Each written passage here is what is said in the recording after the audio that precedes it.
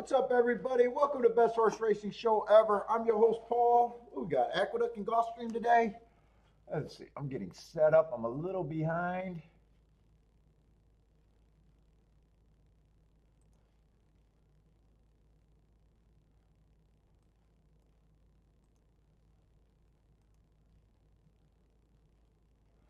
Let's see. Aqueduct and Gulfstream.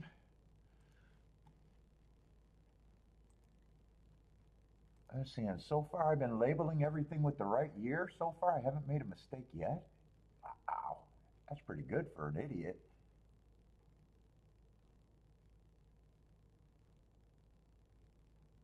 Uh-oh. Did I label Gulfstream wrong?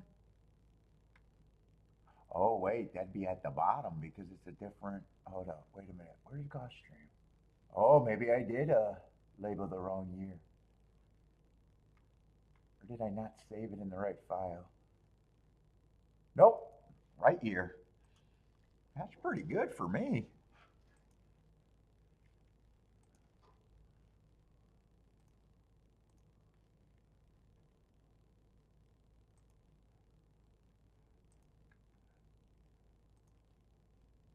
Let's see, that should be that. All right. Let's see. What do I name my chat room? If anyone's even here. 4 minutes to post. So yeah, I'm real late. Really late.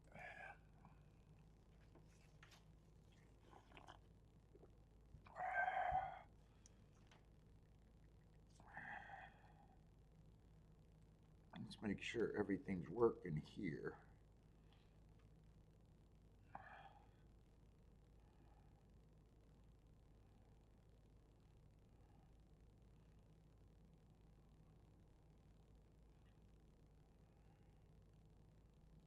So there's 17 people here. Oh, there's a chat. What's up, chat? What's up, Rex?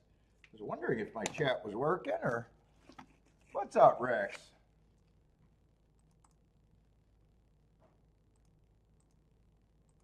Let's see, Gulfstream.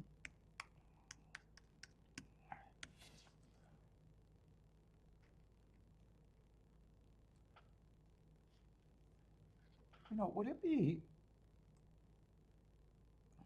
What's the biggest field today? I want to try to do this a different way. Just what's the biggest field? I don't feel like clicking through all of this. Let me try to do this a different way and see if I like it. I probably won't like it. Let's see, so far 11's the biggest field. Just cut this down to the biggest field of the fucking day and then adjust as I go. I'm going to try that.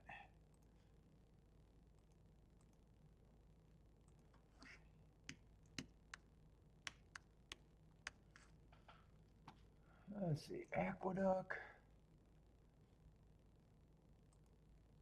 Shit, they have some. I wouldn't be shocked if they got a lot of small fields today. They tend to in the winter.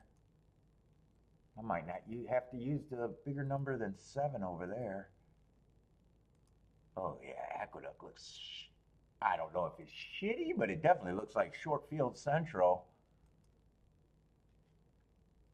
Yeah. 8th race of the day is the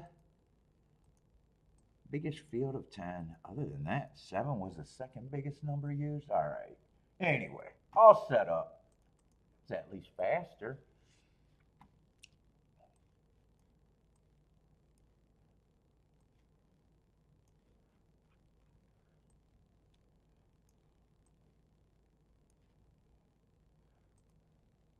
What's up, Jennifer?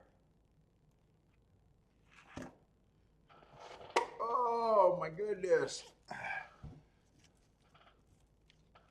A minute to the first race. Mile on the Tapeta. Well, mile 70. Route on the Tapeta. I'm in no rush. I got to play from an undisclosed location. So if anyone asks, I'm playing from your mama house in your mama state. Your mama house in your mama state is where I'm playing at today. I'm using her account. What's up, Evander?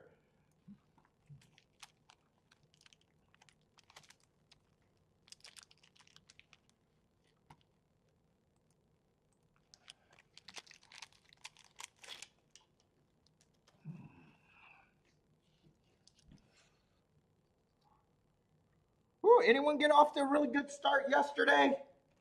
Yesterday was barely a winning day for me. Hit a nice race, but because I had to unplay it because it was a turf, it would have been a fast start.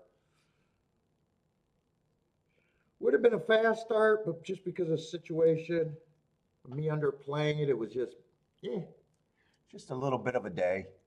What's up, Blair? How's it going? Gulfstream, there wasn't much. I reviewed Gulfstream. There wasn't anything I could have done yesterday.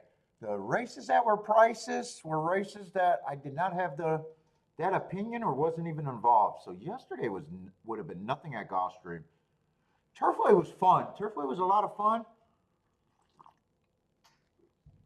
There's probably a few more spots there, but today's another day. We got Gulfstream and Aqueduct. Let's see if they fixed that on the other website. It still got me fucking nervous.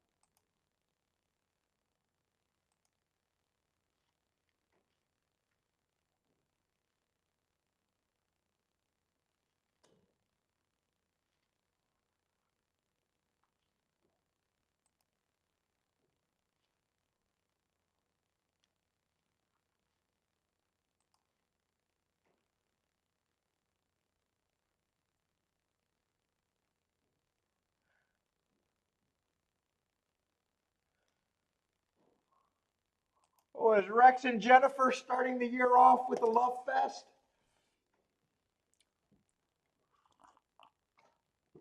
Let's see. Blair likes the 478 over there at Gulfstream.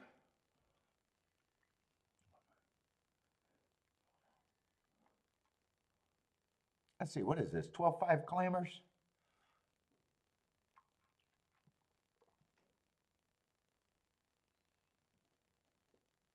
Five earned a heart and some excuses, but still feels like, still feels like he has to improve where, if you trust the marks, I would say 30 to or 80 to 1 is worth the play if you trust them. Still feels like he has to run a whole lot more than just the excuses and a heart, though. Yeah, I just not interested. Rather get lit up and see what we got going. Let's see. So far, 33 people, but nobody's talking other than 3.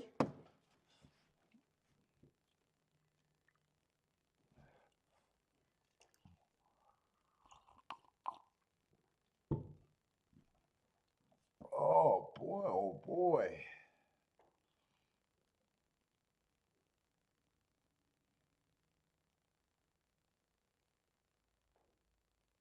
Man, I went to bed early last night because I'm supposed to get fucking blood.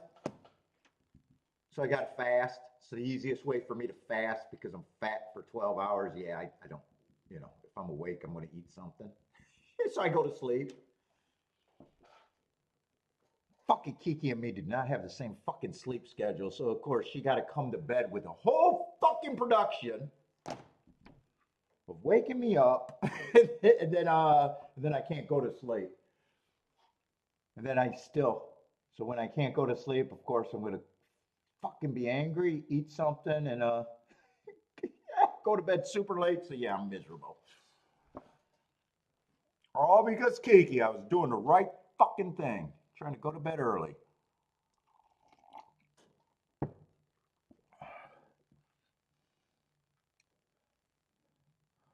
What's up, Ross?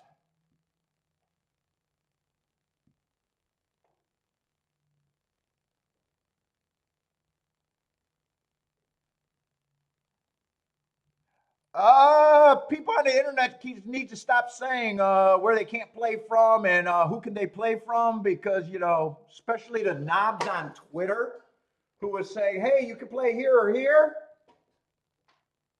You know, I mean, we know Twitter. I mean, they're already Twitter fags and stupid. But yeah, but we probably shouldn't we be playing. So everybody, if you got to ask where I'm playing from today, I'm playing from your mama house in your mama state. And if you think you're helping someone from Michigan by telling them who's accepting bets still, why don't you fucking just keep your goddamn mouth shut? I'm going to a social media platform where the sites that are taking the bets are still watching those social media platforms and part of those social media platforms, but they're not going to figure it out. Goddamn, horse racing, can we get more stupid? Yes, we can. We'll never cease to amaze us. Come on, guys. Think.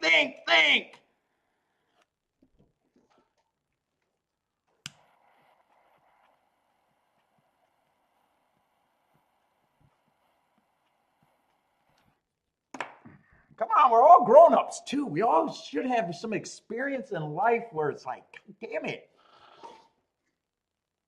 I mean, shit, half of you guys got fucking teenage daughters and they're lying to you, but Jesus fucking Christ. Can we try to get around the system, people? Oh my God, I love myself for being the smartest guy in America.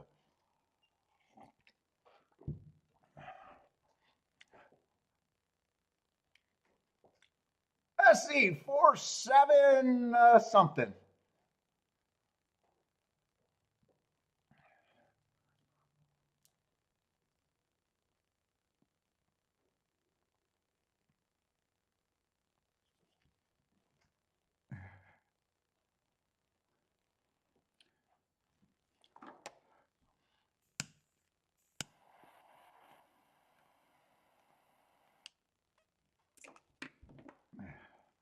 By the way, should I even go to Twitter so I can start let me go to Twitter because I guarantee that question's being talked about a million fucking times on fucking Twitter, and I love to see stupid people. Oh my God.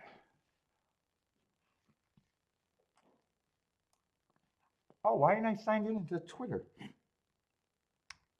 Oh, because I don't go to it on this computer. I might not want to go to it on this computer. I don't want to be tracked by Twitter ass clowns.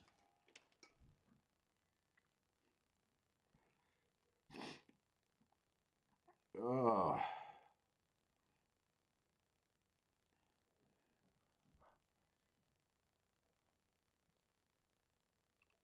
Well, that looks pretty ABC. Probably not much of a payout there.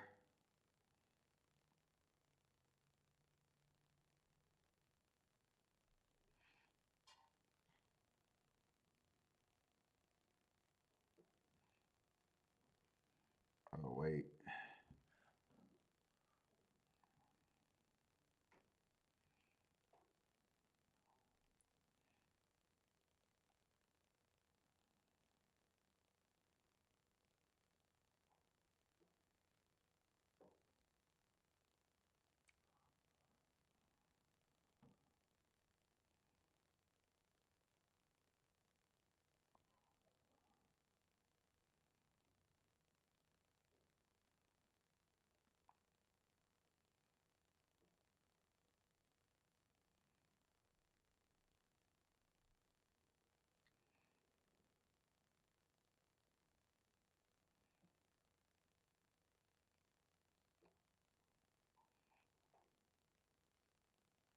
I should change that to my backdrop, not in Michigan.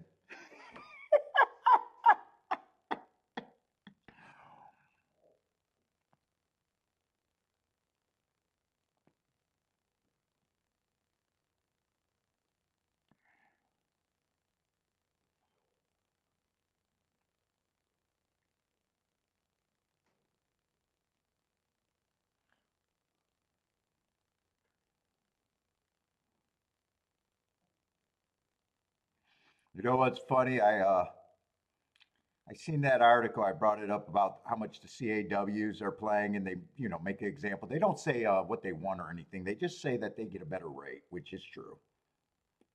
And the guy's like, yeah, in this race they bet 10,000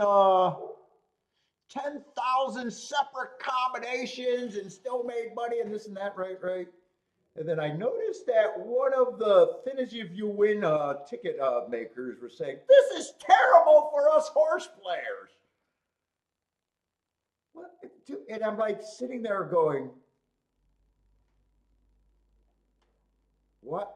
If you're right about finish you in is necessarily automatically the right thing, why would you care about any syndicate, no matter what they get, betting 10,000 combinations in a single race? I mean, if you, dude, I take, come on, we are not the best thinkers in the world. We're not even borderline fucking adults when it comes to horse players thinking. I was like, how could he say that? How would he be? Oh, this is terrible.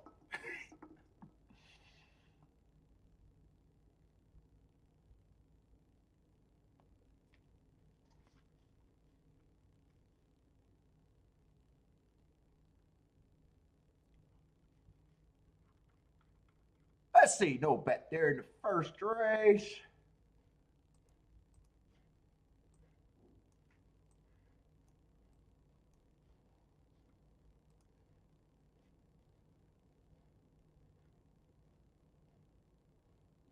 Ross, stop bringing it up.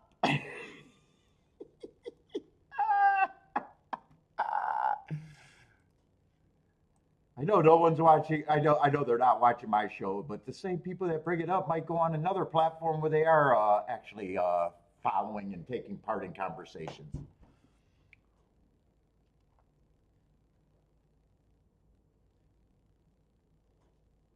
Where's Luckshot Louis? Oh yeah, if it was a UK system, if you had any concept of this game, you would be out. If you were in the UK system.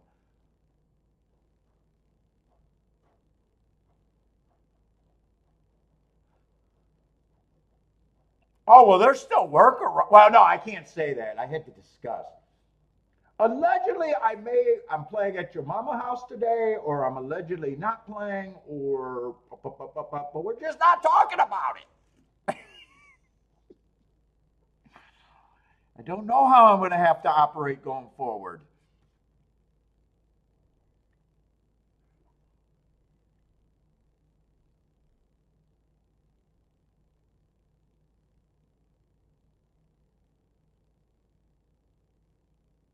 Oh, yeah, you're simple thinking about VPNs? No. Hey, Rex, I'm so successful, I would buy a mansion on the waterfront on an ocean. I would buy a mansion, I don't know, probably 60,000 square feet, just to set up a computer and residency over there in Florida. So I can play from Michigan and just work the laptop. You know how you can get software? But that's just me because I'm that level. Yeah, just a remote all I need is a remote desktop and a computer in another location. Yes, Jennifer, it would be and yes, it does. It would have to have a helicopter pad and a docking station for my yacht too. But it'd just be an empty building because really it's just for my computer.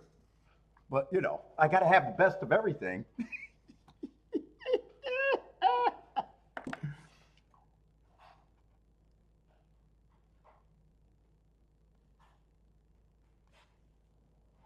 And to really be wasteful, it would just be in the closet of the basement room in the mansion. Allegedly. Allegedly. Or you have a relative in another state, you just have a computer that they can't access, and you can be creative if you have to. Allegedly. Allegedly.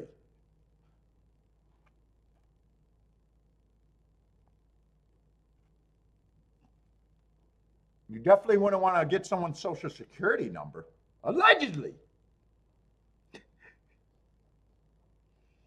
I don't know. I'm going to have to call Vegas Dave and see how the social security numbers worked out for him.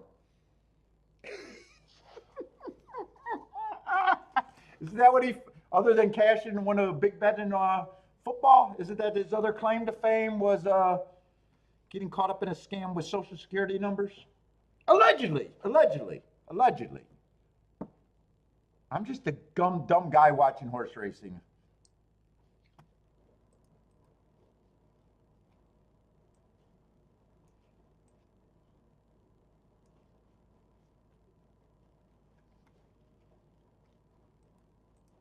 And you wouldn't want to do that. You wouldn't want to set up your mansion over there in Canada, because you allegedly want to pay, taxes on your winnings. Allegedly.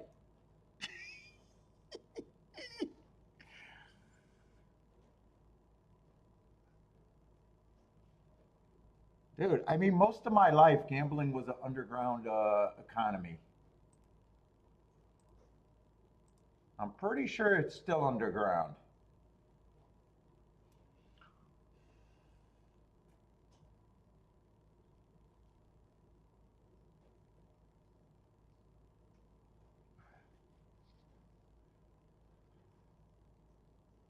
Let's see, at the duck, though.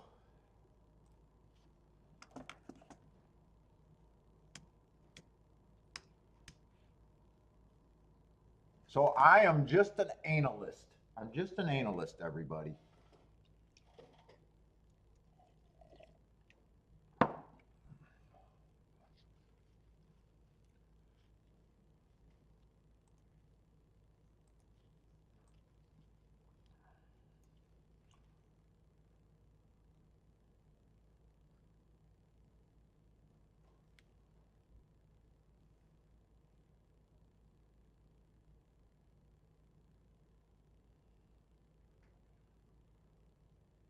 Wow, this aqueduct race doesn't look that appealing either, with 5 horse races and 3 horses, 2 to 1 or less. Yeah, it's pretty easy. Handicap the 2 price horses. If I can't get to them, I can't get in the race. Eh, 2 I definitely can't get to.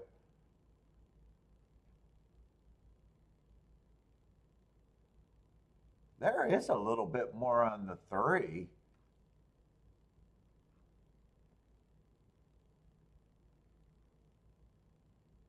Lack of speed would be concerning. He just has a bunch of excuses in every race. I would need a bigger. I would still need a bigger price than 8 to 1 on him.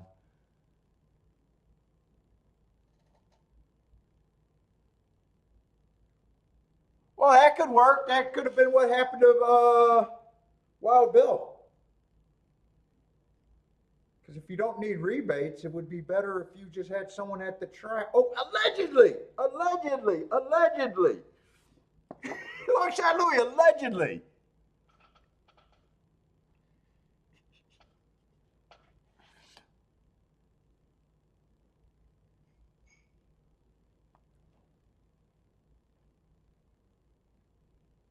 I mean, what would a person that already had enough winnings to declare allegedly to the IRS? Would it at a point they would benefit going to the track where it's not tracked, as long as you don't have any allegedly, allegedly. It's been an underground income forever. I don't understand why people are not ever clever.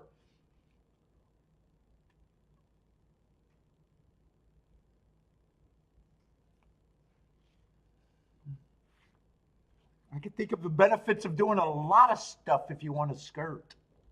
Allegedly. I don't want to do anything. I'm an analyst. I'm just an analyst. I'm just an analyst here. Me and L, we're both analysts now. I take joy of handicapping, is what I am.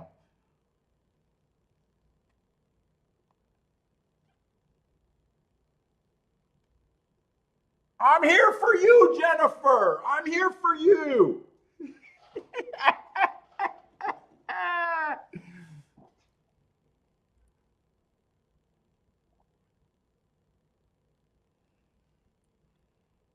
Maybe I'm a blockchain. I might be a blockchain guy. Could I be a crypto guy? Does anyone know if I'm a crypto guy?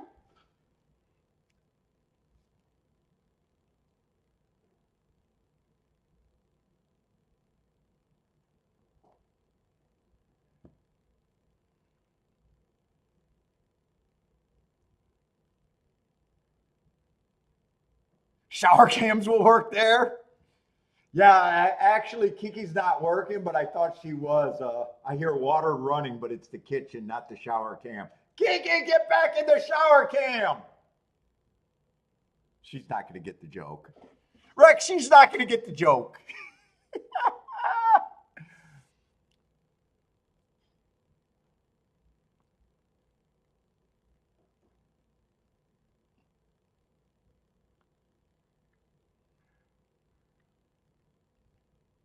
The servers could warm up, but the servers would be in the wrong place, Jennifer, allegedly.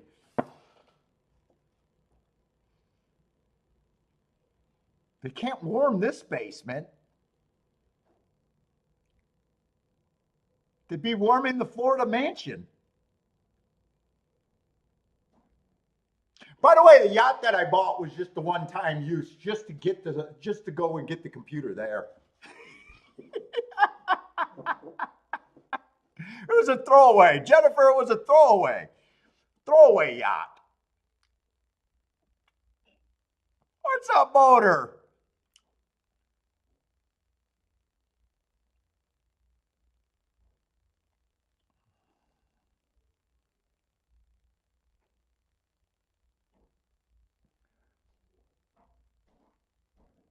I seen on Twitter the Daily Racing Forum is they're floating around a want ad where the Daily Racing Forum wants to hire people, so the joke is for a dying newspaper, and it's only 100 responsibilities for a measly $20 an hour. And the joke is, if anyone was good, they wouldn't take that job.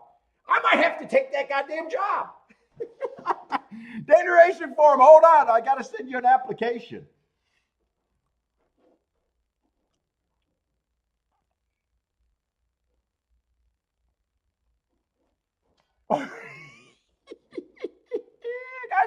I gotta send them an application.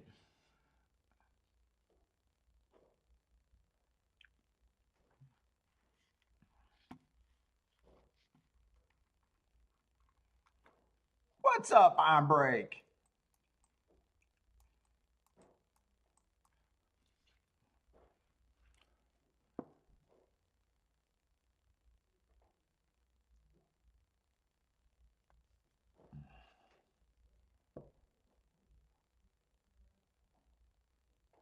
Let's see, 5, 6, and 1 are so far running. Let's see. I said I couldn't get to the 2. 3 was a reach, but 3 was a little bit more reachable. But I wasn't a believer.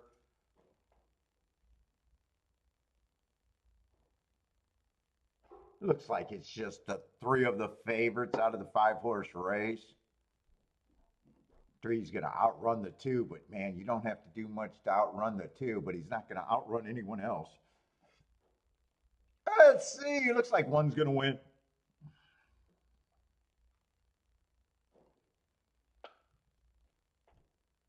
1, 5, 6, I guess.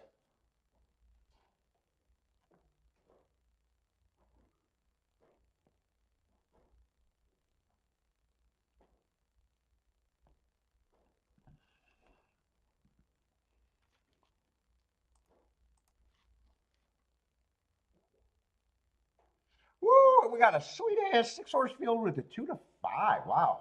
If you're in Michigan, you're not missing anything so far.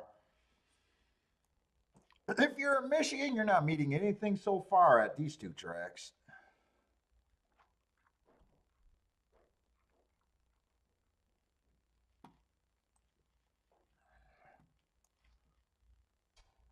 It might be a blessing if you're in Michigan.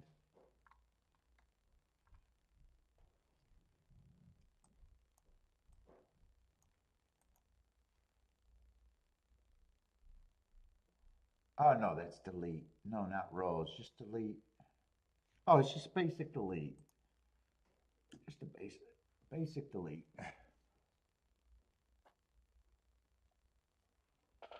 Boater, it just depends on if I can either secretly play or watch the races. If I get shut off everywhere and can't get anything and get shut down completely, no, I can't do anything. But if I can sit here and be an analyst, I can be an analyst. Wink, wink.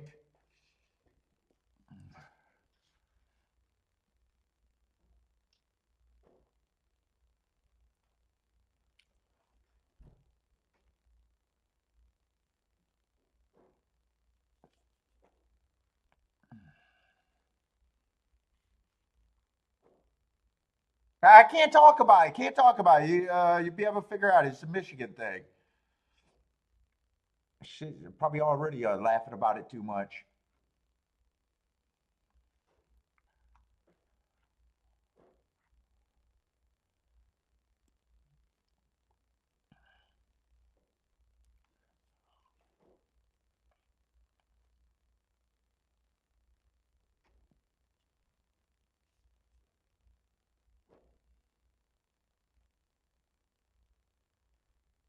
They want to be able to keep me out of playing. They'll be able to keep me out of being able to watch though, and have the. If they take that away, I can't do a show.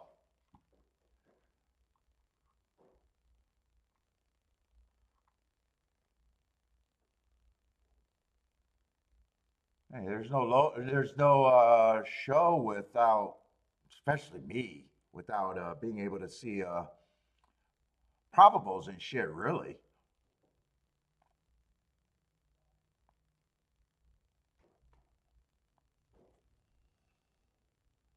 So they had a choice to get me out of the game or the CAWs, and horse racing chose me. I was preying on the bad horse players worse than the CAWs. Basically, is what it came down to.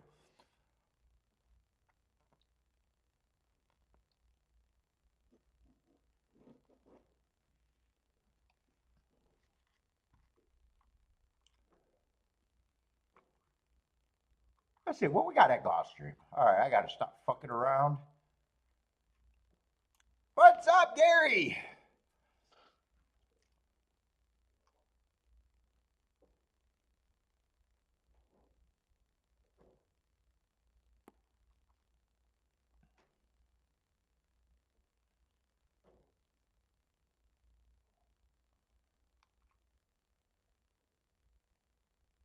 What is it? Topeka Spring. God, I'm distracted. I'm so distracted right now. Let's see. Five's the favorite, huh? What is this? 20,000, huh?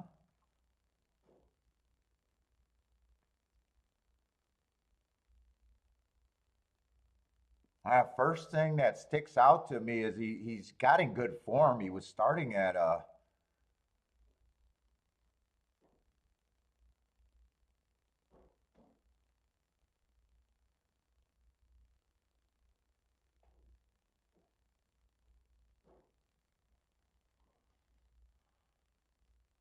yeah, I had I don't know about that, JW. I've been hearing some weird things about Michigan.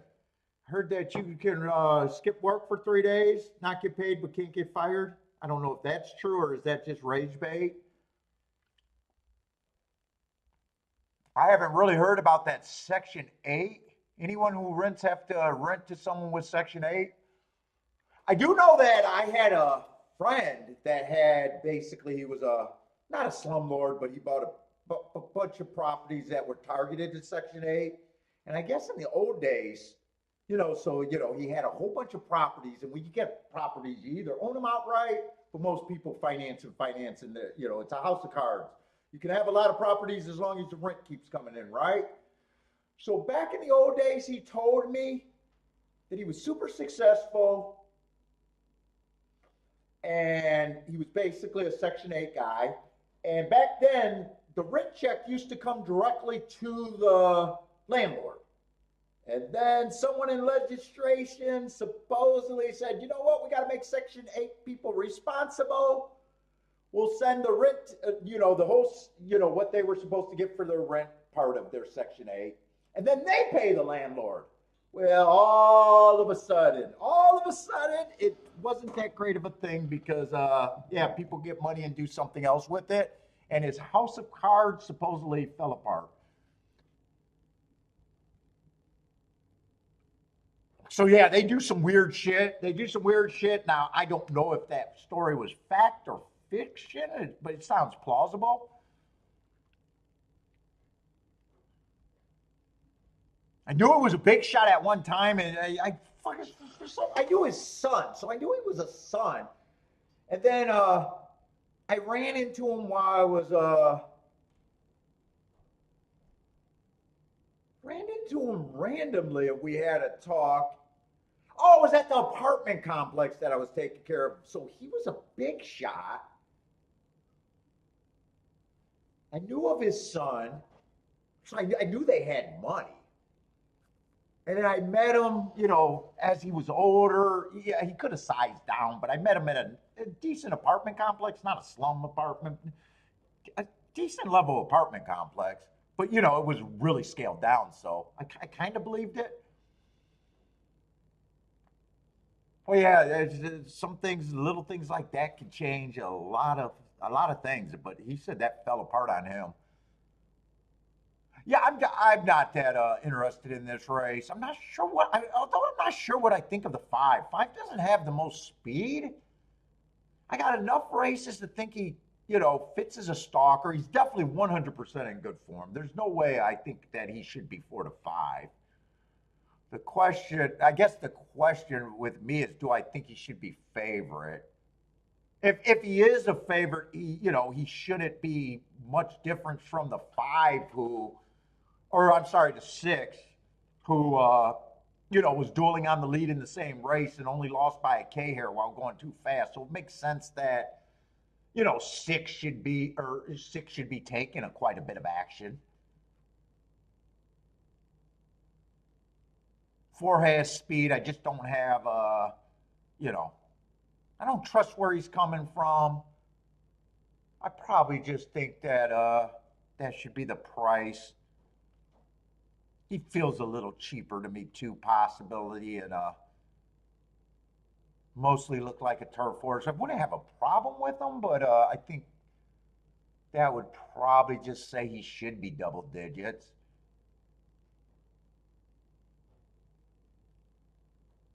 3.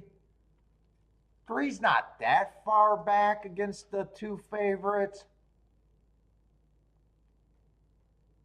He should be double digits, but I don't think he should quite be 25 to 1. 2, I think, is reasonable because 2 had speed and dueled with 6.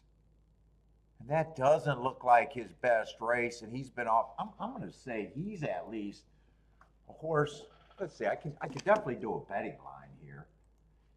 I'm going to say the 4 is like 7% to me. 3, I just don't think should be that 25. So I can even say he's the same price, solid double digits.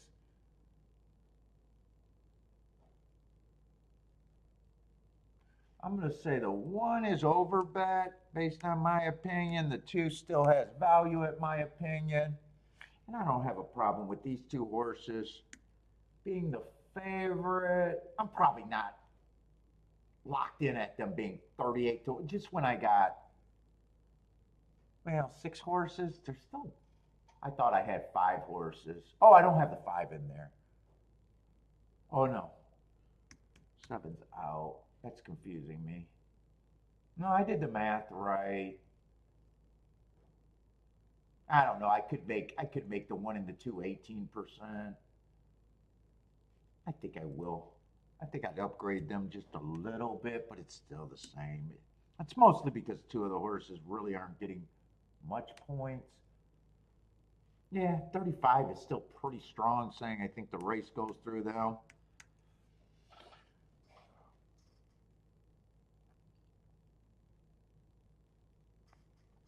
mean, I'd have to key off the 2 or the reach for the 3.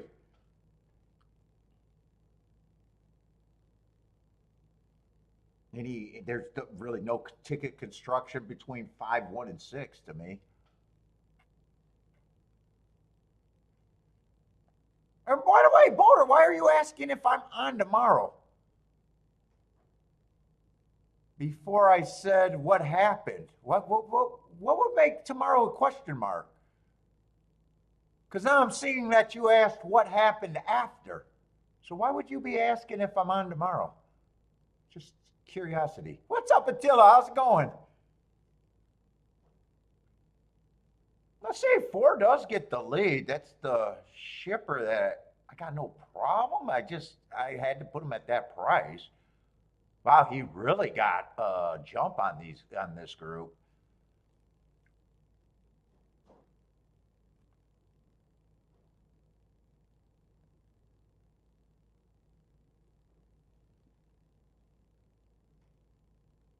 Well, pace is fairly quick, and 5 is going to have to come from behind. 2 and 6 and 3 all got first run over the biggest favorite.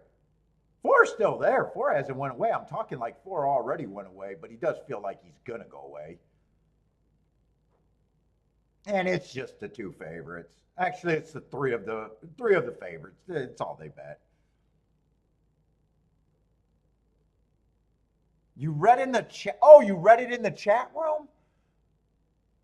Oh, I didn't see someone saying that.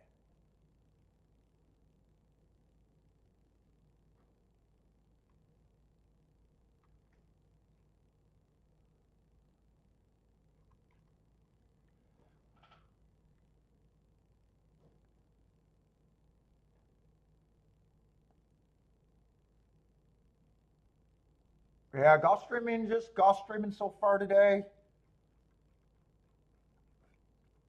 What was that? It was a 6-5, not 5-6. Yeah, I'm gonna like the betting board, but actually the handicapping was pretty perfect. But Jesus Christ, I can't bet that garbage.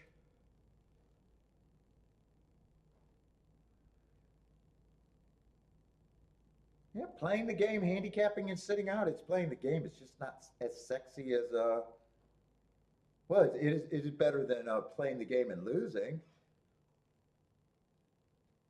It's definitely not as sexy as playing the game and winning. It's not sexier than that.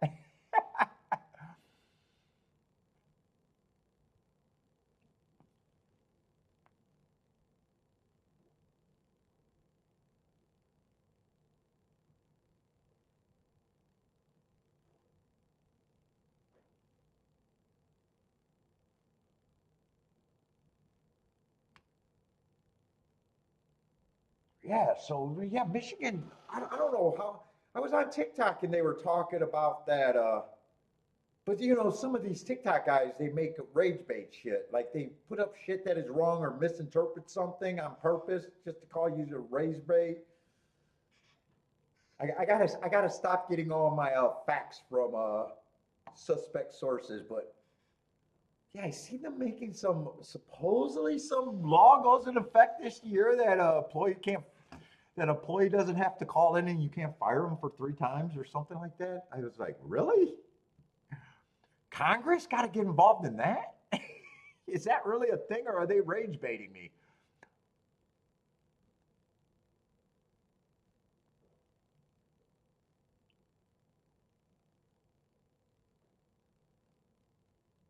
That's me, long shot Louis with the kaboom exacta. I know that's a laugh out loud. Otherwise, we're going to have to change his name to Chalkstream Louis.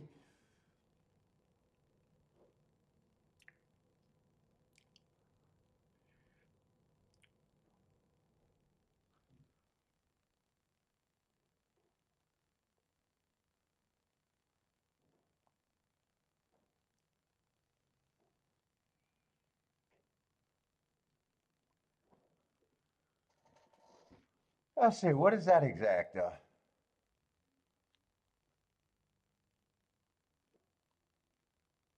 $5 exacta, 5-1.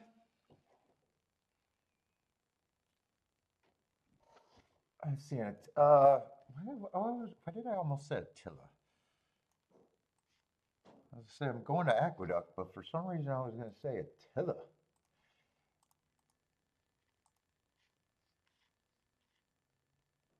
Ooh, another 5-horse race with a 1-9. Yeah, this does not look much. Does not look much.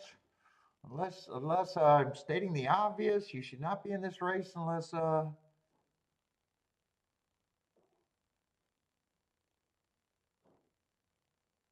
you got something to value to go with them, and the only 2 horses that might even qualify is the 4 and the 5, or you think you can beat them outright.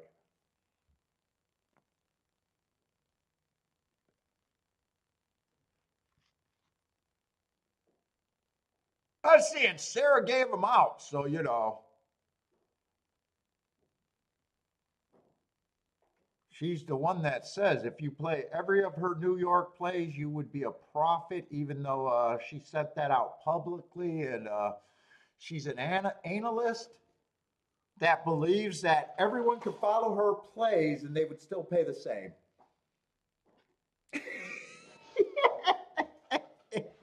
So good hire, good hire, good hire. If you followed my plays for the meet, if everyone followed my plays for the meet, we would all be profitable at this rate. Well done. No one believed you played all of your plays when you're contracted to give me a pick every fucking race. Can we stop hiring fucktards? All right, I shouldn't have said her name. But I just seen it and it just irked me. I'm having a horse player trauma today. I'm suffering from a lot of trauma. What's up, Mike King? When at birth, I still tell my little niece, Bina, well, she's a little niece to me. She was a baby. And my sister brought her over, and I dropped her in the highway, or not the highway, on the driveway on her head.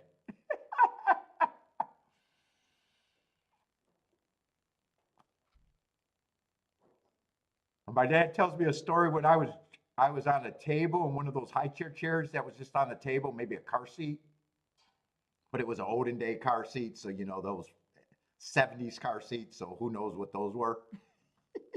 He said he watched me kick myself to the edge of the table and just tipped over and hit my head.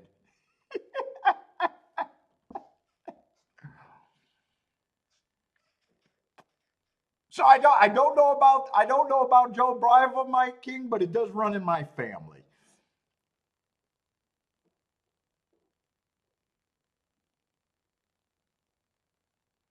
Because every gambling law is stupid, Jennifer. What kills me is how you could go to certain casinos. This always kills me. Oh, we're a casino, but we can't have live dealers. We can't have table games. Like that's crazy to me. It's the same thing. Hey, you could bet on sports. You could have a casino. It's like I don't understand. Once you have gambling, who gives a fuck as long as it's regulated and taxed? And I don't, if it's on cockroaches running up the wall, if a casino wanted to make that a game, I don't understand why that's not a game. I don't understand. I'm too stupid to understand the lobbies and the gambling law. You know, it's all lobbies and who gets a cut. But it's like once you build a building and it's a sin building, let's just say a sin building for the holy rollers that are against gambling. Once you designate it as a sin zone, I don't understand why anyone cares if they got live dealers, sports betting. I don't, if they wanted to have a toilet stall with a fucking windowless bathroom and we just, bet on who dropped the biggest deuce. I don't understand why, and just tax it. I don't understand. It's silly to me. If the people are willing to play and the casino's willing to drop the biggest deuce, let's gamble.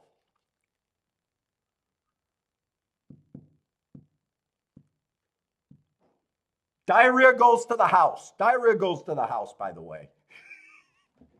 If it's a buckshot, house wins.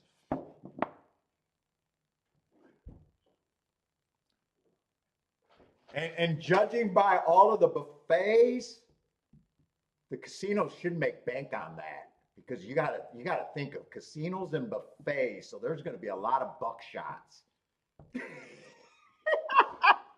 I think I just made a new game.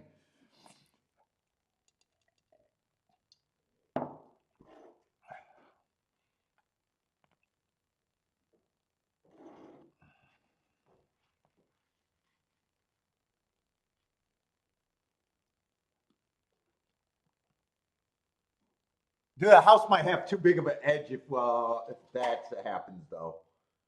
Maybe we won't allow it to people that just ate at the buffet.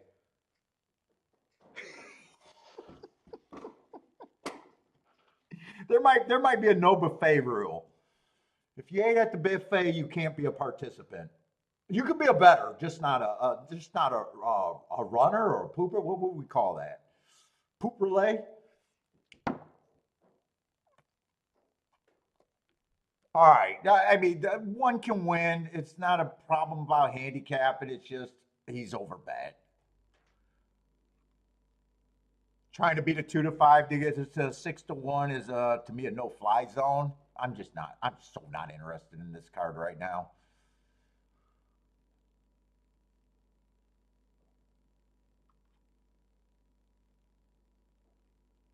One ran a good enough race to be like, yeah, fastest winner of the day, did nothing wrong. But he is stepping up, and some of these horses are ready, but, those were all starter stakes. Let's see, if I'm going to poke a hole in him, it's just that he's stretching out as the main hole. I mean, could he go the distance?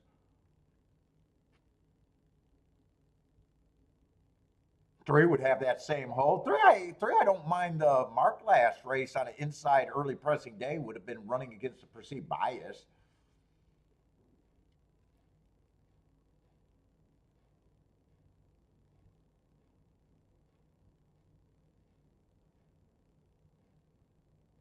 The Pollock report says, and I quote, "It is an effort to review, what is that word? Revile live racing in Northfield Downs."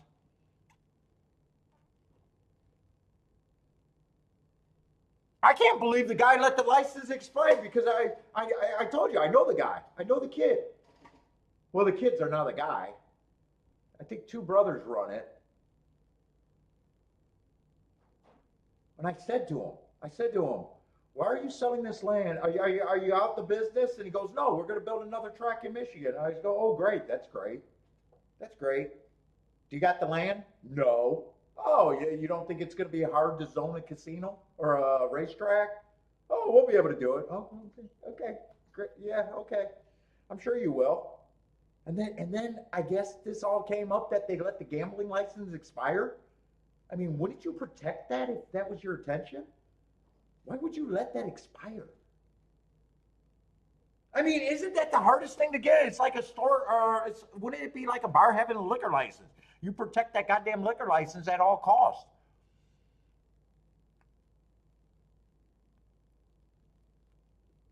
I mean, right, Jennifer? You would never give that up, right?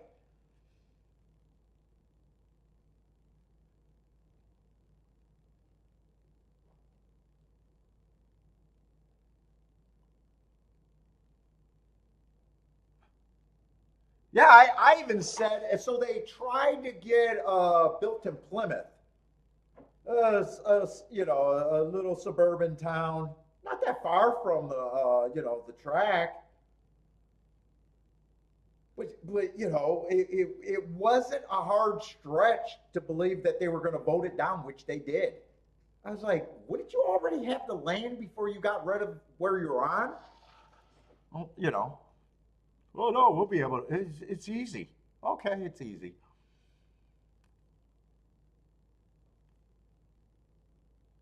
Well, like if I know bar owners, they would never risk giving up their liquor license. They'll they'll kill you before they give up their liquor license.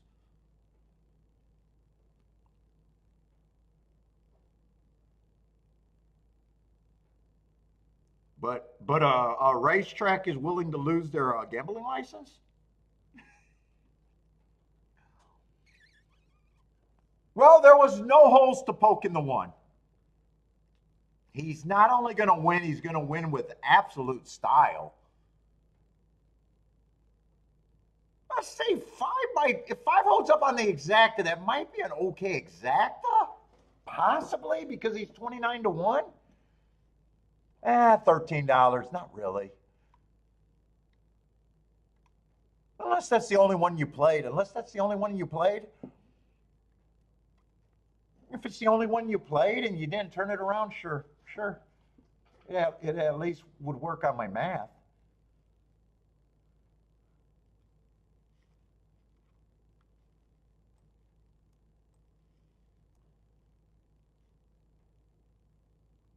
Right now, with the results that I'm seeing at Aqueduct and Gulfstream, I'm not sure there's gambling in New York or Gulfstream either with these results. I'm not sure if this qualifies for gambling.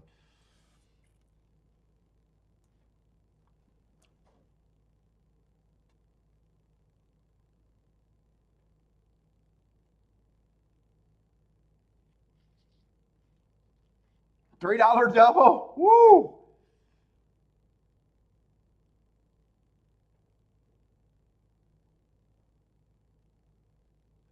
Yeah, I mean, at least they're fairly easy to.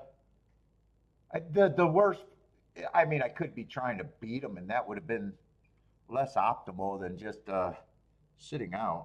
I'm actually being the most optimal I could right now with the results.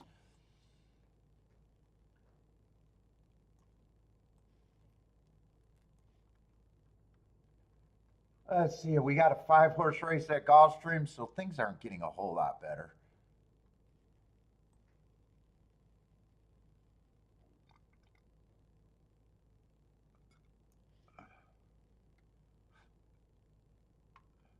Let's see, and I just got to remember, I didn't make mistakes. I knew I was going to have to cut all of these down today. Eh, it's not that annoying. It's just, I'd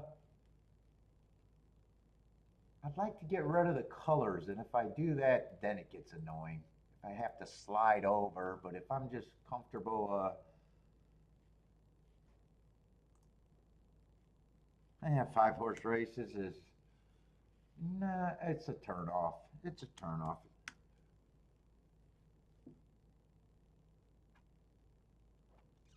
We'll look at it. Let's see, it is going to be on the dirt, a 5 horse race. There's no one that's really on the outside.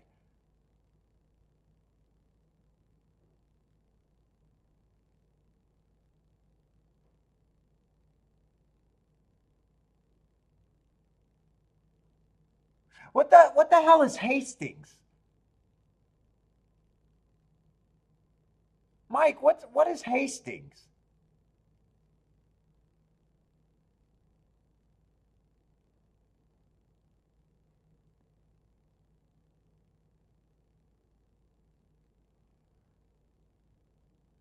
Cloud 9, what is that question? Are you asking about my marks?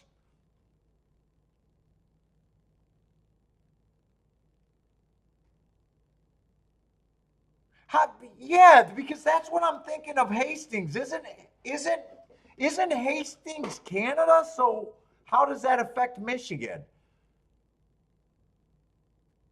Oh, Cloud 9, you are asking about the marks. I got time. So I build a daily profile on what was winning.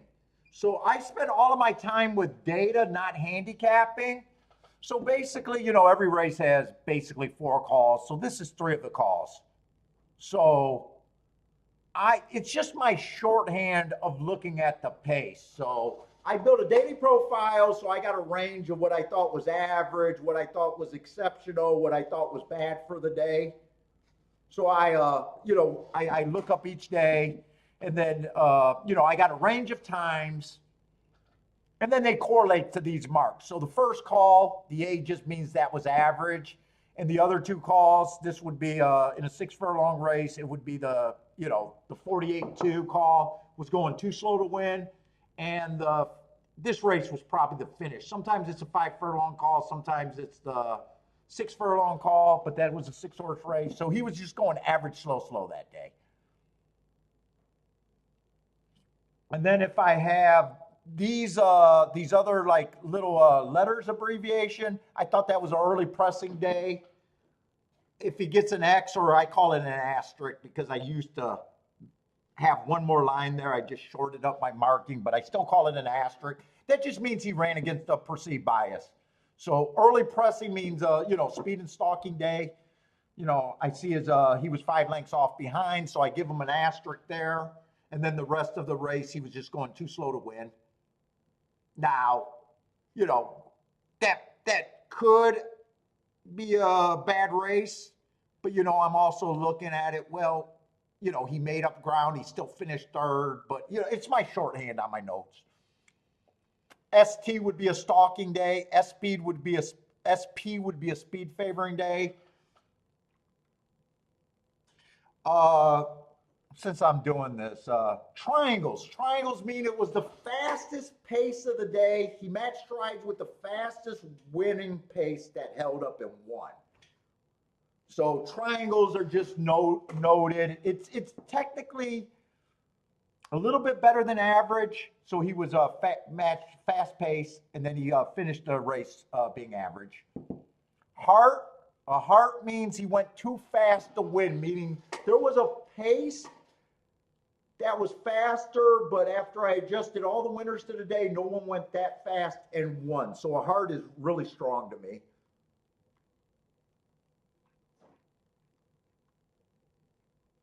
Average is just average. The squares is the opposite of the triangle. It was the slowest pace of the day that someone went on to win.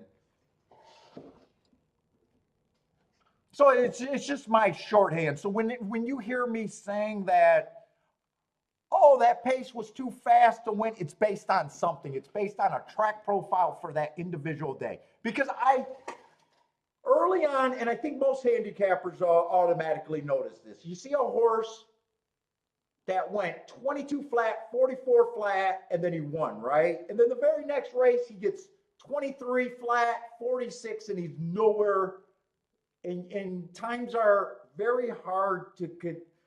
Times are very hard. I believe that times are very hard to compare and to give a baseline. You got to make an average or a par time. And I always thought that. So I have the belief that I only want to compare like races on a like day. And even those are tricky, but I have, because I'm looking at my times different from the public, I understand that, I might have a flawed system, but I get to better prices. If everyone's doing the same thing in a horse racing game, par mutual game, that can't be right. That's another philosophy of mine.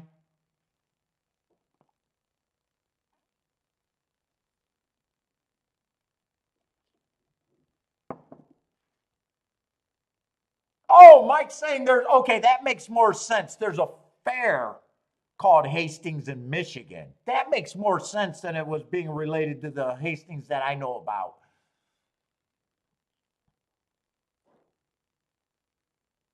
What's up? But by the way, what's up, Cloud9? How long have you been watching? You're fairly new. What's up, Evander? How's it going? God bless you, man. And Venezuela, what's up?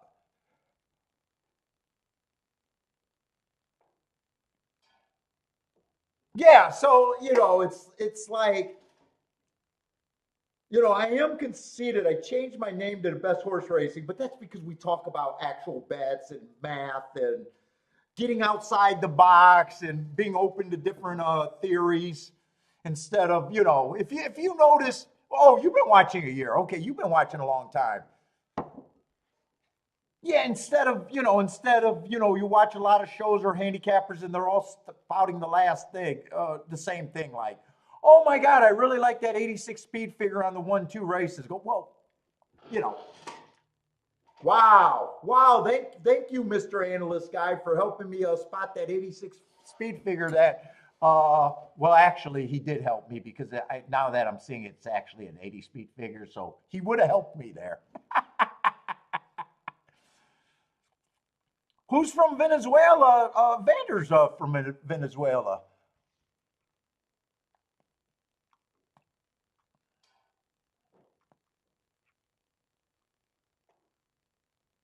And a Vander's from Venezuela. I think a Vander is from Venezuela,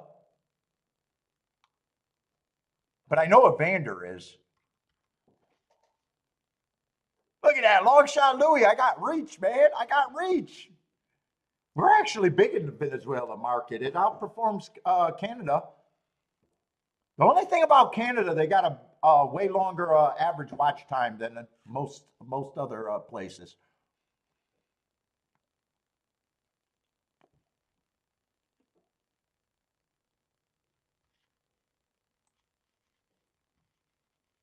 Oh, your wife's from Venezuela? Oh, then you're representing in your household.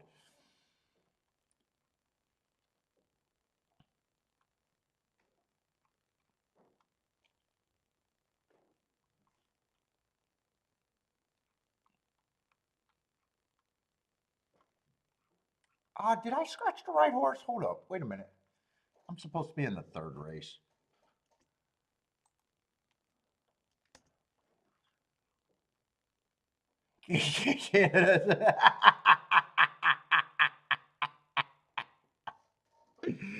Oh my God, Trump was thug life on that comment. Dude, I could not stop laughing. You want to talk about fucking a man. Well, you guys can become the 51st state if you can't get it together. Trump's a boss. I gotta give it to him. He's a funny motherfucker. I don't care if I'm not even talking politics, but if you didn't think that was hilarious.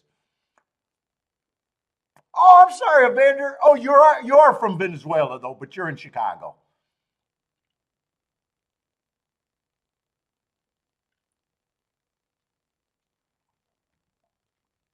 Oh, you're a mechanic. My grandpa was a mechanic. But you are from Venezuela. I thought you were.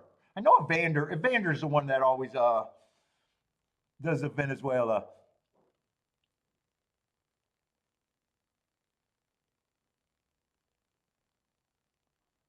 Yeah, so that's, I mean, that's part of the show is trying to sound different.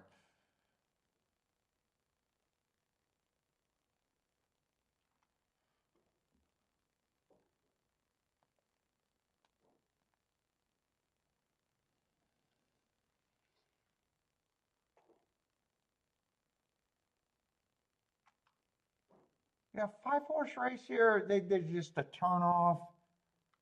Let's see. I just with short fields, I automatically start looking at the two longest shot. Two I just can't get to at this time. It's just the horse. I would have no problem if he improves. I just got no reason. I just can't blindly bet. I need running lines.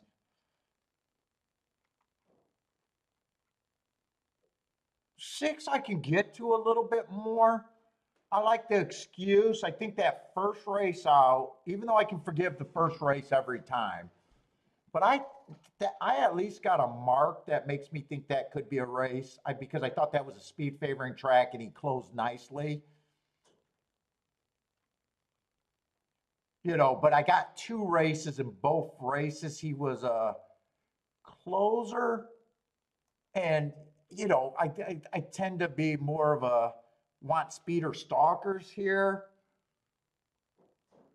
I can actually get to him, but I gotta just say he's probably priced right because of the lack of speed. Now he might after the third race have more speed or be able to stalk, but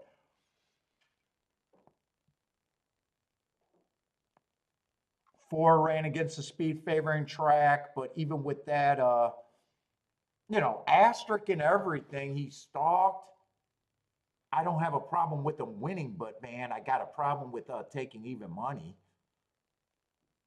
And then, trying to beat the 4 with either the 3 or the 5 at the best. That's unless you were going vertical or horizontal, where it would be more beneficial to get the 4 out of there, for a win bet, betting a horse that I think is a chalk, to get to other horses that are based 3 to 1 and 5 to 2. I can't have scores for the win ticket.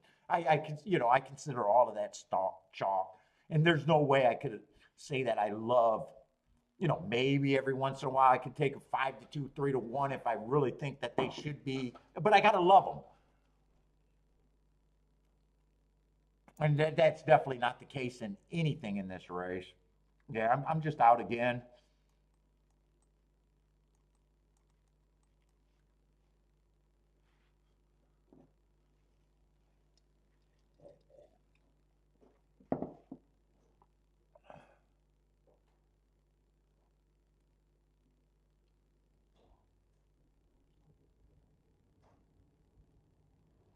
I say Titty Bar Dave loves the 6, so you got a better opinion?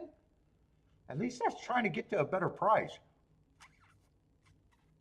I have no problem if he wins. Just 0. He would be the most tempting horse that I, would be like, yeah, at that price, I definitely would not argue with anyone on that.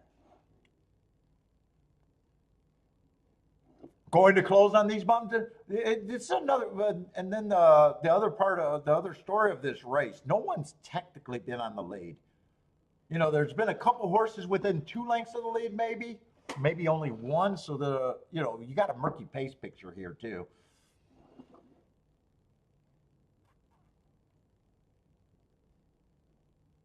Oh, Titty Bar Dave, you like the closer? I know some people that I favor front runners more. And I know there's a lot of handicappers that love the closers. When you're right about a closer, it is an exciting running style. There's a lot of people that love the closers. Oh, you don't like closers. Oh, I read that wrong. Oh, you like closers like you like going to the dentist. Yeah, and he like I said, I wouldn't be shocked if he was closer, but this is the 3rd race in a row where he looks like he's going to be a closer as long as he's sprinting, because this is the 3rd race in a row where he's probably 5 lengths back.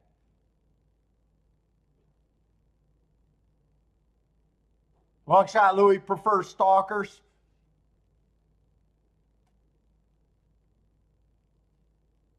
Oh, with excuses. I'm saying 2 gets the lead here, and this would be a good, you would think with the lack of pace that's, whoever gets the lead could have an advantage. Yeah, looks like 4 is wearing on him. 3 still has a chance. 2's responding. 2's actually responding enough to think that he can win. Yeah, going to be 2-4-3 or 2-3-4.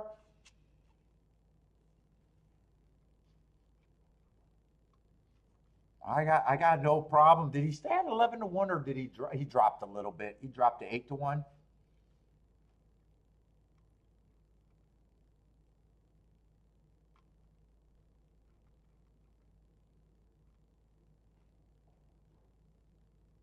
Well, nothing wrong with being wrong. Nothing wrong with being wrong at the price. We're used to, Titty Bar Dave, we're used to being wrong as horse players. No shame. If you thought that was value in the price, that's value in the price.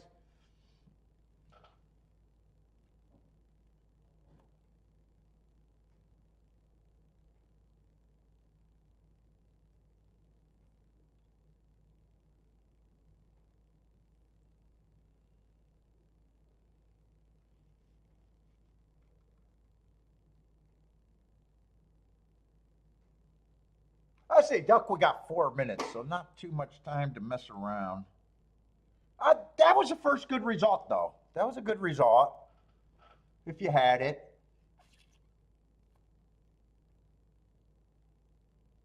I see. Long shot Louis looks like a exacta probably. As long as it's 2-4. Well, it's definitely two. It's either 2-4 or 2-3. You're gonna have to sweat on ejection, and I'm not sure what. I'm not sure if I've seen anything.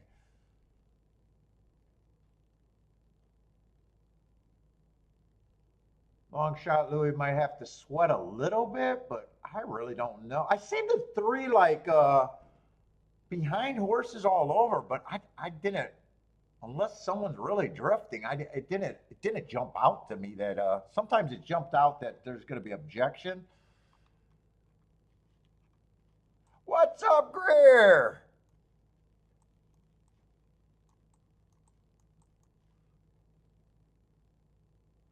Well, I said I don't have a problem with the two. I just couldn't get there. If he improved, but that's not an opinion. That's not an opinion that I could backdoor and say that was a spot. Because if I liked the two, I would have played the two. I did say something about him, but I kind of said something about everyone. Come on, Steve. Don't make me sound like a tout. Don't make me sound like a tout. I'm not taking. Oh wait, I could be taking. I could take victory. That's right. This is a new year. I could take victory in that.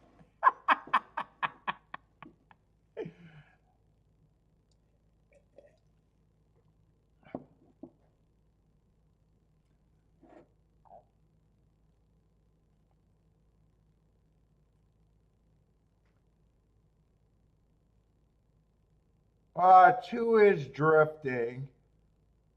I'm not sure 3 had a hole there, to be honest. I think it's 3 objecting on that hole closing.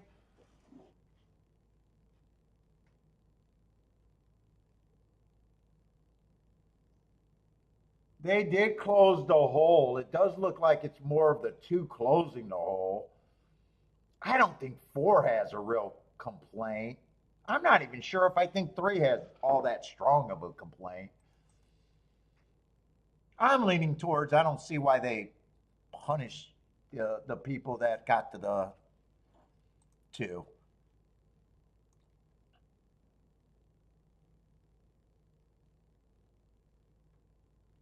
Maybe there was contact and I didn't see it, but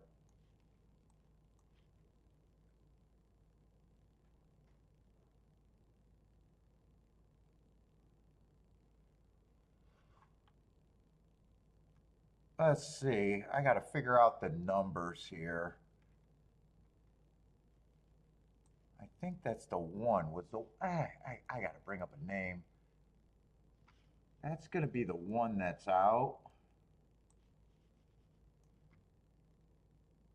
So Giant Fire, there he is. That's going to be the real one. So everyone else I'm hoping is in order. I don't know why this only comes up with New York. I don't know why other tracks, they seem to always have them in the right spot for me.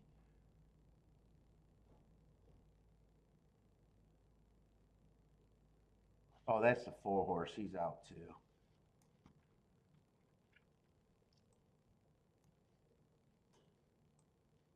So what is this? Is going to be a 6 horse field, I guess?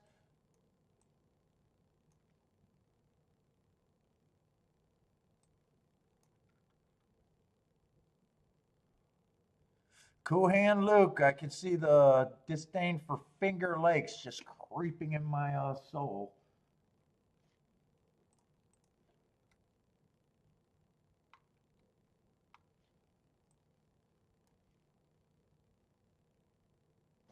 Let's see, 1-8. So there's going to be a 1. So there's just 1 scratch. That's going to be the 4. Still going to have a 6 horse field. No, I'm waiting. Titty Bar Dave, I'm waiting for the invite to go to Finger Lakes. I'm waiting for a personal invite. I'm holding my breath that they are watching the show and enjoy the broadcast.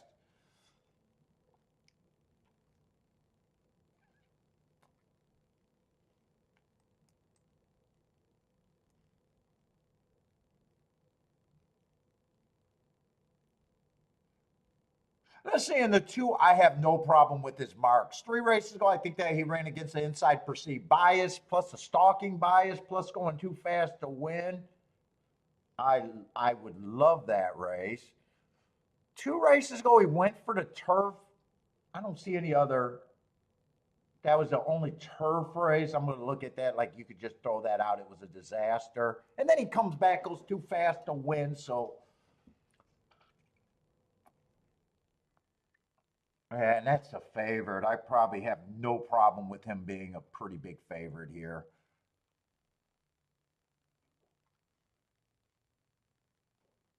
Three, I don't have a problem with him. He feels like he's below the, should be lower than the 2. Probably 5-1 is right. 2 also looks like he gets his way on the front end too. 5 might be the only horse that could press him, and he should be on the long side.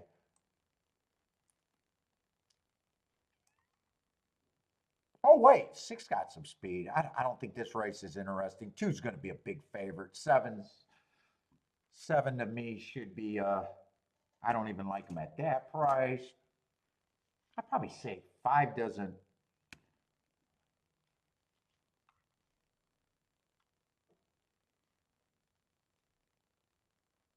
Six probably, or yeah, 6 should be second choice, I would say.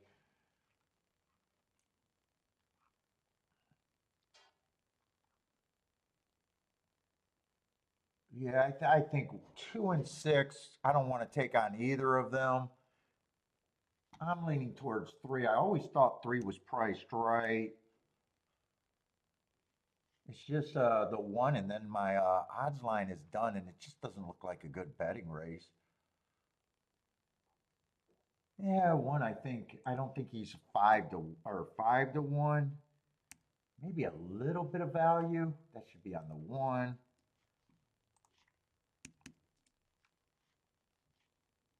And I'd probably say I don't have a problem with both of these horses being 3-2.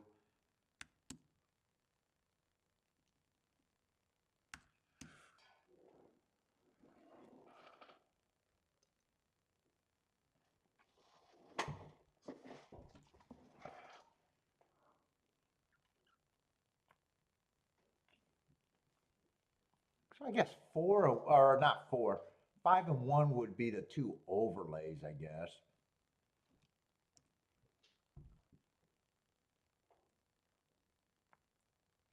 And I said 6 and 2 I wouldn't take on, so I'd have to be 5 would have to split or even win. And 3 I don't think could have been played in the exact anyways. I think 5, if I got pulled into that race, 5 would be the only one, and that wouldn't have worked out.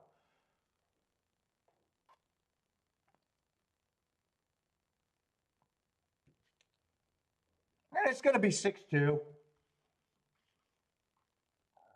Maybe 5 got third. If 5 didn't get third, 3 definitely got third. So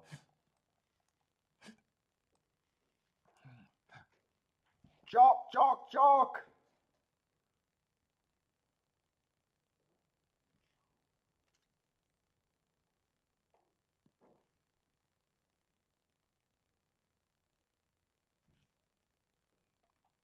Oh, JW, you think Howard is he might have got a sponsorship. If he got a sponsorship though, wouldn't he say it? I would think he would say it.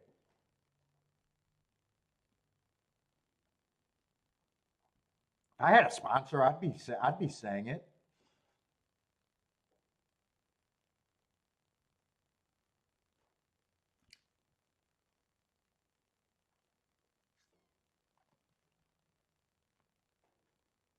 Fuck, I'd put an overlay. I'd put an overlay. If the daily racing form or equine base or a racetrack sponsored me, I'd even have an overlay. I'd have an overlay and a graphic. I'd be proud to have a sponsor.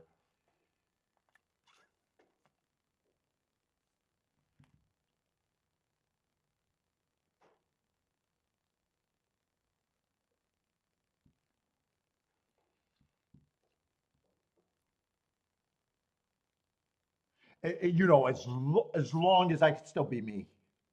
That would be the problem. JW, that would be the problem. If they said, hey, you can't say we're a shitty product today just because it's chalk, I'd probably be like, yeah, I probably can't refrain from that.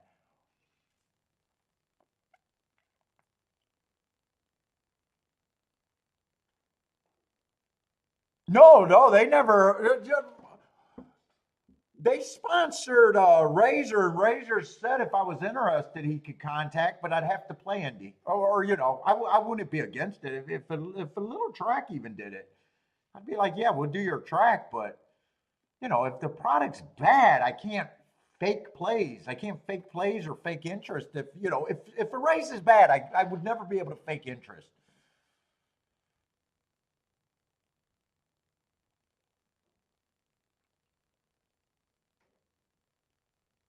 You know, I might be refrain on saying it's a garbage race. I might be able to do that, but I couldn't be like, "Hey, we're on this race. I'm playing this race." And fuck, no, I could never do that.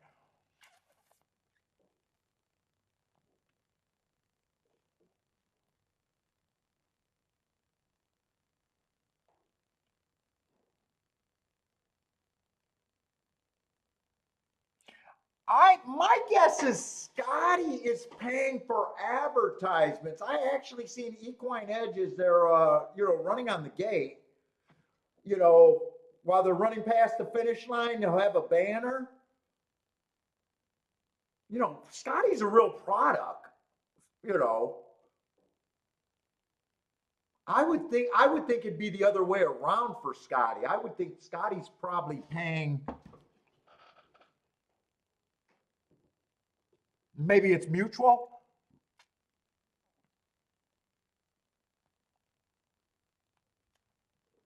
I don't know. I don't know how that works because I never talked to anyone. I don't even know how Razor sponsors work. I got some, you know, I've told you guys, I've got those offers from the overseas casinos. If I signed you guys up, they're willing to pay me a percentage of your losses. That's the all that's I got offers from that, but that's scummy. I would not do that. And then I got some tip sheet guys saying, you know, contacting me and wanting to do a pick service with me. Those are the only things that ever contacted me. You know, overseas things, but I would have to sign people up. You know, give them my barcode, and I'd get paid a percentage. And the percentage that they want to pay is like 40, 50%. I think 40, 50% for the first year, and then it goes to like 30% long term as long as I can keep you guys playing and losing. But it's scummy. It's scummy.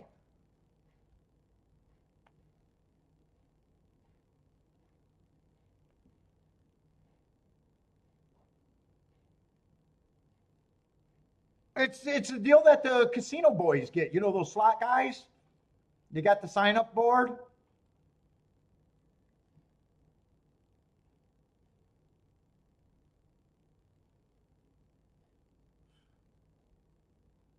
What do you mean, Titty Bar Dave? Rebate? Well, I don't know if I ever got a call from the rebate people.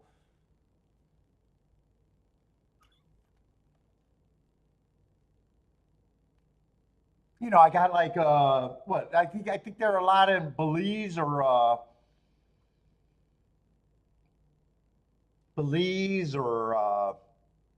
Costa Rica. I think is where a lot of them are at. I get a couple of those every year. I get a couple of those every year, but I have no interest. No, it would be good for. No, it would absolutely be great for me if I just think it's scummy. It would be great for me if everyone in my chat room would sign up and I get a percentage of your guys' loss. It would be great for me. It's just something I would not do.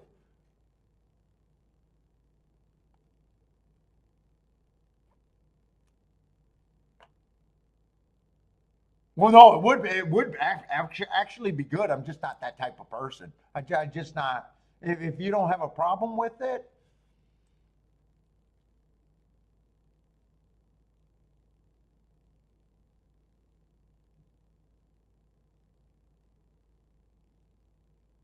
no, no, they don't need to explain that. I understand how that works.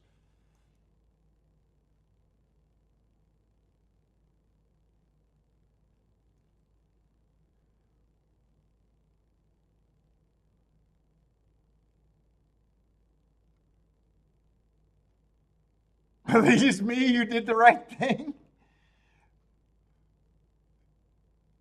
What's up, Terrence? How's it going, man? New name. What's up, man? Are you brand new to the show? If you are, welcome to the show. Or if you've been sitting on the sidelines, welcome in the chat room. Well, yeah, that's the other thing that I would have a problem with. So first of all, I don't like that because to me that's just predatory. Because then I'd be wanting everybody to lose, right? If I'm getting paid based on a percentage of you guys losing, I'd be invested in you guys losing. I don't need it. I don't need it. The other thing, I know that one of them you had to bet crypto.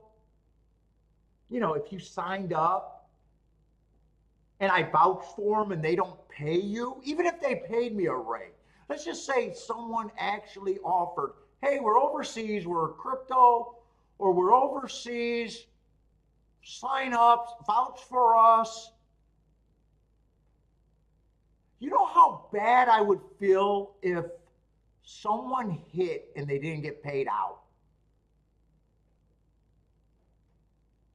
Not saying, it's a possibility, but not saying it would happen. But with that possibility, you know, if they, if Gulfstream did the same thing, hey, we'll pay for your show, forecast us on the show. You're not going to get paid on losses. We'll just give you a cut rate, and you just say you play our track, and it was that. I wouldn't have a problem with that. It'd be good for me. I wouldn't have a problem with that.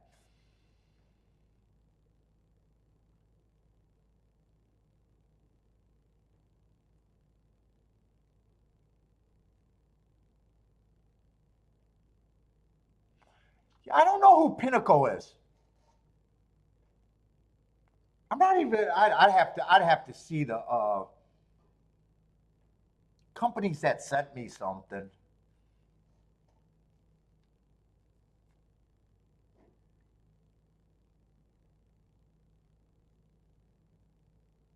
Oh, long shot, Louis. You did that with the overseas casino. Started with $50, built up your account to 3 grand, and tried to read.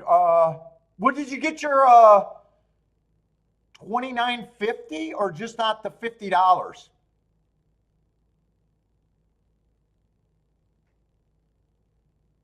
If you got the 29.50, I'd be like, yeah, forget the $50. That's fine. I'll pay that tax.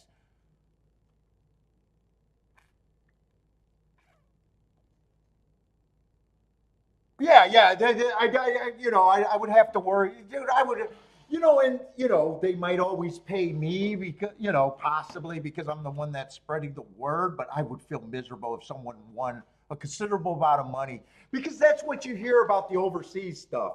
If you're just winning a little bit, cashing out a couple $100, they'll keep paying you. But you hear stories about someone, winning a considerable amount of money, and all of a sudden, that's when they don't want to pay you.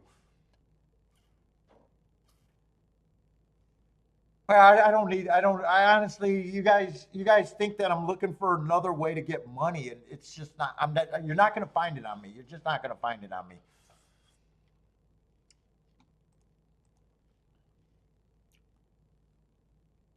But yeah, I would feel so miserable if I vouched for. I would consider that vouching for a company, and if they didn't pay, I would feel responsible.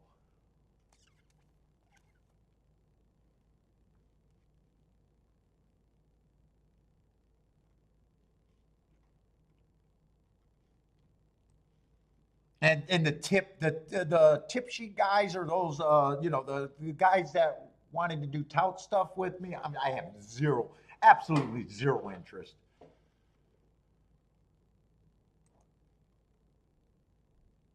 It's laughable. They got a better chance cold calling Kiki. They got a better chance cold calling Kiki, and Kiki just putting up plays and connecting the dots.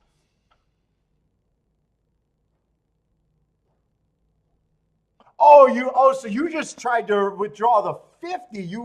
Yeah, so you didn't get hurt and you blew the 3 grand. Dude, I would have tried to withdraw the 3 grand. I would have probably tried to take 1,500 and just see that would have been that would if I hit something overseas, I would have instantly wanted to see if they paid out. That's the only way you're going to tell if there's possibly a scam or not.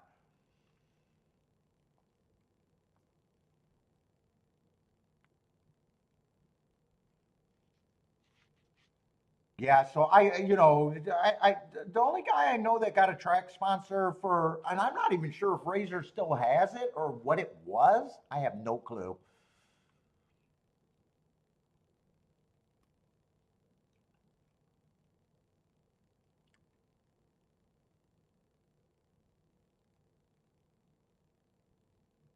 Yeah, if they can't send 50, they're not going to send 3 grand. That's for sure. Yeah, I've heard, dude, I've heard stories from that going back to when we had to bet through phone lines. It's not all internet. You got to remember, before the internet, people were betting in other places over phone lines, and you'd hear those stories.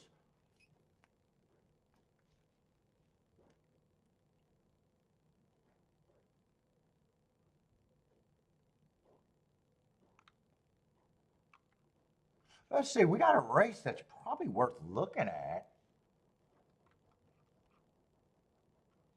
We got a 17.5 down winners of two lifetime. Let's see, it's the favorite. He does fit as a stalker. Speed and stalkers are what I'm looking for. Last race, he definitely kept running. He was going too slow to win. Now you got to remember that too slow to win because that's a 5.5. I do 5 furlongs. So at the 5 furlong mark, he was running too slow, but he's only 2 lengths off the lead. He kept running at the 5.5 mark. So that was a winning time that he lost by a neck to. Yeah, I'm not sure what I think of him because he does have the running style that can win here. His marks aren't scary, but he keeps being there.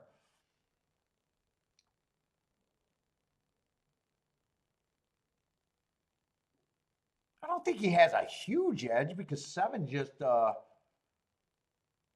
ran with him and got first run over him. Although, he kept running after the 5.5 furlong mark.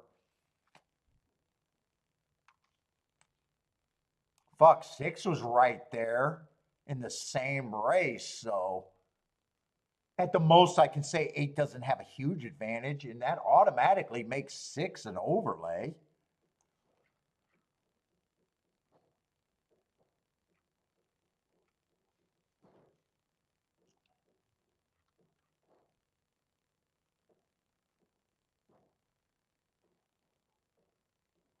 Four's making a fairly decent drop, probably the right price. In fact, everyone running out of that December 12th race, none of them, the 3, the 6, the 7, and the favorite, there's not much difference between them. So that automatically making the 6 and the 3 interesting at the very least.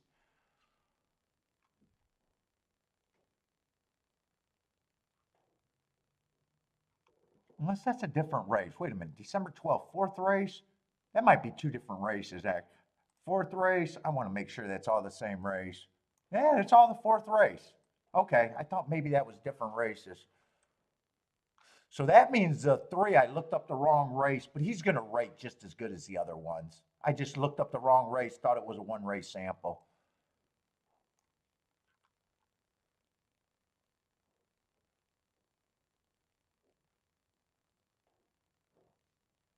Yeah, one I don't have a problem. I got a feeling everyone looks the same to me. That still makes 3 and 6 overlays.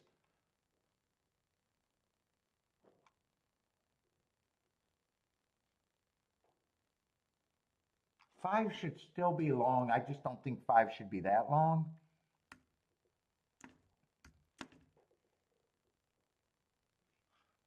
Ooh, I probably think every one is the same price.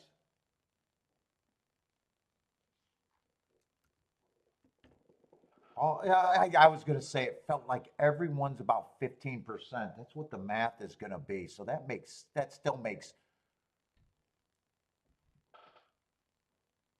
3 and 6 would have to be the keys here.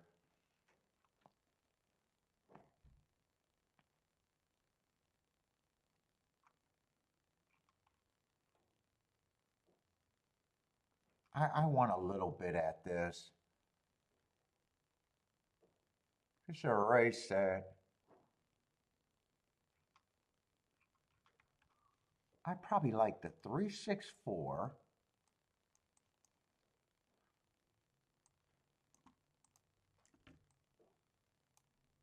What's up, Bodrick? How's it going? Could I use the 8 or forget about the 8?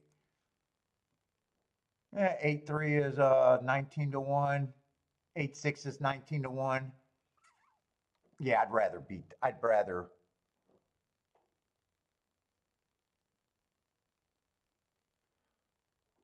If I don't do win tickets, I'll only play the 8 and second with the 3 and the 6. Is that all I want to do? Or I could do the win ticket.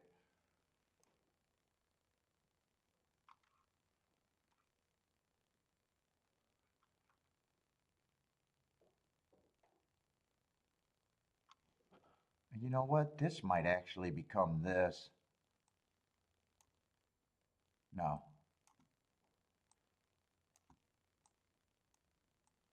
7 would be considered 2. Unless I just keep that to the 3-horse box. I haven't quite decided yet.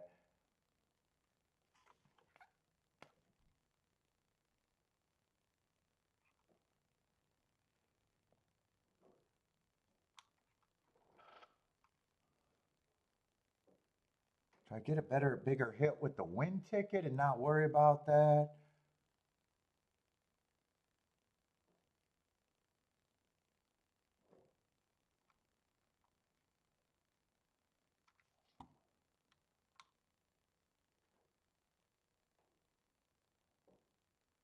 It's just deciding if I like the 3-horse box better and do I want to do a win ticket or exacta?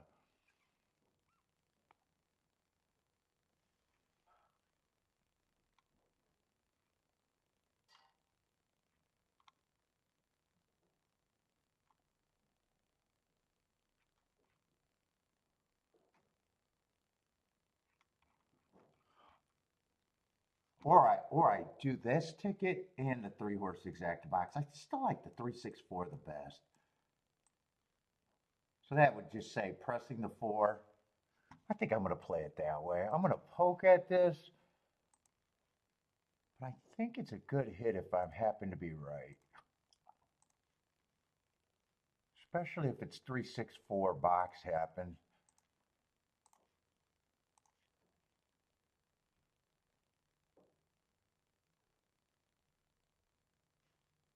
Let's see, key box.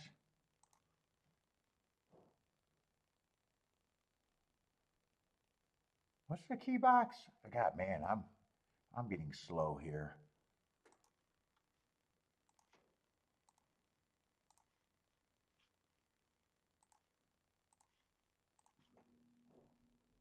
Come on. Do I want the win ticket? I gotta look one more time at that exacta. 32 and 37. Let's see, the upside of doing the win ticket is I don't have to, I could still get beat for second. But exactas, I can actually get more if I'm right. I think I'm going to do the straight exactas. I'm going to live dangerous. I might be giving up win bets this year anyways. All right, so that's how I played it. So if I really want to hit this exacta box because I got a chance to get it pressed with the 4. 4's the horse. 3-6 is the best exact I could get.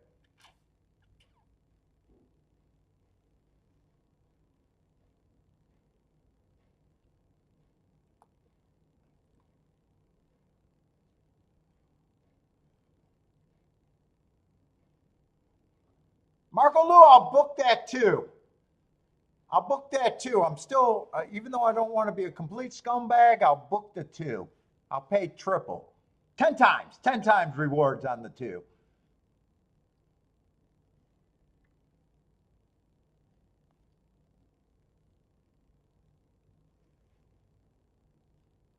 Well, 4 gets the lead.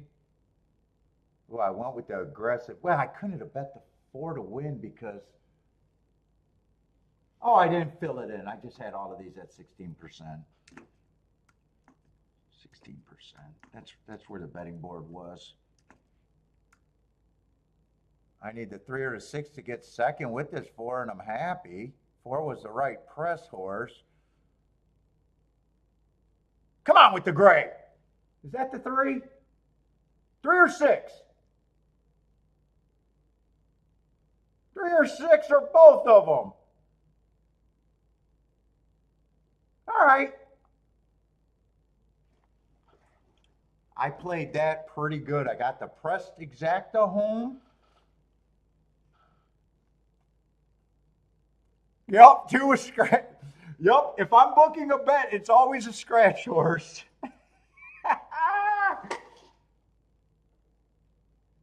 That's boom. 6 would have probably been, no, I don't think there was was there a difference? I know there wasn't a difference between the 3 or the 6 winning with the 8. There might have been a difference in the 4. 4-3 is paying 20. Well, I got it pressed. I thought that was paying more. Oh, wow. I didn't even think I had to check that. Oh, 6 was way better than the 3 in the exacta. I'll be happy with that because it's pressed. I definitely needed the press.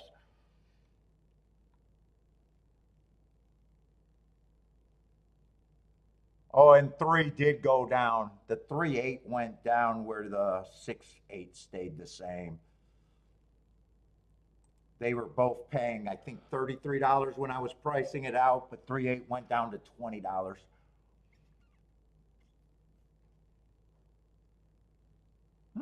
That seems like a weak exacta a little bit for $28. 5-1 over 7-1. I think that's a little light, but I got it pressed, so it's going to be good. Yep. Nope.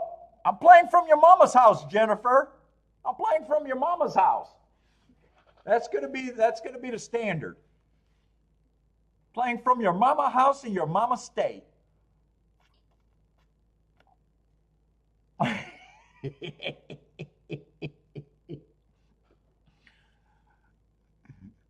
But I'm playing from heaven? That's better than an alternative, right? Although we do have a hell, Michigan. I am an angel. That's why I can't take a suspect sponsorship, Jennifer. That's why I can't pray on the chat room. See, it all ties together. I can't do scummy sponsorship because I'm an angel.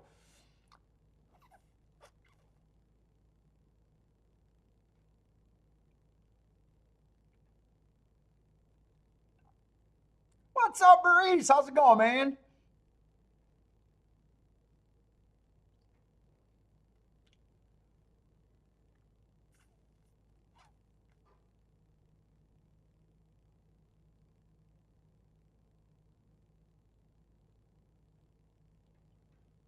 Oh, I still like, because I do reviews.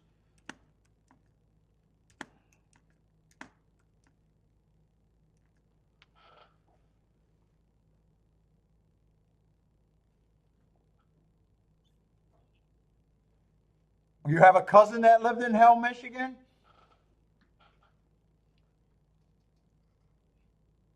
How old is he, Mike? I had a bully that moved to Hell, Michigan after I beat him up. He wasn't technically a bully. He thought he was a bully. In junior high when I first moved over here.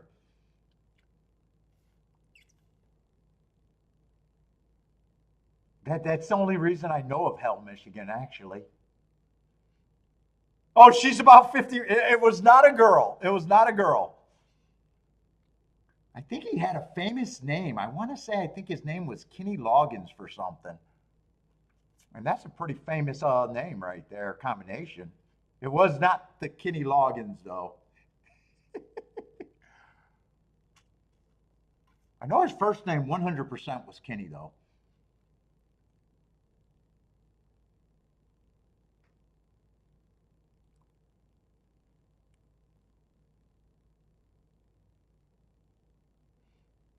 Tell him to go to hell. I don't know. He moved about a month after. He was too embarrassed. Well, that's the story that I'm going with. He was too embarrassed. I see. Oh, nice race at Aqueduct, but definitely not going to complain. Would have liked to. I would have liked to look at anything that had a price. All I could do is a red board at the best.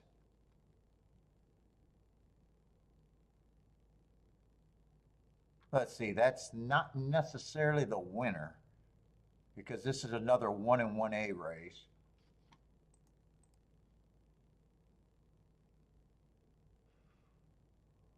Let's see. So Gone and Forgotten.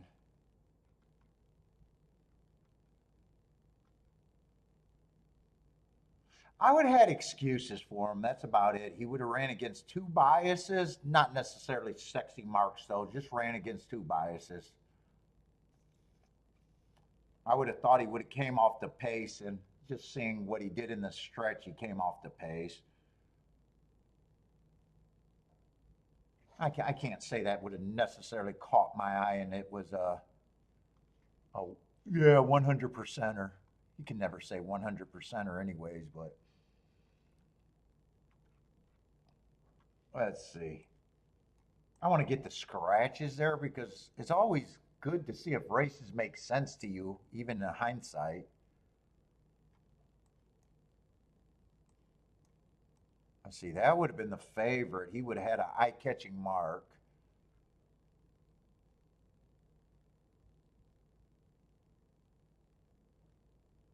Probably would have had a problem with him at the price. Outside of that, wouldn't have had problems with the marks. Wait a minute, is that the favorite? Oh, there's two favorites there. Oh, wait a minute. Oh, that's a 5-horse field. Yeah, there's two favorites. One I would have questioned because that win 2 races back was on a speed favoring track, and that's what he was. I still probably wouldn't have had that big of a problem with him, though.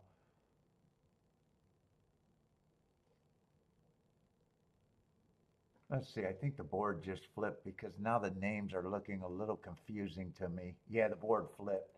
Let me go back and just see. So that would have been the, okay, so I got him labeled wrong. That would have been the 3. That would have been the 2.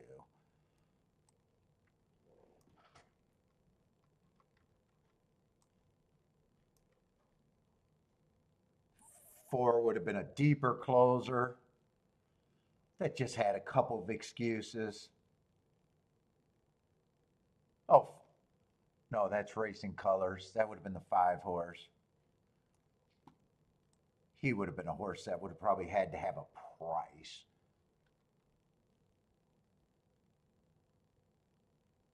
Let's see, this would be the 6-horse. 6 would have looked like a long shot. Let's see, I think this is a winner, right? Gone and Forgotten.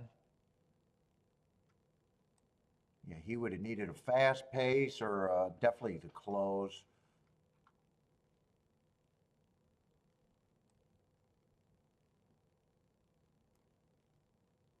Who's this horse?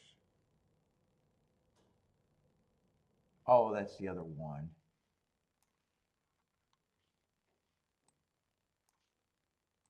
I'm going to say the rate.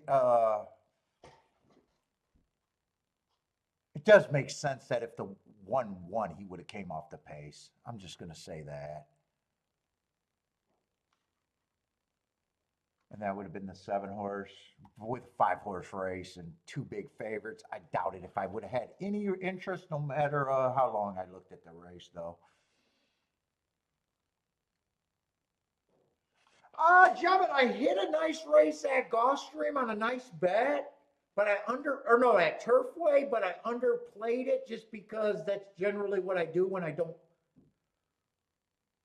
So it was enough to make me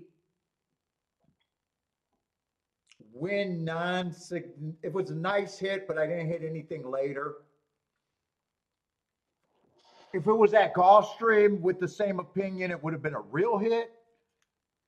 I had a great time playing Gulfstream or Turfway yesterday, so I had a nice hit. Was able to win, but it was just because I could have played it the same way I would have played another race. It was a race where the 6-horse closed. 9-1 winner, and I think just under a 60-1 exacta, and I think I only had 6 combinations. So it was a nice bet. Was able to pay for the day. But if it was the same opinion at Gulfstream, it would have been a score, and it would have been a way better day. Put it that way. And Gulfstream, I did the review. I had a nice betting board on the nicest exacta, but my opinion was I thought the 2 favorites were legit. So that wasn't a spot for me. I think I played. Yeah, I think I played that race, but with the opinion, with the thinking the favorites were legit, they ran 3rd and 4th. The exacta was nice, but even though it was a good betting board, I couldn't have hit that one. And then everything, and then it was Gulfstream was either I was supposed to lose, or the races that paid, I either sat out of the rest or could not have hit the rest.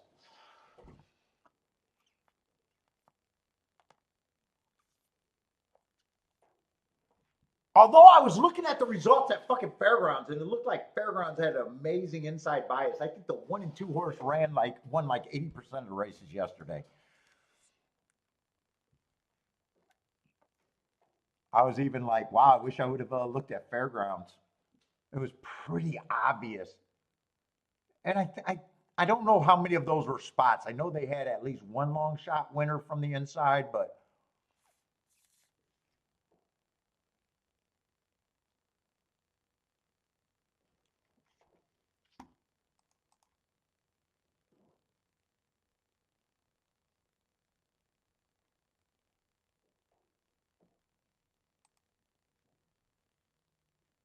yeah, and then I was convinced on the bias or how they were running at actually Turfway, that 8. I think it was an 8-7 exacta. That was probably hittable, but I just played the 7 to win. That was a nice exacta. With me underplaying, I think I actually got shut out of that exacta. But I wasn't playing it. I think I was playing some exactas, but I was, keeping it super narrow.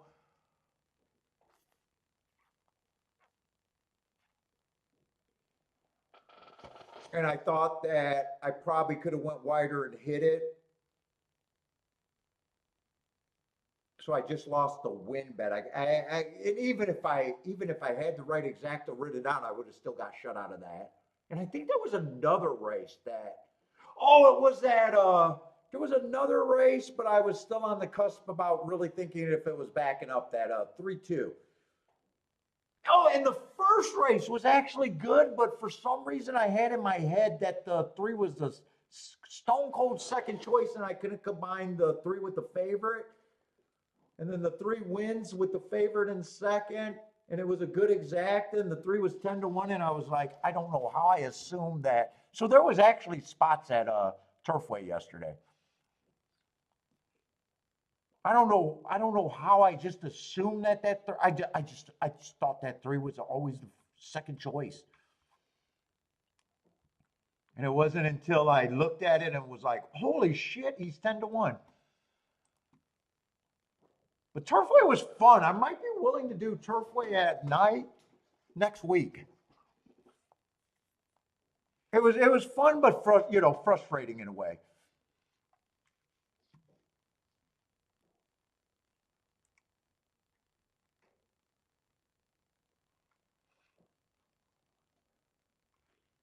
What's up, Boderick? If I missed Boderick, Gary, what's up, Gary? Who else is sliding in here that I might have missed?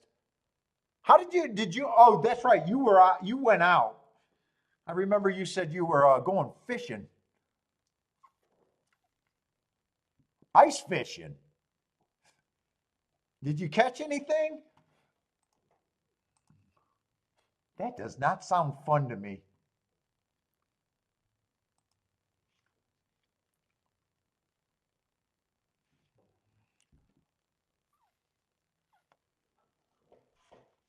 Yes, Fairgrounds running today. You guys, if Fairgrounds running today, you might want to keep an eye on that inside. Yesterday, I think it was, I glanced at the results and I was like, wow, that was inside. Yeah, and the 2 just won at $3 though. That's not saying much. I want to, now that I'm thinking about that, I want to see if there was how well they paid. They could have been, I think they were chalky a lot of the races, but I think there was 1 or 2 long shots on the inside yesterday, especially late in the card. Some people might, and maybe that's useful information if the rail's really good. Or maybe it's enough to get you buried. I don't know. The 2 won the first race, $2. Second race came in 1-2, 1-2-3. That was pretty chalky, 9-1 exacta. Third races came in 7-6-3-1, so that's outside. But the 7 and 6 were the 2 favorites, big favorites. Let's see, that's a turf, so that doesn't matter. Then there was a 50 cents on a dollar, so they were chalky. They were very chalky. But I think this was a race I was thinking of. They had a 1 horse at 11-1. They had a 1 at 3-1. That possibly could have been a double maybe. 8 got second, so that might have been a stretch for the exacta. Then they had another 1 at $2. Yeah, they were chalky. Other than that, maybe it was only 1 horse. They had a 1 at 10 cents on the dollar. I can't say that's a spot. So I guess there was only 1 long shot winner yesterday. And I think the second biggest price was $8. So I guess that would have been. And then here's another 1-2 exacta, but is it a spot with them being 3-? It could just be a lot of favorites are on the inside too. Might not be a bias. Could be a bias. It's not their fault that they're being bet. But just a big observation.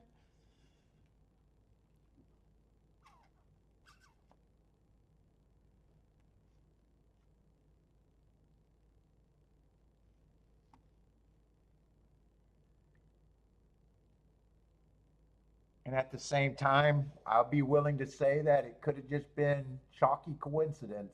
I guess if it got you to the 11-1 or the 11-1 with the $8 3-1 in the double, it would have been worth it.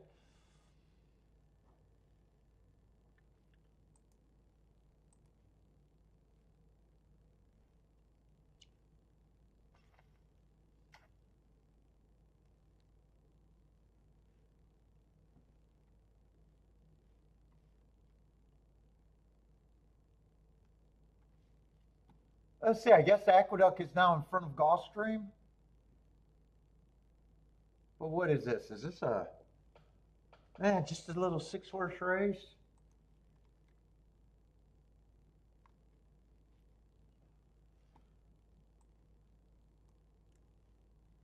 Yeah, that's not that annoying having to do this.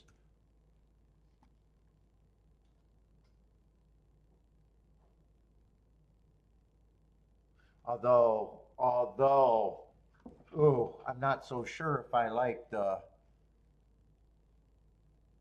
odds board over there.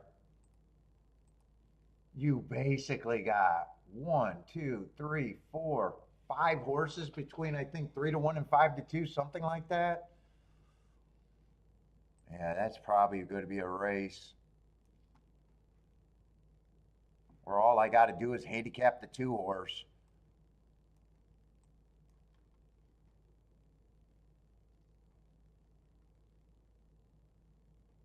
Maximus.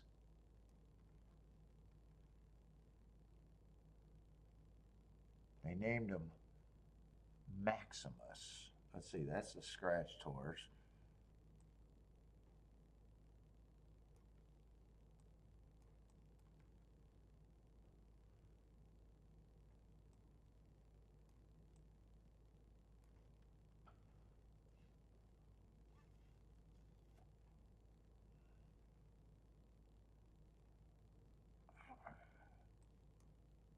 Let's see, I just still got to find the 1A. Drive through is the 1A.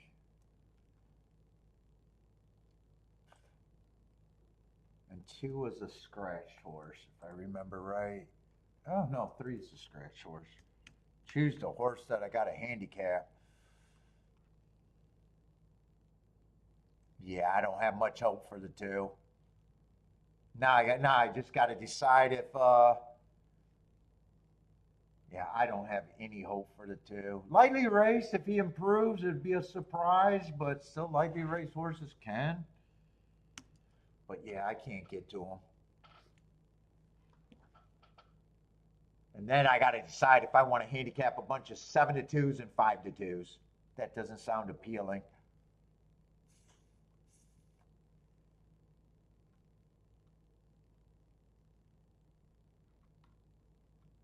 Yeah, that doesn't sound real appealing.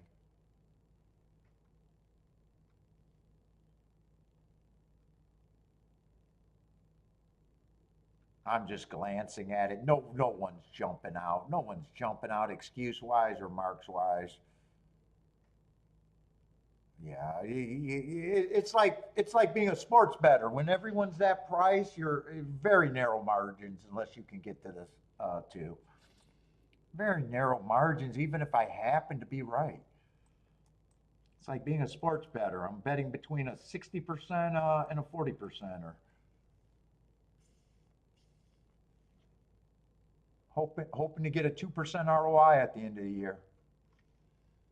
I think that's supposedly the best documented player, 2% ROI.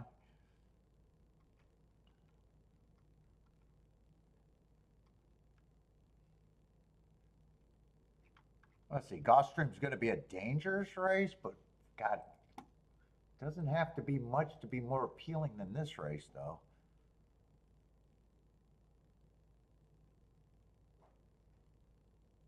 We got 2 first-time starters, lightly raced. It's kind of the same thing. I'm probably not that interested in this race either. Let's see, are we on the turf today? I don't even know. Looks like we're on the turf.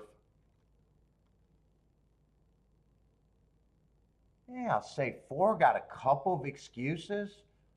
Ran against the speed favoring track 2 races ago. Couldn't get the lead. Trying turf and stretching out for the first time, though. And an early pressing day. Technically, yeah, I gave him an asterisk.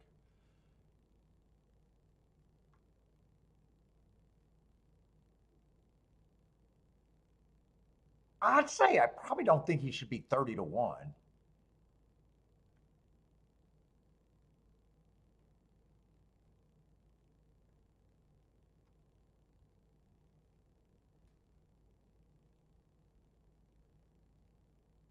The 7 got a little bit of form.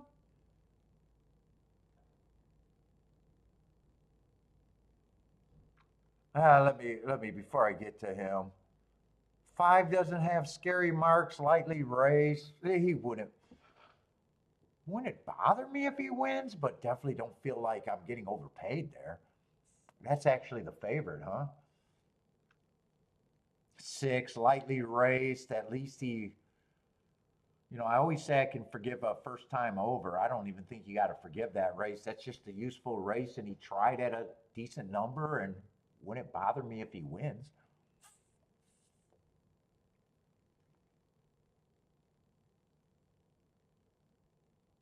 Seven, I guess what caught my eye on the 7 is he's been able to be kind of the top speed figure guy, even though I'm not a speed figure guy. Just surprised that the public's not on him a little bit at that price. They love speed figures.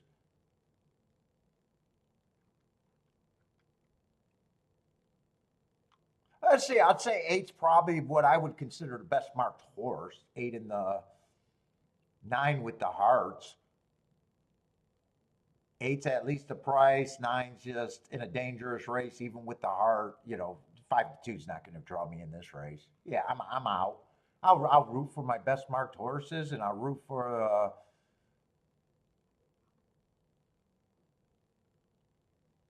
4 in the 7 is the horses that to me could be interesting at a bigger number.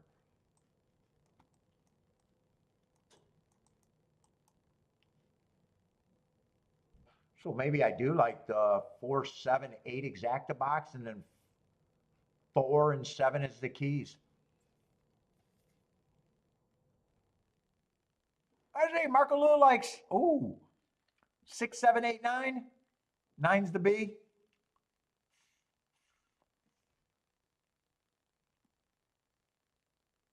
I say Bodrick's passing at the duck. Yeah, I'm passing at both.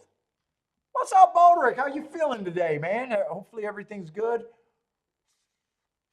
You've been quiet, I think, the last couple days, or were you not even around yesterday?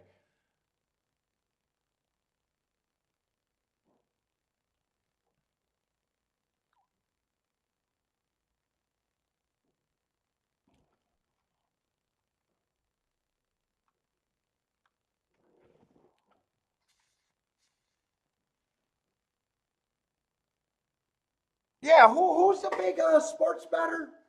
The most documented guy that they ran multiple special on it. What was his name? Billy something? Billy Waters? Does that sound right?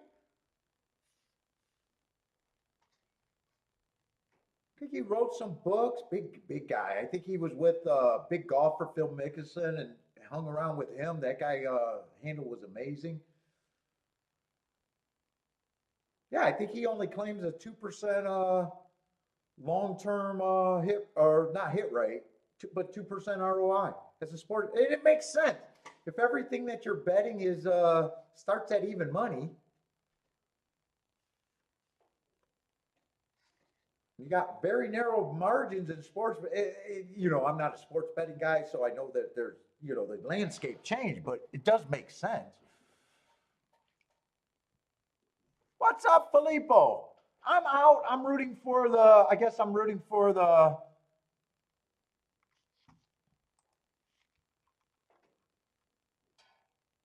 8 and 9 mostly, but not interested myself. And I think 4 and 7 are interesting long shots.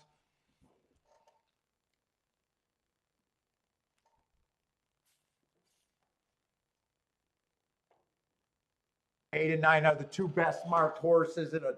This is I consider a dangerous race. If the 1, 2, 3, I got first time starters or a horse with the 1 coming from a track that I just don't respect. If they run, I got no problem with it. 5 just feels like 5 and 6 just feels like horses. If I was going after a race and I was said that I'm definitely keying off the 4 or the 7, I'd probably throw them in if the math is good, but I don't know. No, he sold some books. I think he sold stuff. I think he might have sold picks. Because I think that was Razor's argument. Wouldn't you sell picks even if, because it's just extra money? But I was like, yeah, but you don't need to. But, he was also, in his book, I didn't read his book. I've seen some things, but he was actually manipulating the markets. He was one of those guys that were getting you hear Vegas has some select sports bettors that are real professionals, giant bettors, that they look at the lines first. And then they correct the lines and they're able to get limited action down. In a way, they're almost, in a way, kind of working with the sports book. And I think he even talked about manipulating the markets to get position. He was doing high level shit too.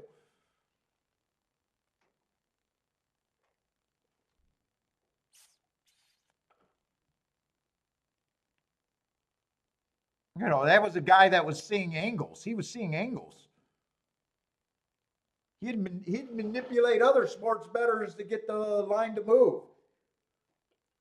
He was willing, I even think he was willing to put big action on a losing proposition to get the other side of the action for even more.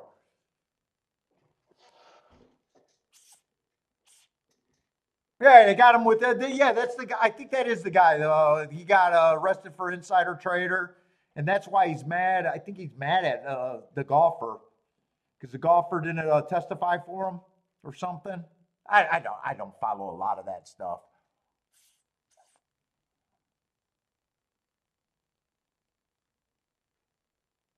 Yeah, yeah. I mean, he was doing clever shit. He was seeing angles. He wasn't just, oh, the line is this. I'm going to bet 10 minutes before the game.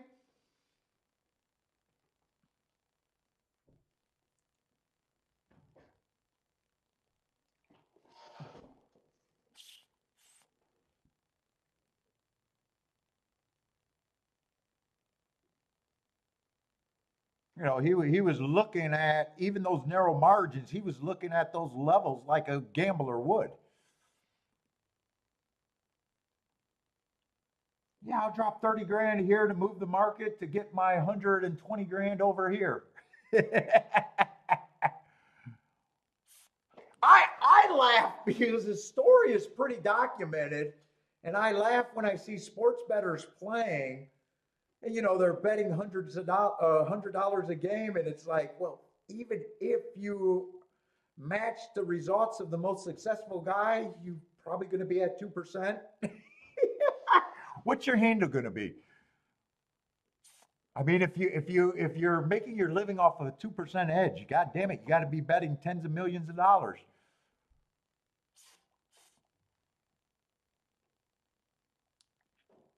You're hoping to make $2 for every $100 you bet is the proposition that they're working off of.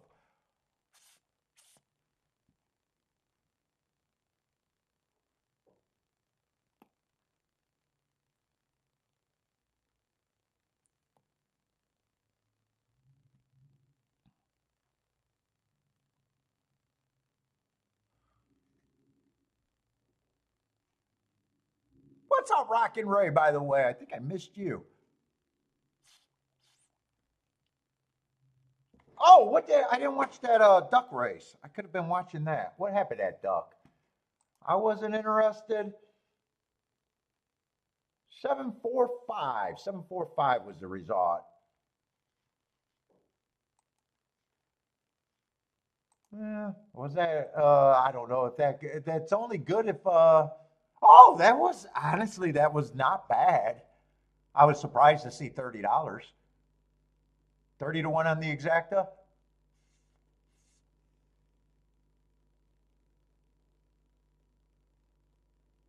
Yeah, I'd say that wasn't bad if you were able to narrow it down. Oh wait, I'm looking at the wrong result. That's the race where the one won. Hold up, I might be giving bad information. 17 to 1 exacta. That makes more sense. Okay. Yeah, 30. I would have been like, wow, that paid better than I expected.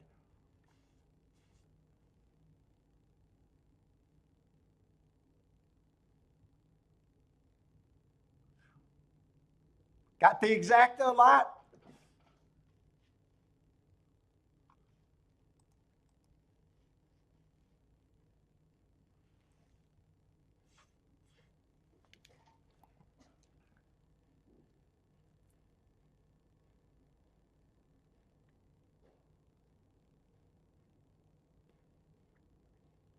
Let's see, I'm gonna have to do a union break, but I'm gonna grab a pop and I'm not gonna be able to light this bastard again, so I'm gonna have to hold off, maybe pee on myself today.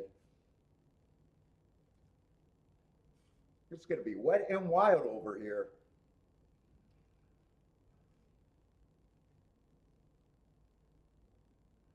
Let's see, did I only play one race? I think I only played one race today. I don't think I played anything at the Duck. I don't remember playing anything at Gulfstream. Oh, yeah, I'm 1 for 1 today. On a nice exacta and a press ticket. So, okay, 1 for 1 is not bad. I don't know if I could do any better than that. Put a diaper on? Oh no, man. I gotta, if I pee myself, I gotta show my shame.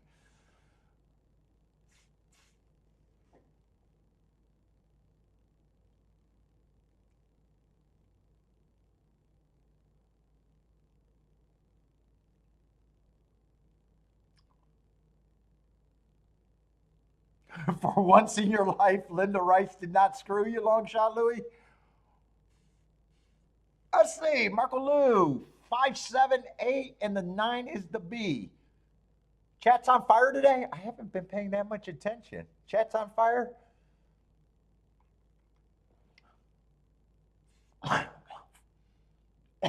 Oh, that smoke went down wrong. That wasn't a giggle.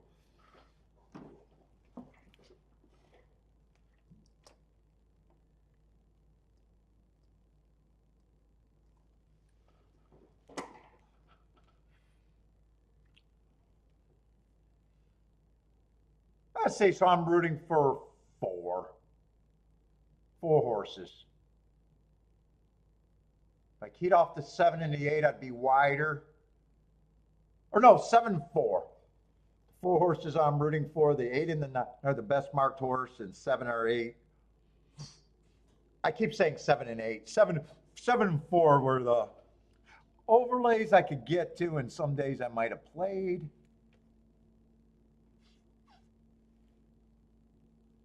If I used the 4, I'm probably would have been using the 6 and the 5. Maybe even I get scared with the 4 and use the 2, but my first thought was that if any of the first time starters get the exact, I could not be right.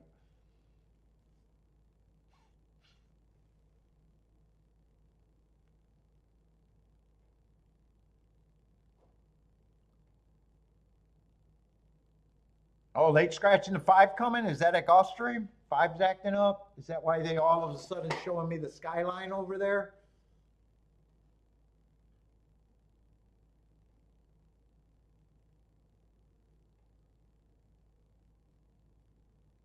Look, are those apartments over there, Jennifer? Those 2 high rises? Could I get an apartment and overlook the degenerates playing at Gulfstream? Is that what those buildings are? Could be office buildings. Or both, maybe even.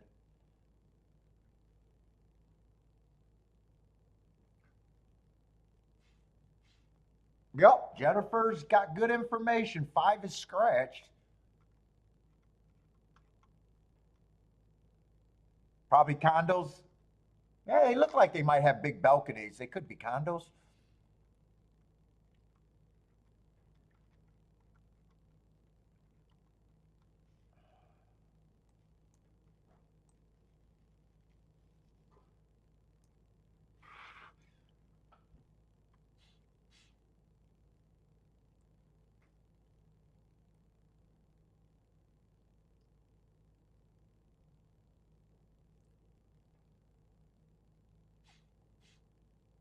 Filippo, are you a new player for the chat room, or is that just a name that I don't see that often? if you're still here. I like seeing new names.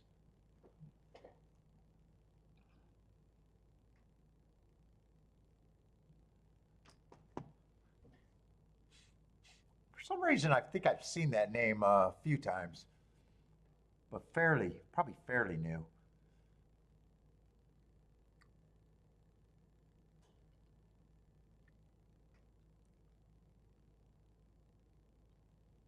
Oh, they scratched Venezuela Hope for my Venezuela viewers.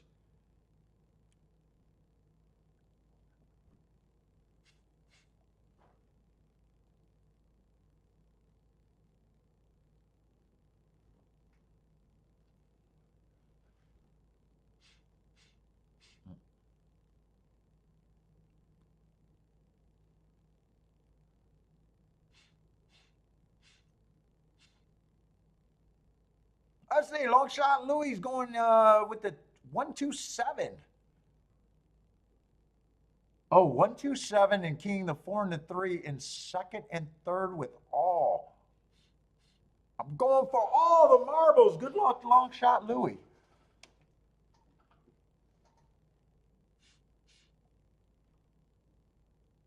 I see that. Looks like a try that you would not have to worry about if you're right. 4 and 3 hits the board in the try anywhere. Let's see, Blair got a pick 5. Good luck, Blair, on your pick 5. 258 you're starting with here. Oh, 5's a late scratch. We'll book that combo.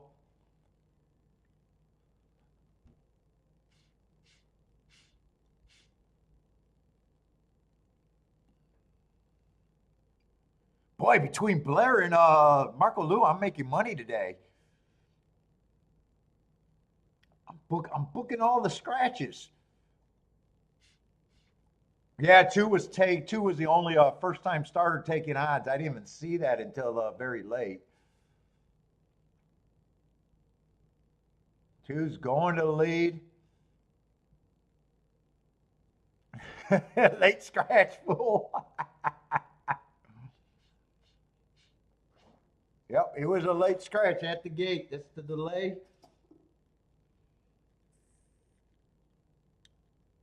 Not all Blair's fault there. Not all Blair's fault. Late scratch.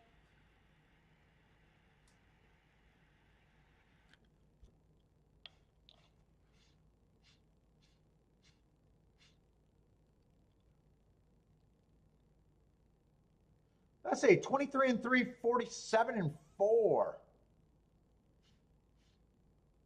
2 has the lead and 8 is pressing. 6 is sitting there at third at 3 to 1. 9 looks like he's gearing up. 4's in position if he's good enough. Looks like he has horse. 7's coming a little late. 4 just needs a hole, it looks, if he's good enough. I don't know if he's good enough. 2's getting tired. 9's going to lead. Come on with this 7 because that's all that I'm rooting for. Woo! 7 on top of the 9. Would have been a good race if I played, but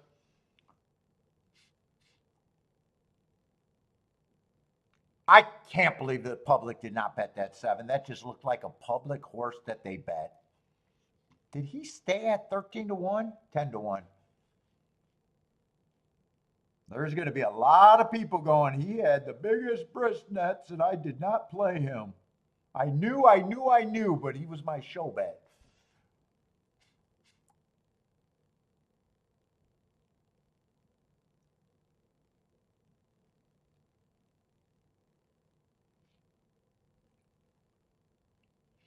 Evander, did that hit you? Evander might be celebrating that 7-8. Jennifer's celebrating the winner. Winner in exacta or just winner for Jennifer?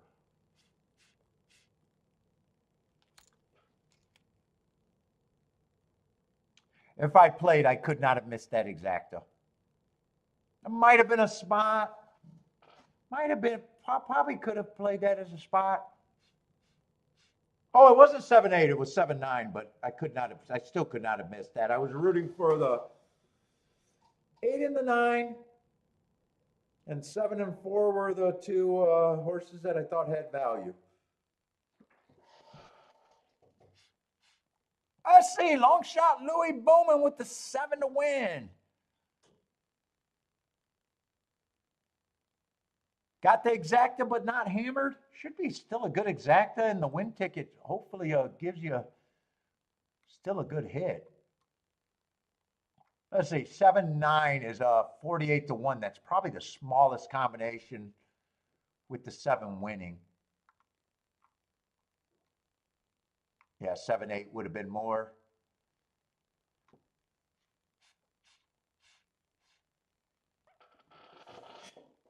Let's see, Marco Lou with an 8-horse winning.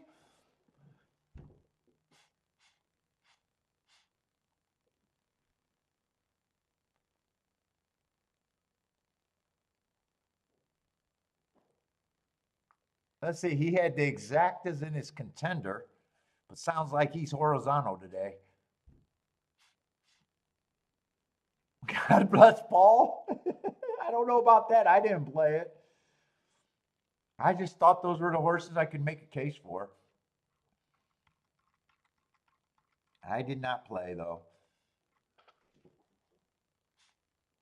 The question is, if I lost the race that I hit, would I have jumped in here? That's different because I play different. I do play different from behind and when I'm up.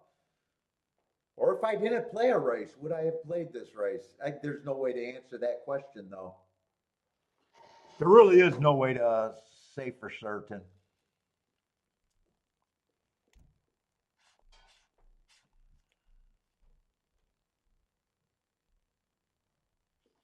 I'd say if I lost the race that I hit, there was more of a chance because when I'm behind, I'm trying to get back. If I didn't play the race at all, would I have played?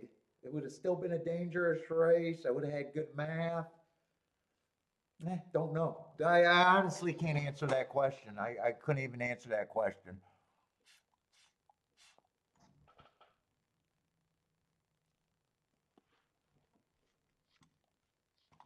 I just know when I'm ahead, sometimes I don't need to take risks.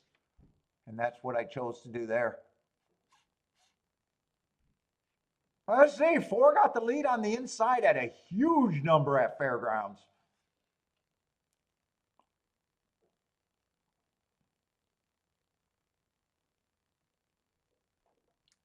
On the dirt, so I'm rooting for this 4 to hold on at the very least.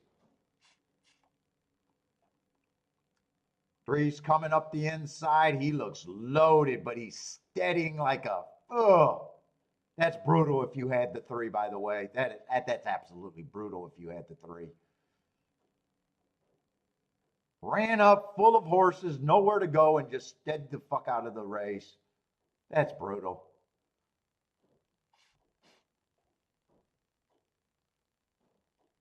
Unless he re-rallies, but that's brutal as of now.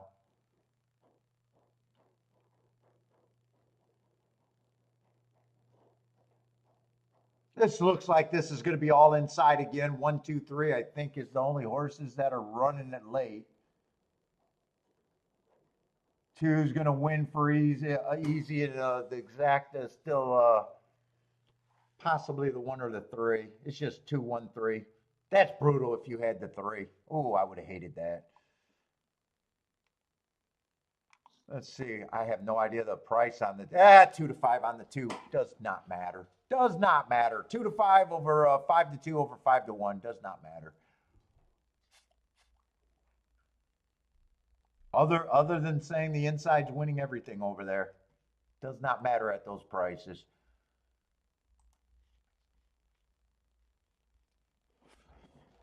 Let's see. I'm going to go to a restroom real quick union break, and then we'll look at aqueduct.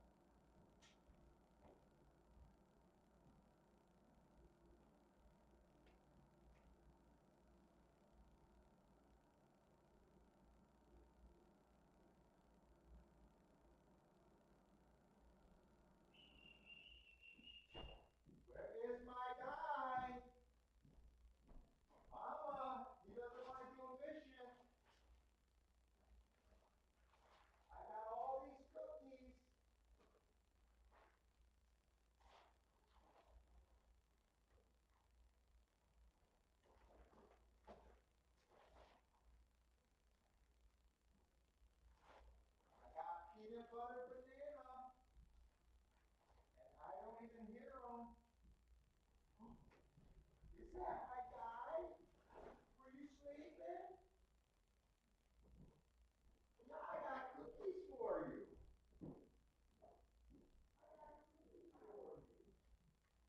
Go get some water too, so you can wash it down.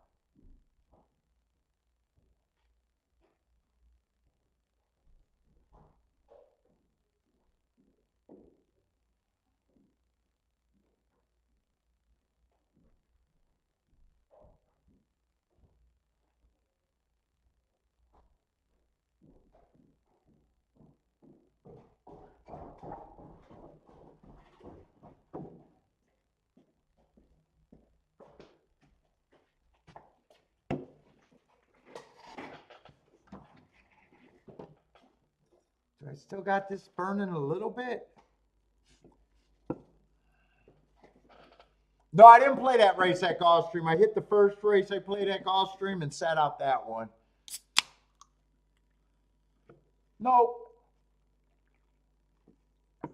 Good call, but no cigar. Good call, no cigar for me.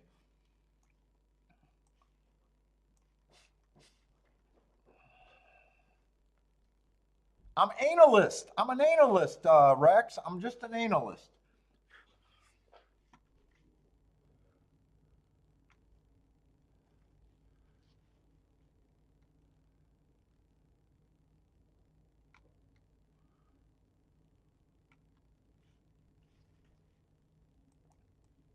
Boy, this they only got I think 8 races today at the Duck. Another just 6-horse field. It's what the New York gets to be in the winter. I don't even know why I picked New York today. Maybe because Fairgrounds might have been the only other option and I picked earlier. I don't think Oaklawn's running today. I think that's probably, it was probably between Fairgrounds and New York, and I don't know if I chose wrong. The results at neither tracks are probably interesting unless you got the one in a couple races ago.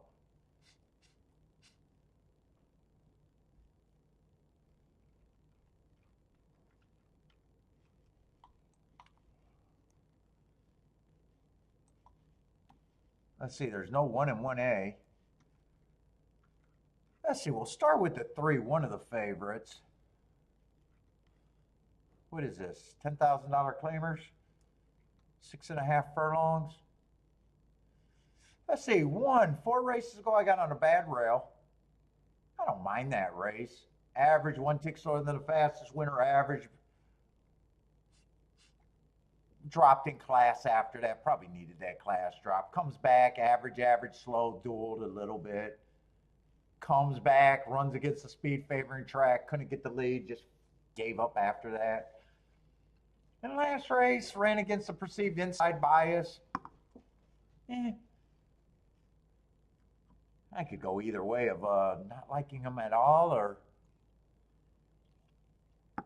at that price.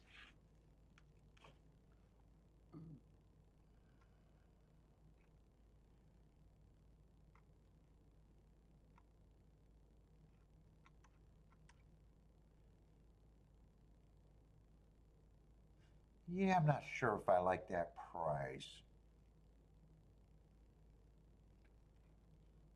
Let's see, this is the other favorite, right? 6.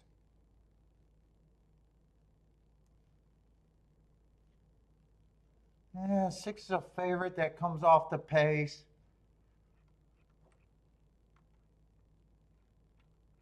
I probably think, he lets horses get in front of him. I was going to say, I probably think he's the more deserving of the 2 as a favorite.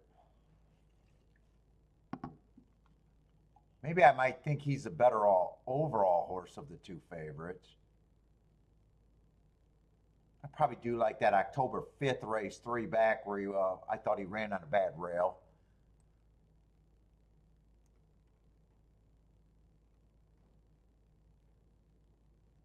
Neither of them are super scary. I like the 7, but man, trying to beat a 9-5 and a 7-5 to get to the 3-1 is just sideways move at the best. I like him. I like his speed better, but I'm not it. 5-5-1 or 2 would have to run.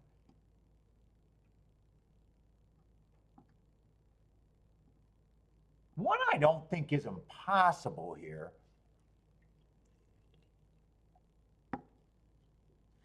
One I probably think is a little overlay, but I don't think I got anything here. I'm probably rooting for the 7 at least. 7's a horse that I like the best, but by himself I can't get a score.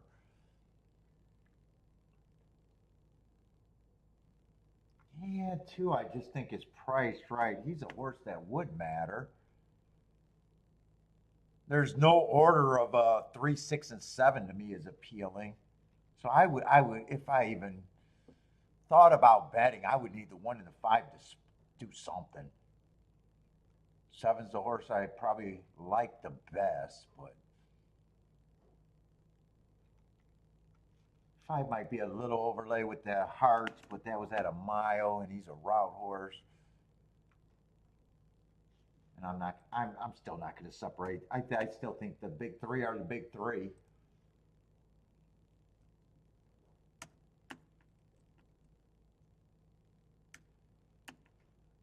Yeah, I'm not jumping into that. 7 feels like he should be able to get the lead and be in pretty good control, I would think. Unless the track's really backing up. And he did get the lead.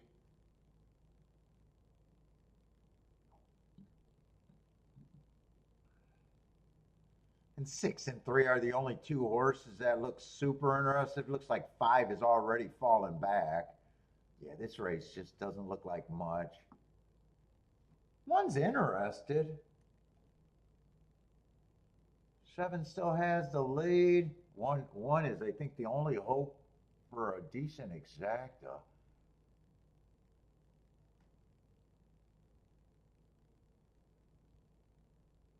Seven's getting a little wobbly, but that's only opening the door for the other 2 favorites as of now. He's responding, but 3's going by him. I was going to say 3 feels like he has a lot more horse. Yeah, they got Aqueduct's just not that great of a card right now.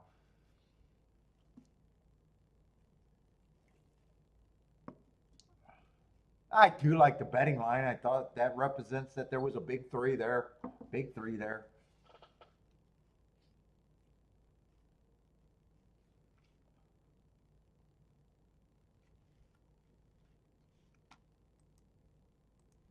Not much going on. There's no other tracks to watch other than Fairgrounds, Gulfstream, and the Duck, right? Everything else is super minor, right? Yeah, there's not even another track to watch right now. The Gulfstream, we got 8 minutes.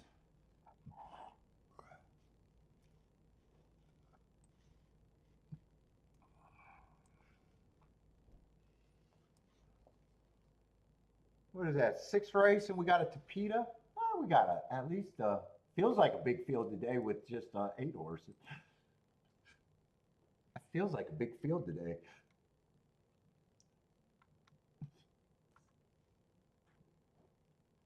Six race.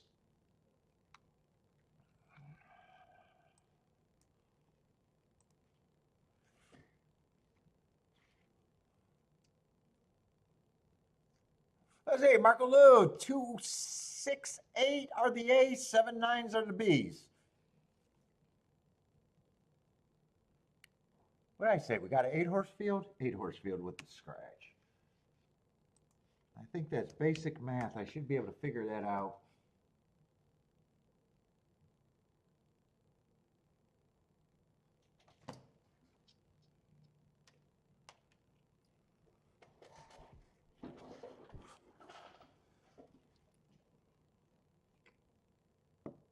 Well, let's see. Betting the odds board is telling me the race should be wide open here.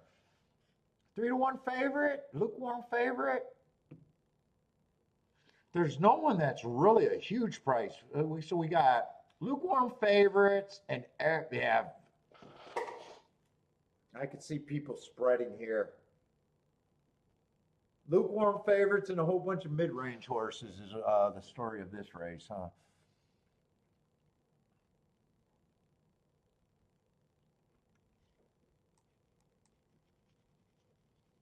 Let's see, three's a scratch. I just got, yeah, I'm in the right race. It's always a plus according to Jennifer.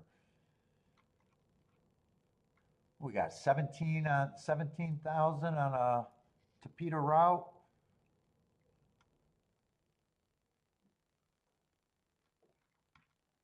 I don't have to start with the favorite when they're all this price, I think.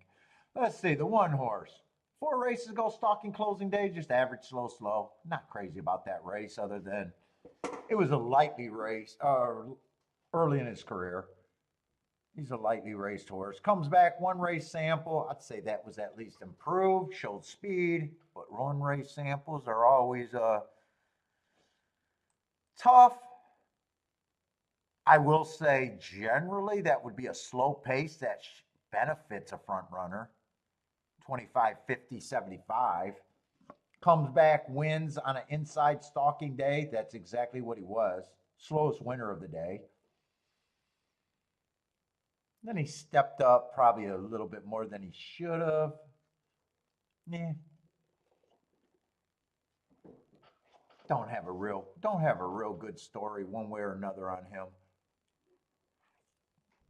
2, I just don't prefer Topeta route or sprinter stretching out on the Topeta route at Gulfstream. That's just I don't know, me problem. Won his last race on a stalking day. It was at a route on the Topeta. He is 1-for-1 on the routes. But I'm also looking at it. He got the slowest pace of the day on a stalking day and was able to win. I'm just not at 7-2. 4 is another horse stretching out on the Topeta. Not my favorite thing. Got a couple asterisks. At least he's a price.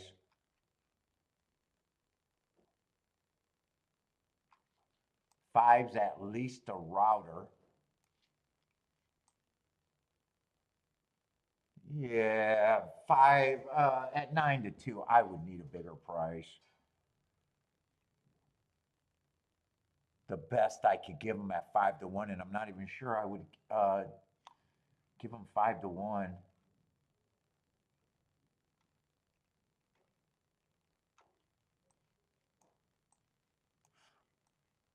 Let's see, 6. Won his first race out, slowest winner of the day. Well, win's a win. Tried a little stakes race over there, running against the perceived bias over there at Monmouth. Comes back, gets a bad rail, so that dirties up his form. And next race, I think he ran against the inside speed favoring track.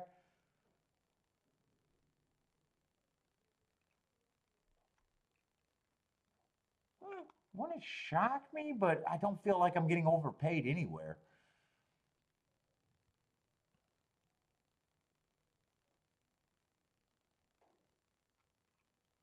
Seven seems to be the benchmark horse that the public would like. Just a big speed figure, almost like the winner of that last race. I don't, but I still don't prefer sprinters going to a route.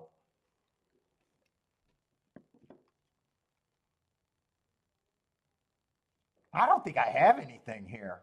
I'm not even trying to sit out, but I just don't have anything here as a handicapper or a bettor. I got a bunch of sprinters stretching out on a surface that I'm not super crazy about.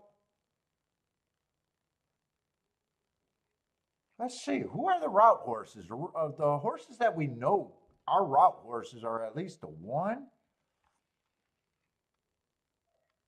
the 5,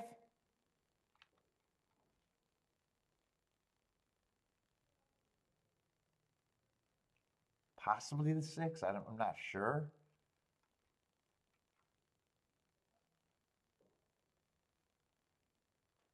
Yeah, I have no angles in this race. I have nothing that makes me think.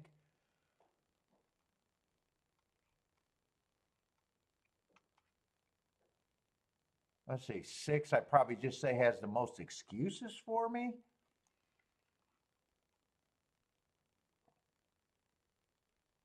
Although four does too. Yeah, I just can't make I can't make any arguments in this race that I could possibly believe in.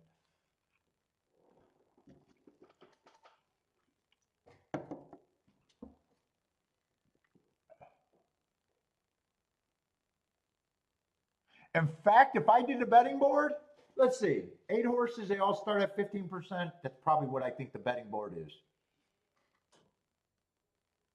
And if that's the betting board, that would make, I guess, the 1, 4, and 8 the only horses that I think are overlays. If that's the opinion.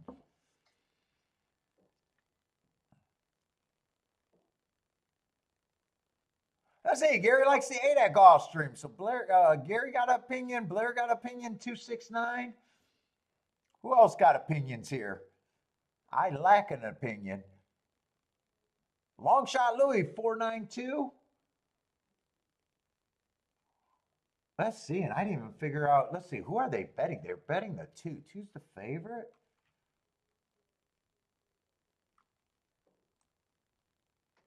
I guess technically he earned the highest speed figure.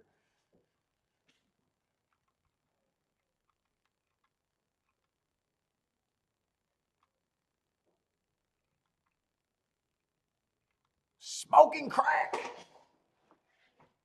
Never tried. Never tried it. Let's see. Bodrick's king off the 2.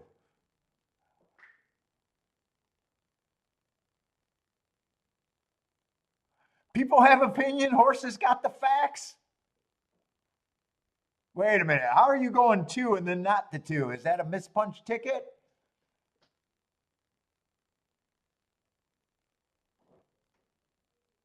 Blair says in Irati trust. Oh, it was supposed to be the 6. 6, not the 2.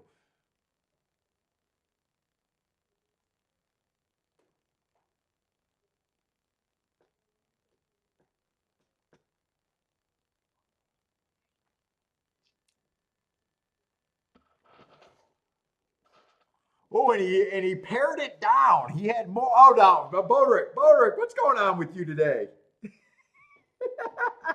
I thought it was just going to be 6 with the same group. Then he came with 6 with 2 horses, and he keeps retracting. Bodrick, are you manipulating the market in my chat room?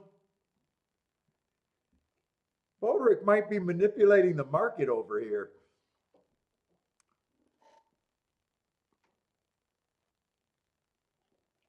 All right, here. Now, is this the final answer from Bodrick? 6 with the 7, 8, 9, 4.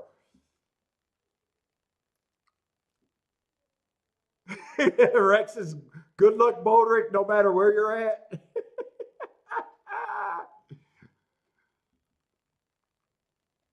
Let's see. Jennifer got an opinion. 2679, fat finger.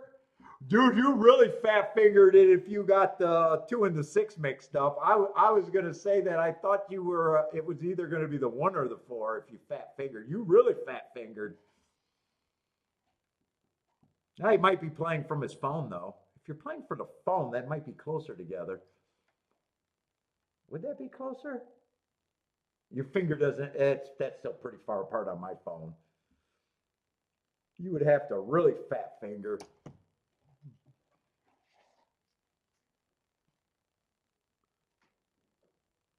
Let's see, Blair likes the 1269. 1269 at golf.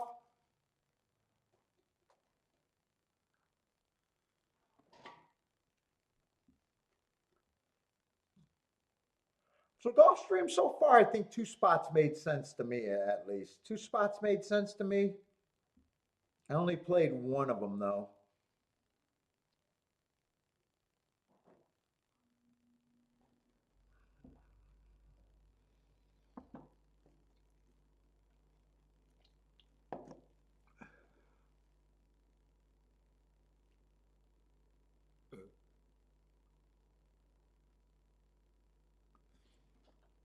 Let's see how this race develops. Lots of sprinters stretching out, so I wouldn't be shocked if the pace could be on the fast side.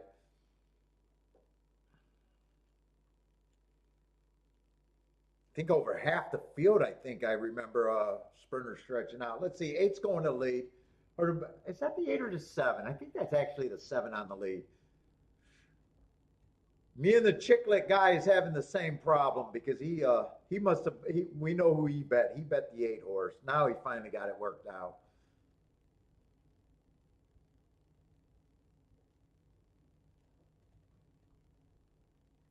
Seven, 8, 9 are all pressing. 4 and 6 are stalking a little bit. 24 and 1, that's on the faster side of the pace at the Tapeta. 48 and 1, kind of equal calls. They sped it up maybe a tick. 7 and 8 are still, 4 and 6 are still drafting with the 9. They all look kind of interested right now, other than the 2. 2 got the most running to do. 8 looks like he's surrendering. 7's still has the lead. 4 looks the most interested right now.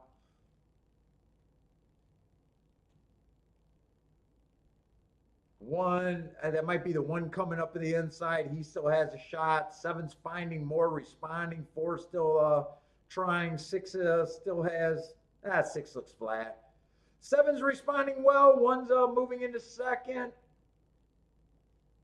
I can't tell. 761 or 716. I can't tell for second. I'm pretty, dude, I might not even be sure about the, 7 did win.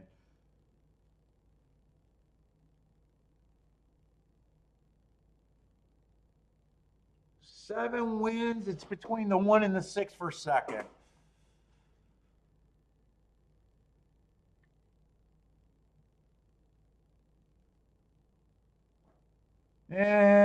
That's tight. I'm going to lean towards this. Probably 7-6, but I'm a blind bastard. That's it. Tilla called speed favoring today. Marco Lou says 7. Yeah, 7 was all over the place. Might be an ejection. If it's that bad. Yeah, that photo says maybe it's 7-1. I'm not sure who got second.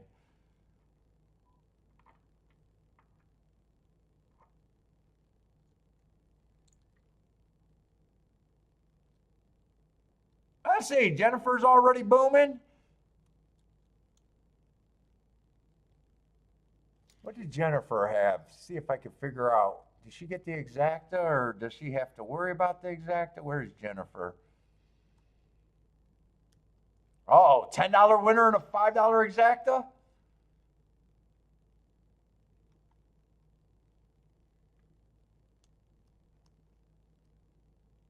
Let's see. For Jennifer to have the exacta, she doesn't want it to be the 1. So maybe Jennifer thinks it might be 7-6. It's tight for second. $10 winner, 45. So you think the 6 got second? 6 did get second. You know, Marco Lou thinks that they might have to look at this.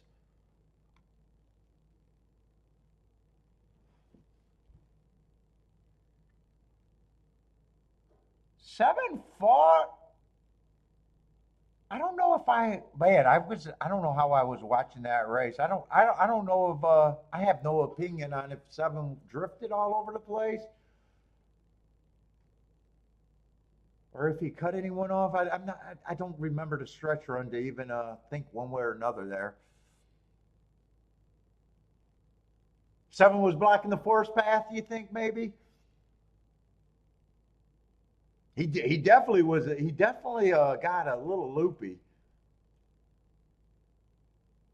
Showed some guts. Who was the 7, by the way? 7 was the horse that I said set the standard for the average highest speed figure. If you like that, a sprinter stretching out. 6 was the horse that Mammoth that ran in that little stakes race. I don't remember if I said too much about that. and ran against a couple. But I said he had muddy form. I said he had muddy form. I don't remember if I said anything about the little stakes.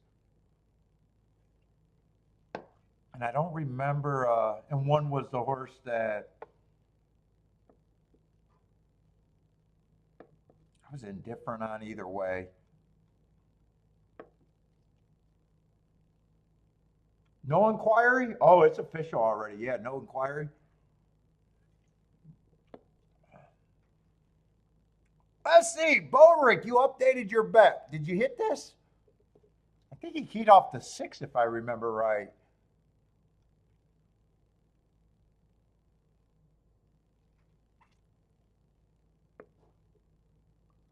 He blamed it on the fat finger. I think he was actually manipulating the market.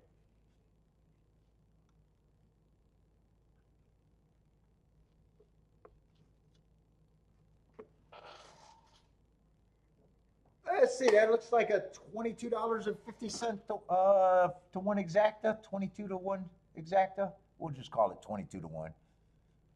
Round down. You don't get extra credit here. Let's see. Marco Lou's going to hit a B. So ate some A's here. I think that's the terminology. Ate some A's. So that means you just got skinnier, Marco Lou, on your hopes?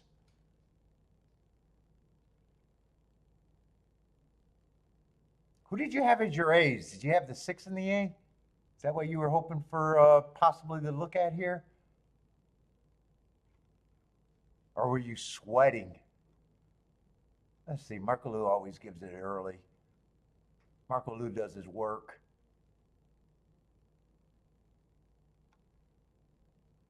I always know I got to scroll up to find Marco Lou's stuff. He's early. Fuck, I can't find it. I did have a 6 as an A. I thought that might have been a case, or he didn't have the 6 at all. I thought the case was either you had the 6 as an A, or you didn't have the 6 at all and was sweating an objection.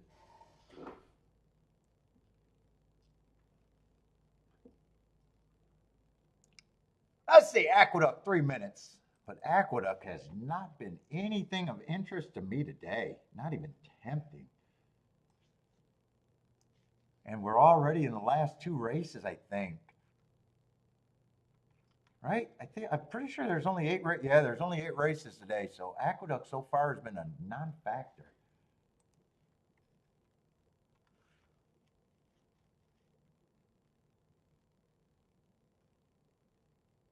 Let's see, you're narrow. Single, 2, and single. Yeah, eating a B cut you down. Let's see, 7th race.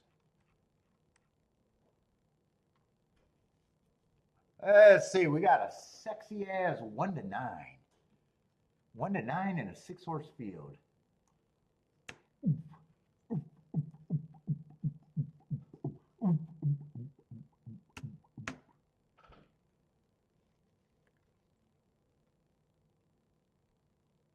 Oh, there's some horses that got some good marks. One's last race is actually a little eye-catching. But I got to still start with the favorite. Has speed. Last race going to have ran against the perceived bias going too fast to win. I can't say I hate the race. 2 races ago, Matt Strides with the fastest winner with dueling. I don't have a problem with that. And 3 races ago, 3 and 4 races ago, both of them won. Both races he won. Hey, he's a fast horse early. Just over bet. Oh, we got but a Laurel. I respect the Laurel turf horses, not necessarily the dirt horses.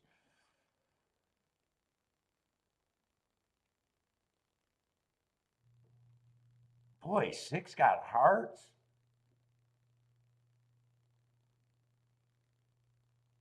Boy, I bet on worse looking 45-1 horses.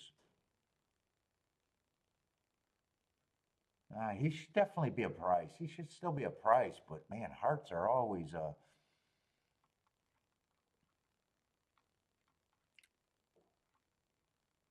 Let's see, in that race where he earned the hearts, he was dueling with the favorite. Am I reading that right on November 22nd? That's a common race. He's got beat by a lot of horses in this race. Yeah, he still has to be a price. But he was the difference of that, they were both going too fast to win, both running against the same perceived bias. But the favorite didn't win, but he overcame a lot more. He kept running, where, it's pretty obvious that, that was only a 4-horse race. He quit running. Although I don't worry about how bad they quit. Once you get beat, you get beat. You know what? I can give him 5%. He's still going to be an overlay if you can get there.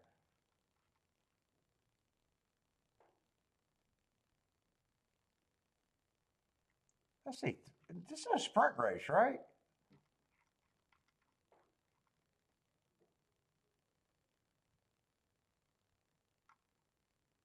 Yeah, I'm that price. He's still an overlay if you can get there. I'm not sure I can get there. Oh, could be a lot of speed here.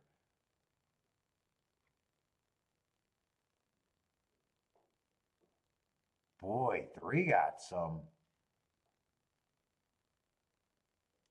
Boy, if you can beat this favorite, everything becomes plus EV, I think. Except for probably the one. Except for probably the one.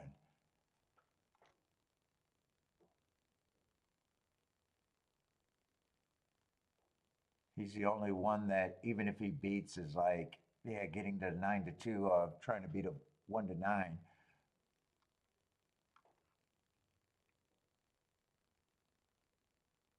Yeah, I definitely don't have a problem with him second choice.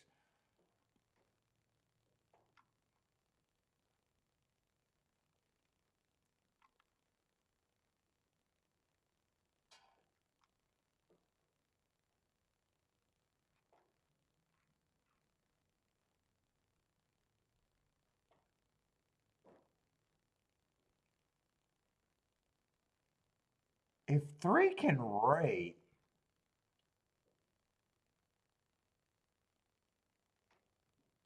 let's see, to weaken the 4, you're probably going to need the 5 and the 6 to run as long as they can. Yeah, I probably do have the 4 as a scary favorite. Probably have the 3 as basically just priced kind of right.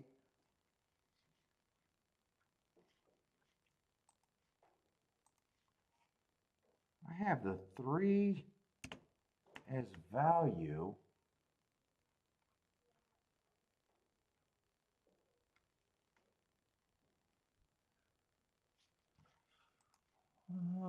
It doesn't look like I'm betting the race. 5, I think, is just everybody in this field. The betting line just looks like there's horses that are such big overlays, but it has to do with just.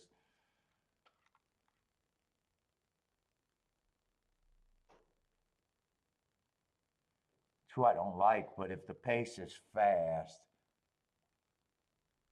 there's a chance, but a very 7% is all I got. That's at least I do like that betting board. In a way, I think 3 and 1 are the most likely horses to upset. 6 is just probably obscene at those odds.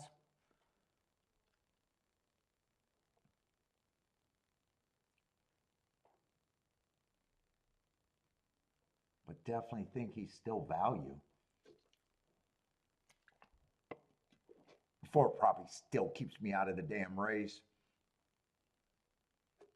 Well, did keep me out of the damn race. I don't know why I'm saying should. I stayed out the race.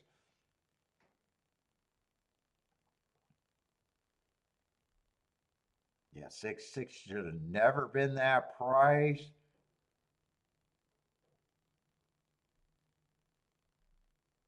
Gonna outrun his odds, but that probably wasn't that hard to do there. And one was a Stone Cold second choice. Perfect betting board, but I had to sit out that race. That looks like that got to be a $3 exacta, right? So even though the six got second, I don't have hopes that the six makes this a decent try. Oh, I'm overpaying the exacta. I said $3. It's $2. Woo!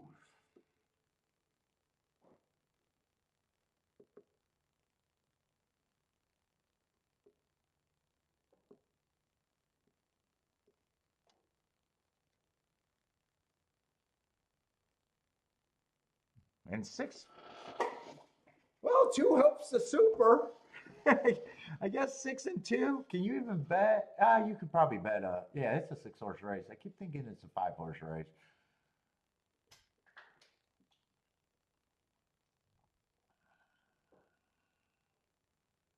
Four. If I could have, I would have gave him more points even than the 50%. But you guys know that's the most that I give a horse, no matter what I think of his chances. That's the most I can give a horse.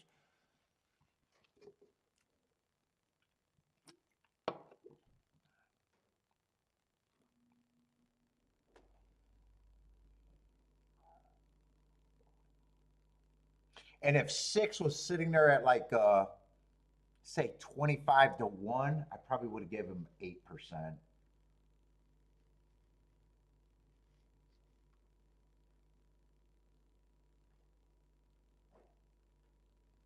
But I didn't have to. If you could get to him, I thought he was still going to be an overlay.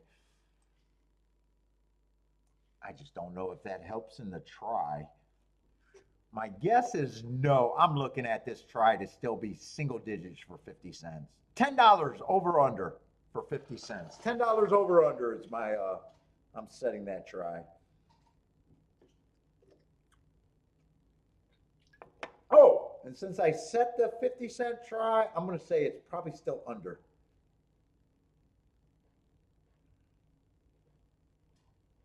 I'm going to say the people that tried to extend that exacta knew that they could only get to the 6 or the 2. I think they don't have any choices.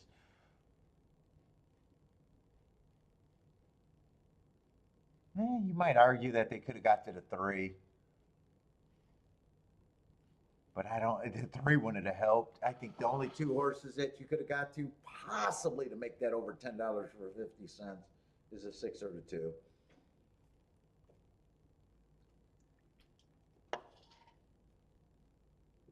What do you think I'm overselling? Well, I did say under on my over under. You think I said a terrible over under? I might have. I definitely think that it's under though. So I can still be right. I can still be right.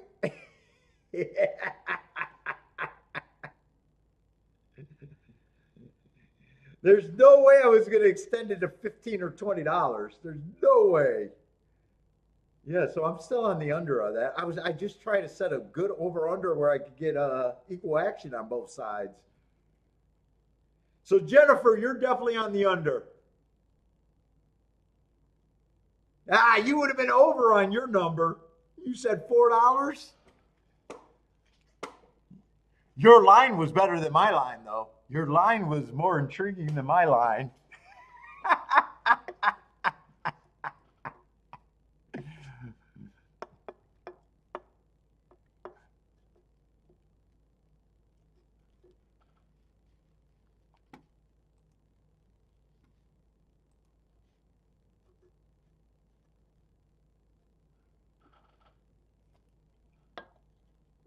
Ooh, and I thought maybe the superfecta might have. Oh boy, the superfecta is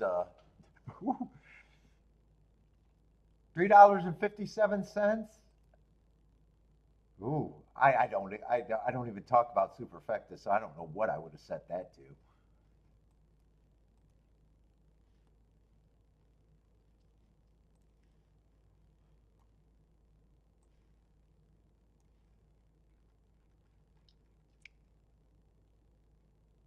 Oh, I was hoping this was a dirt race. Another torpedo route at the G.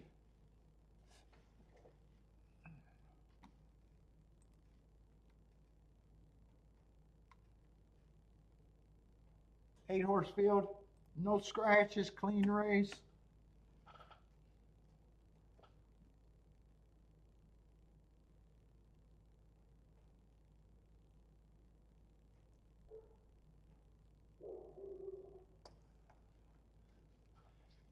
Can't make this stuff up.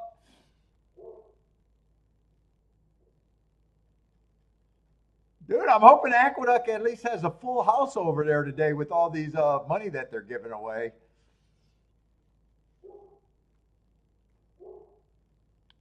Jennifer, what's the over-under on the crowd at Aqueduct today? What's that over-under of attendance?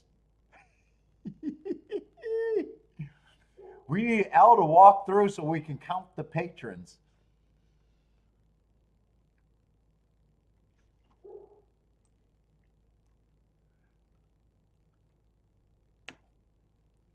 Just two people, Al and Vinny? Come on, there's got to be at least a couple more people. I'm going to say that's a bad number, Jennifer. There's got to be more than two people. Dude, that's a big place. How many areas are closed off at Aqueduct? That might be a game. That might be a game. How many areas at Aqueduct right now is sectioned off that you can't play in?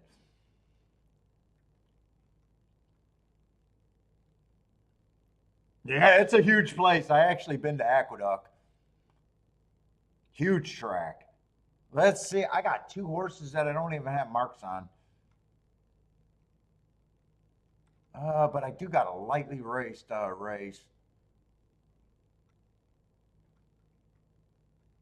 And probably on the murky side of a pace picture. I'm going to try to look up these two horses. Let's see. We got a wide open betting board, so people are spreading here.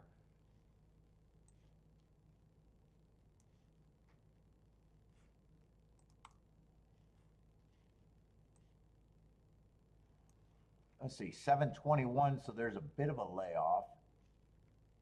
Let's see, I got to move this on the other side. Looks like that's just going to be kind of average, average, average. And the Kentucky Downs race, what is that going to look like?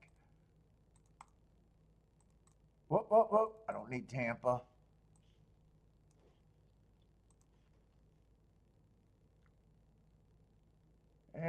What is that going to be? No. 9-7. 9-7. I'm looking up stuff backwards.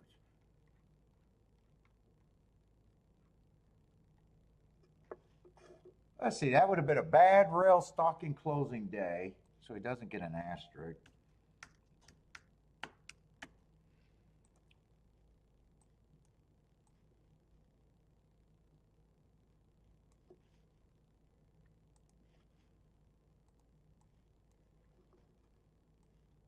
Just average, average, average.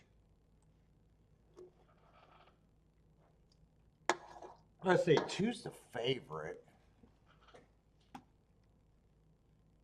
Man, this horse, depending on the pace, this horse is going to need a pace. I don't think he can do it on his own. Let's see, 2 races ago, I got a bad rail stalking day, so he would have got a ran against the perceived bias. But man, he just feels like a closer. I always in a field that's probably not going to have a ton of speed, and closers just need help. And I always say the worst bet in racing to me is a short price closer.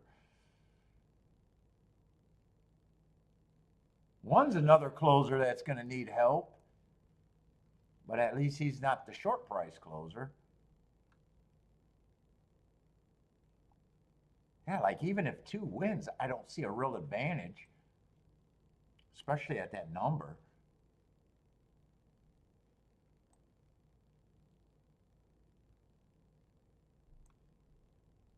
Yeah, 3's probably priced about right.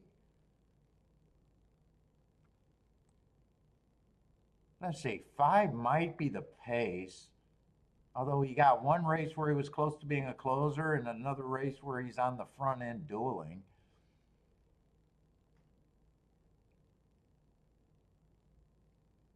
Four, I don't have a problem with it, but he probably just feels like 5 to 1 is the price.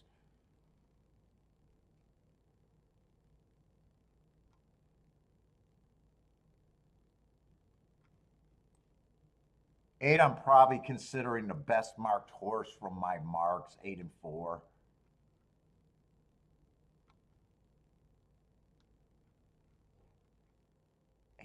Eight's another horse, just like the 5 horse that might be on the lead. He got one race where he was just slow, and another race where he was kind of on the front end on a fast pace. Yeah, I got no advantages here. I don't even know. I don't even know what I would. I don't even know who I think the chalk should be. One, I don't have a problem if he wins. Two, I don't have a problem if he wins. Three, I think he should be probably at that price, but it's not like I got a problem. Four, I probably think that's right around the fair price. Six, I don't have a problem if he wins, but 7 to 2 is definitely not where I would be on him. Seven's just a first time starter. That's the biggest price you can get to. And eight's probably a 5 to 1 in my head. I guess he would be what I consider an overlay there.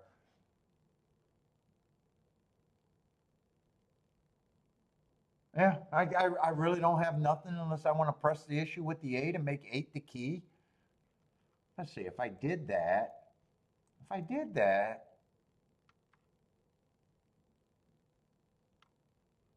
I'd probably be using a 2, 3, 4. I guess that's what I'm going to root for, but I'm not really interested in it.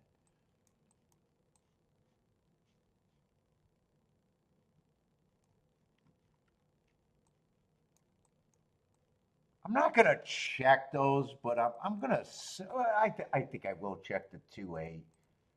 Maybe I would think that 2, 8 might not be able to be played. 2, 8 is either I drop the 2, 8 or play the 8. I got two choices with the 2. I either drop the 2, 8 or press the 2, 8. Or the other option is just to play 8, 2. To make that just a math, just to make my math right. I either press the 2 or just play the 8, 2. But everything goes through the 8. If the 8 don't run, I don't, wouldn't have probably wanted it.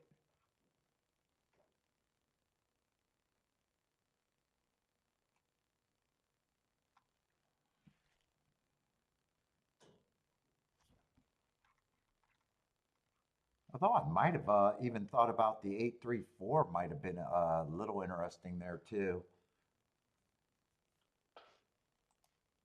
What is a 3? Well, it's just saying that I could have played the 3, 4. Yeah, those are both 34 to 1. That would have added 2 more combinations. I guess that's another direction.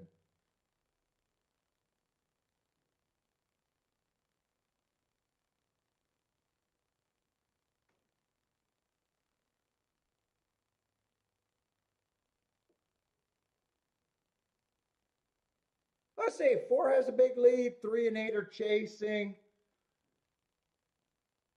I don't think anyone is that far back other than the 2. Let's say fast pace, so even the horses that are far back probably aren't eliminated yet because 23, 46, and 4 is a fast pace. If 4 wins this race, he's going to earn it on that pace.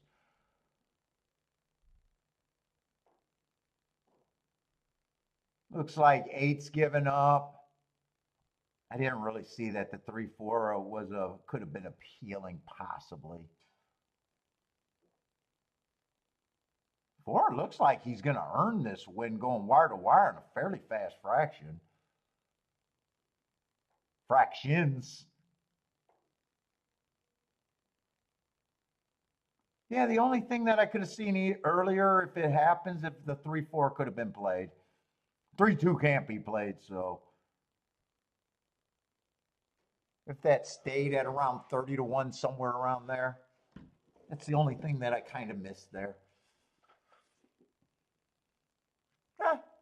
Not a bad job thinking, but I didn't write down the winning combination. I didn't see that possible as being priced out until too late. Let's see, 4-1 wire to wire, no problem with that. Let's see, Attila did call. Attila did call a speed favoring track on the Tapeta today. So far, that's been a good call.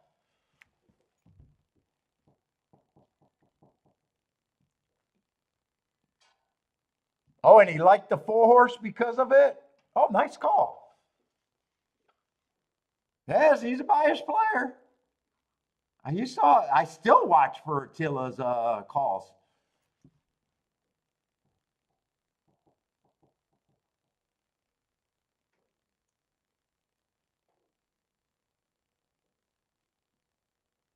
Yeah, he definitely earned that because 23, 46, and 4, that's a pace where I even said once that was the half, I would say even the closers weren't eliminated on that pace.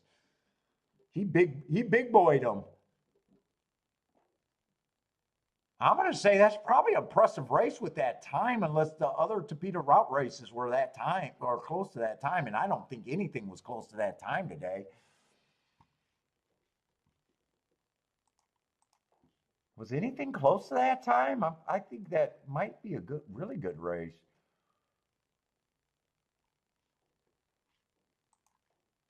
I think we had a few Tapeta races. I'm curious how good that pace was today. At a glance, I definitely think it was a fast pace.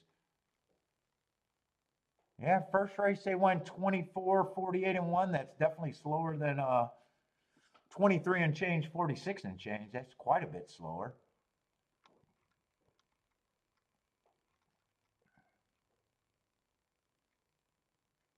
Let's see, that was on the turf. Yeah, oh, I think only one race to compare it to so far today. What's up, Gas? How's it going, man? Oh, that was a Todd Pletcher. Leave out Pletcher, leaves on the stretcher.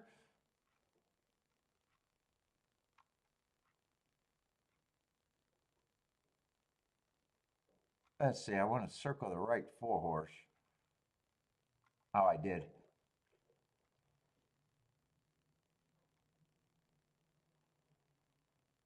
And him, I would have thought, I thought he was useful either way. I didn't think he was a speed horse. I thought if he won, he'd probably be a stalker here. I was kind of thinking that maybe the 5 and the 8 were the speed, possibly. Other than that, I would have said probably on the murky pace picture. 3, I would have thought would have probably came off the pace. 2, I definitely thought was a 2 and 1. I definitely thought were deep closers.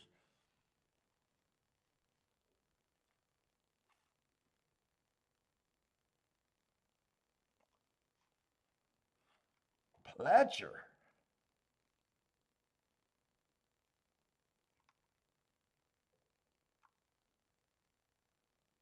And 6, I remember saying a 6 at 7-2. I was nowhere near that price.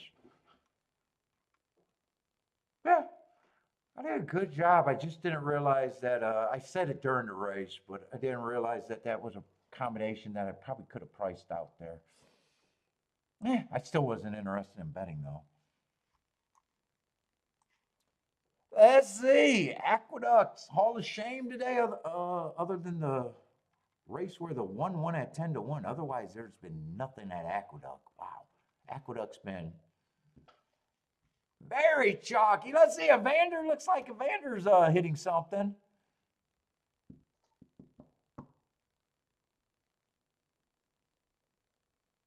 Let's see. The Duck. I think this is the biggest field we've seen at the Duck all day today. Last race finale. Let's just get rid of this. Oh, shit. How did I get rid of 2?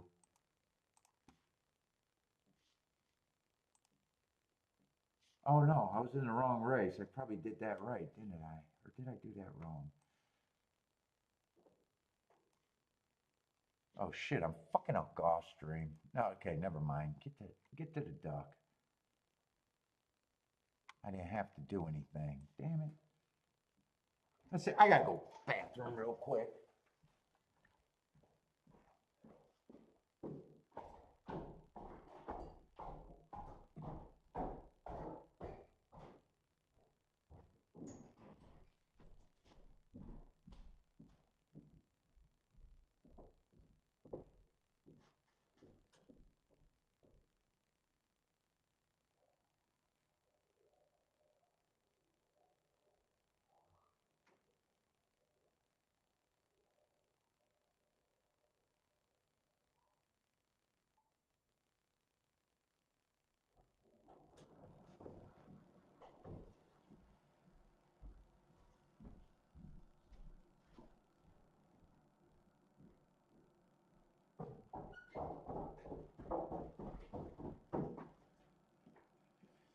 All right, let's see if the duck could have an interesting race today.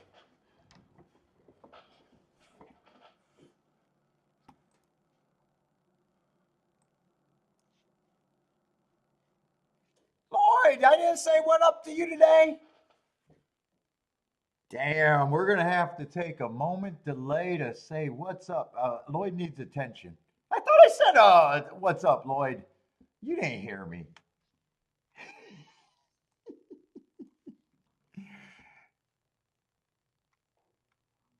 I'm pretty sure I said it. Lloyd, you gotta send me a super chat and then say that I didn't acknowledge you. You gotta send me money and then keep coming on and saying you didn't say anything, you didn't say anything until everyone in the chat room going, yes, he did. He did multiple times.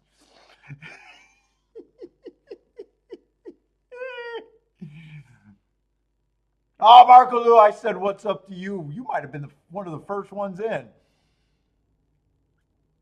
You guys are starting to try to make me feel bad. What's up, David?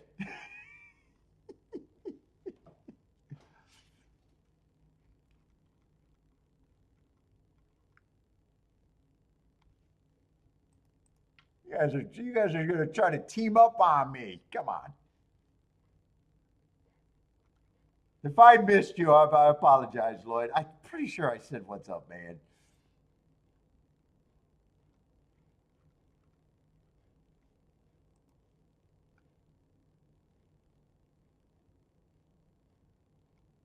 Oh, did you have a winner and I missed that? I might have missed that.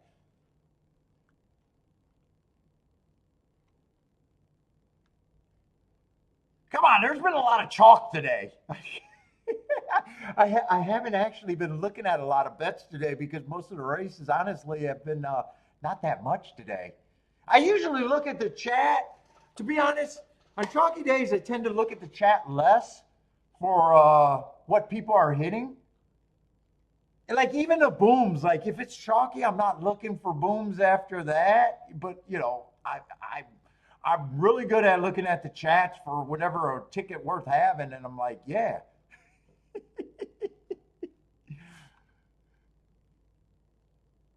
Those got to be shouted out. Tickets worth having. That not saying that you didn't have something worth having. It's just I tend to when it's chalky, I tend to look at the results less and trying to figure out who's hitting what. I mean, you could have still had a score perfectly played.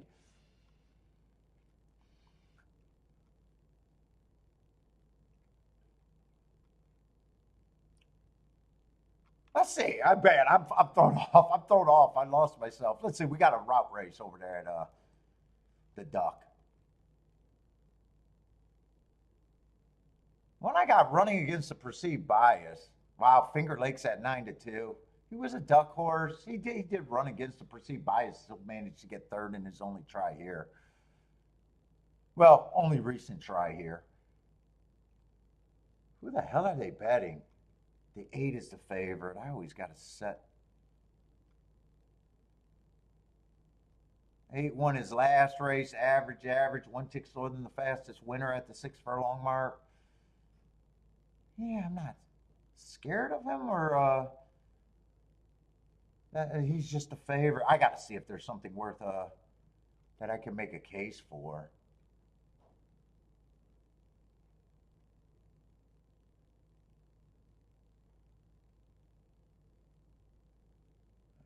9.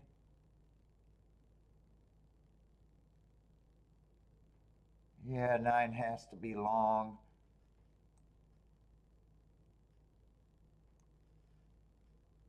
Ten got some eye-catching marks. Has speed, but he still feels like he should be on the longer side. Got a little bit of a class drop. Yeah, he'd still be a low percentage, maybe an. I don't have time here. They're already at the gate, and I haven't even started.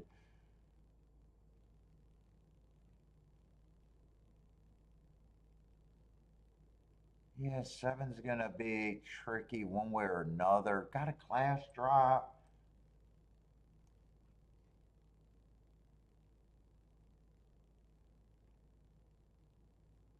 Six is hard to get to.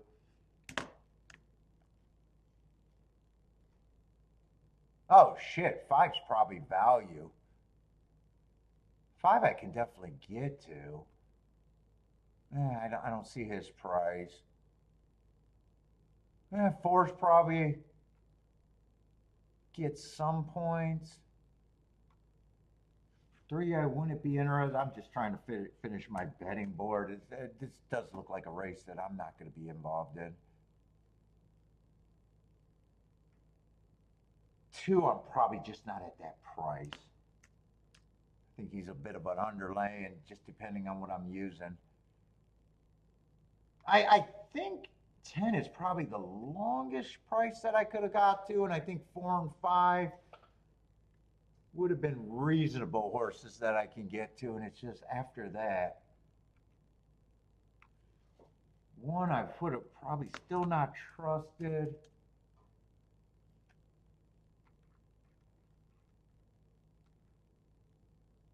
Seven, I'm not sure what I would have thought of the 7.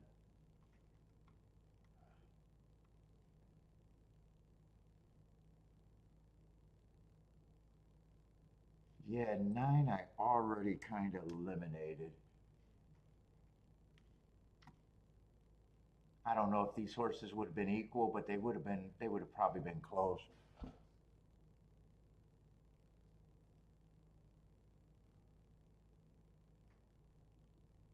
Five and 4 would have both been probably 5% for me, at least. Let's see, but 1's winning right now.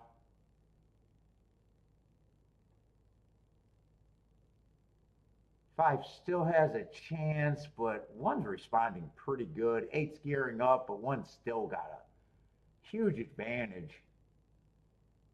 I can't tell if that's the 6 or the 4 coming late. It's probably the 6. Yeah, 1 I gave a chance to, but I still thought he was overbet. And 1-8 definitely doesn't look like a combination that I could have possibly loved enough to make that a score. That's probably just a good race. That I'm going to say Aqueduct was just a non-event.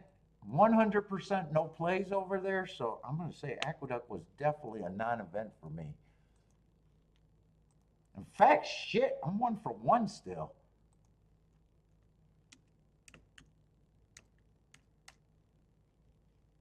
I'm 1 for 1, and we're already, what, in the late double at Gulfstream?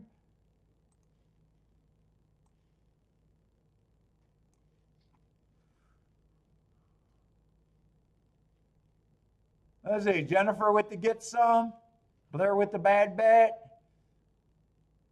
What did that exacta pay?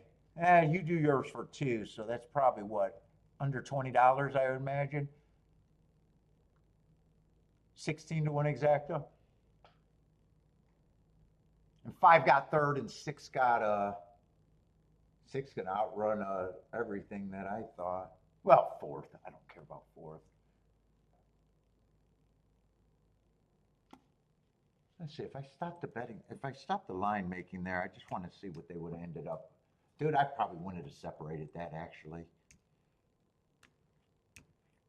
Or if I did, maybe I make the decision that the 4 and the 5 get 15%, but it really doesn't matter.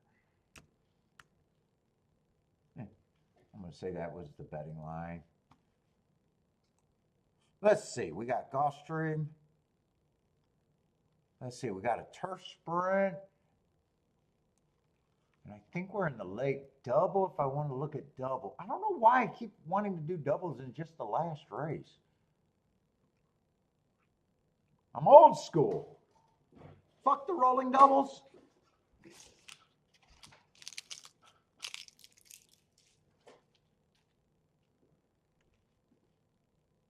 Oh, Gulfstream looks like a disaster. Wait a minute. You're telling me to look at a double boulder? I don't think this is a sequence here. Is this a 4-horse race that I'm oh, 5 horses. Yeah. I guess that's 20% better than a 4-horse race?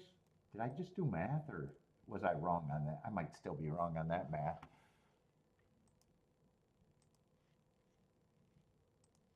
Let's see, what is a 9th race? Yeah, 9th race, there's still a full field, so maybe. Full field of 11, so maybe I could still look at a double. But there's a 1 to 5 here, so 1 to 5, in theory, you're not going to get a bump in the double if that's the winner. Yeah, it's a dirt sprint, but 5 still ends up in the 3-hole. It just turns me off. It just turns me off. You got to turn me on, Boulder, not turn me off. I'm turned off.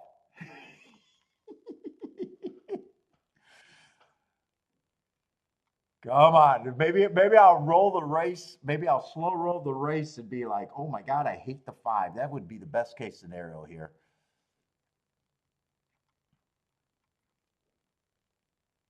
Let's see, 4 is out.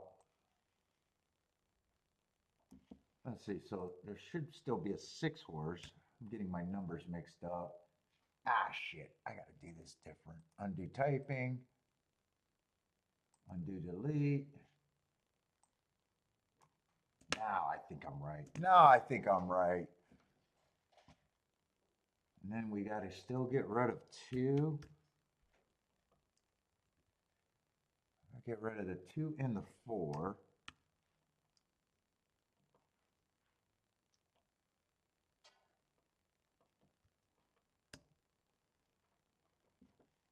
Let's see, if we were playing racing roulette right now, I probably would want the odds.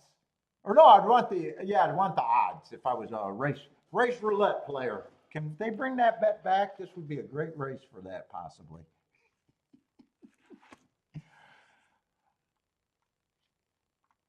There's what, three odd horse and 1 even? So this isn't, wait a minute, this is a 4-horse race. I keep thinking it's a 5-horse race. No, it is a 4-horse race. It's worse.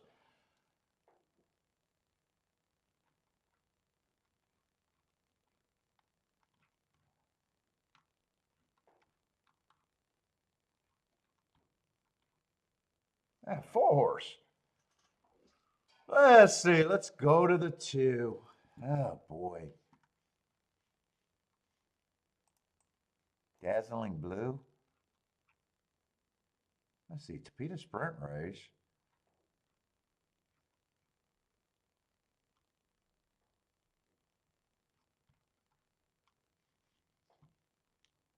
Yeah, you got some graded races there. Yeah, Fitz is a speeder stalker. Inside doesn't matter when there's only 4 horses. I think he ran on a bad rail last race. His losing conditions to me is just if horses get in front of him.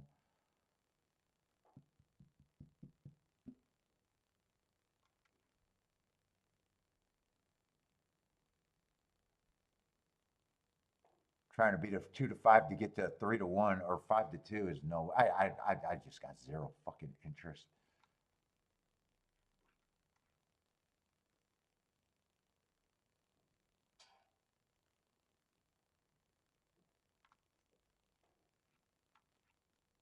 Three and 1 might be able to get the lead. I think that's his losing condition if 3 or 1 can control the pace, but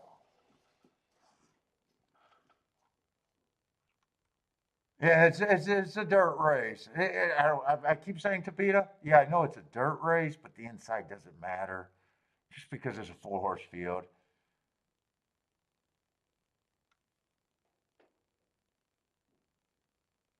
Yeah, and then if you try to beat the 5 in the double, you might as well fucking not even handicap and just take all and hope you got value in the next race. Yeah, I'm just turned off in looking at this race. I'm going to look at the next race because that's where the handicapping matters.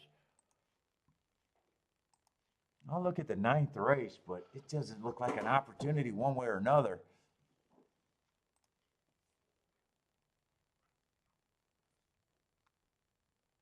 Well, let's see, and then in the exactas, if you're playing the 5, you got to definitely beat the 3.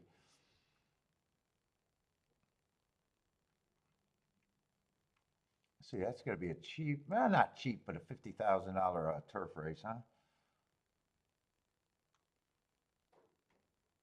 I do like the hearts on the 2. He should be a long shot, 15-1 morning line.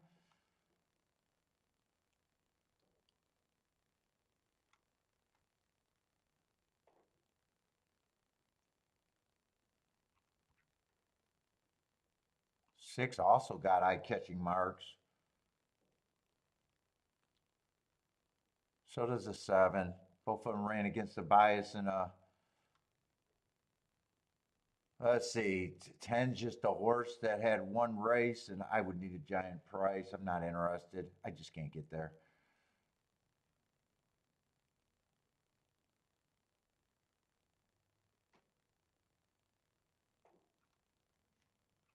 God, that's kind of a questionable race if I'm even going to like that race.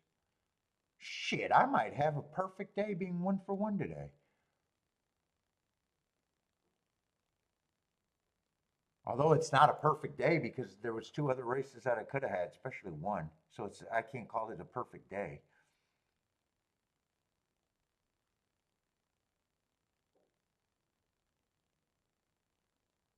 Pretty perfect.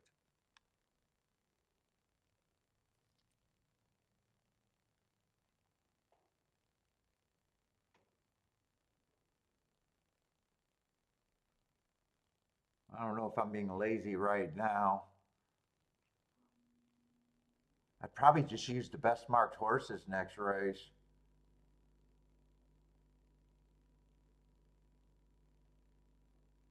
Oh, I'm wondering what this blue mark is. That was just me putting the P there for early pressing. That just disappeared.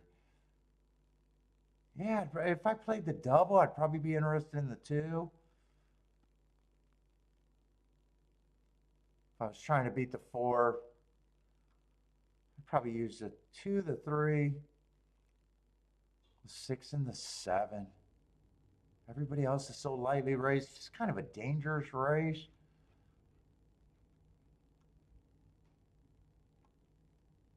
I'm I might play that or I might not. I don't know, but I do know doubles. I'd probably just be lazy thinking about those 4. Let's see if they make sense. They probably make sense.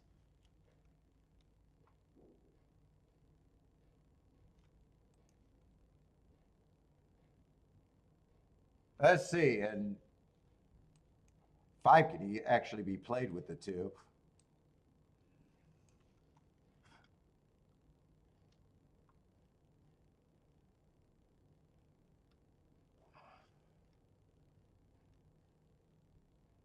5 could be played with the 2 and the 6.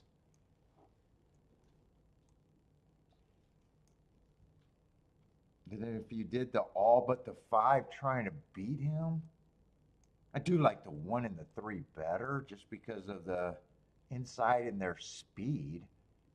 I either take the all there, or not the all. Well, I don't know. I don't know. I'm seeing how many combinations here. Let's see. That's the start of a 12. I don't think you could do all of them. I don't think it's paying enough to do all of them and still be my math. Because that looks like 12, 13, 14. No, you got to make decisions.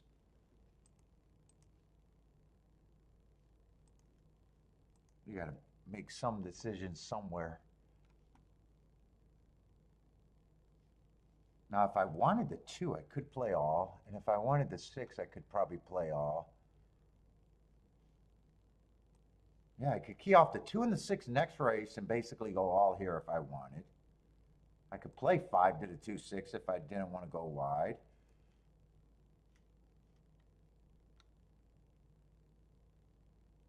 Let's see, 6 to the 3 in every scenario. I would not have 6 to the 3 in every scenario. That's only paying 13 to 1. 6 to 6 you would want, 6 to everyone else you could play. But 6 to the 3 would have to be let go. And I guess if I just wanted to key off the 1 and the 3, I could play 1 and the 3 to everyone that I want.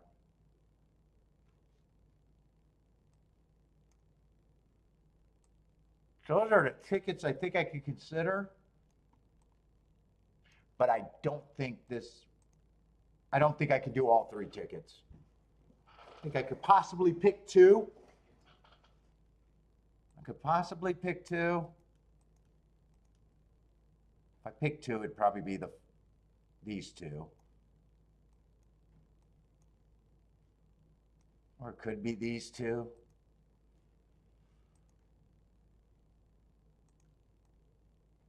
Oh, the other ticket was just king off the 2 and the 6.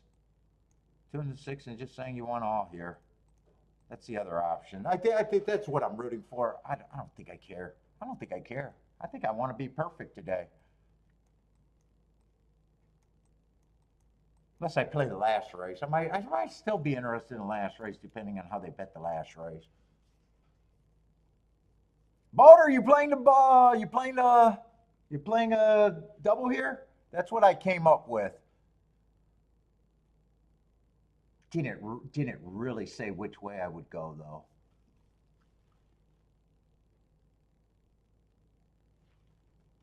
Or maybe I would take this ticket, get rid of this ticket, and pick between this ticket and this ticket, maybe.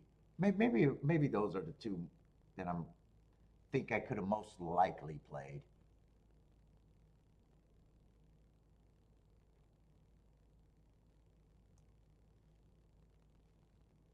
I'll throw out this ticket. Because if I key off the 2-6, I don't know why I just would do the 5. Maybe I'd press the 5 there if I did the all, press the 5. That's just all. Maybe I would press. So maybe I think these are the 2 that, to me, are probably the most appealing.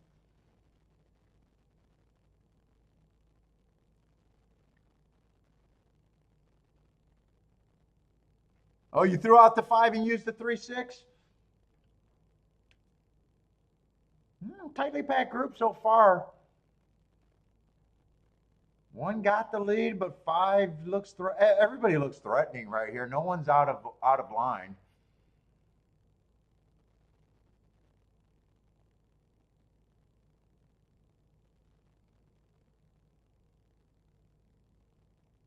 So I definitely prefer if the 3 or the 1 wins this race, obviously.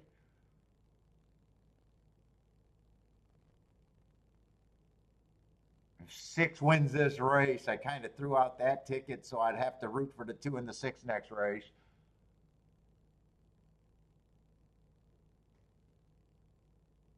Ah, nice call. Boulder, nice call.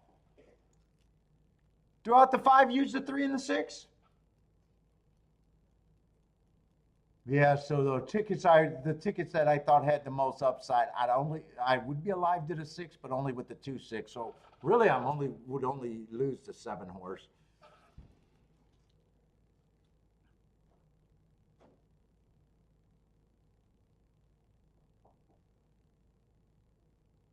Six, 5, probably 1-3, 6-5, 1-3. Tightly pack. I would say that's an exciting finish for a 4-horse race.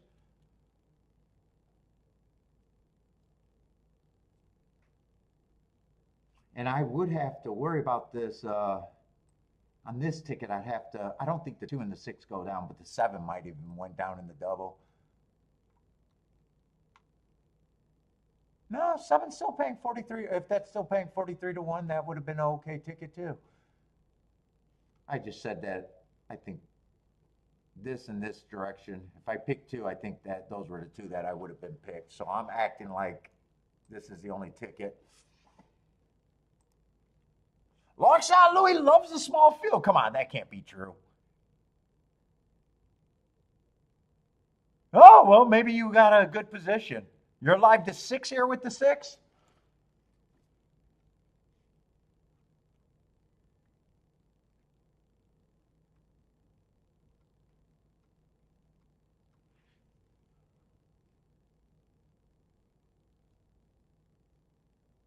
Attila's booming. What did Attila hit there?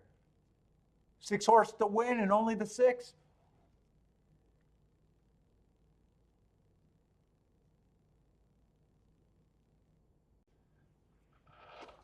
Uh-oh. For the last race.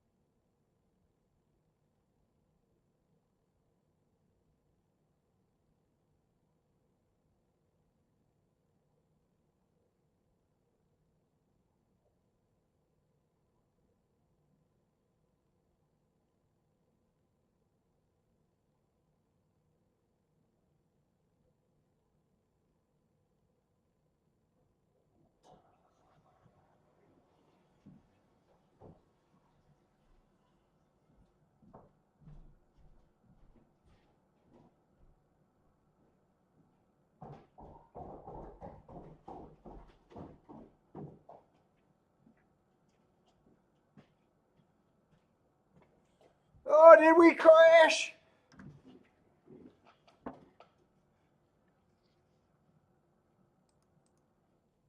I hope we didn't crash because I don't want to restart for the last race, but I will.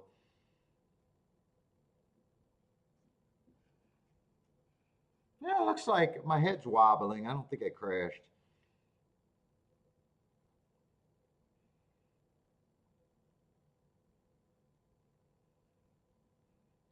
Oh, by the way, what's up, Ryan? I didn't see that retracted message earlier.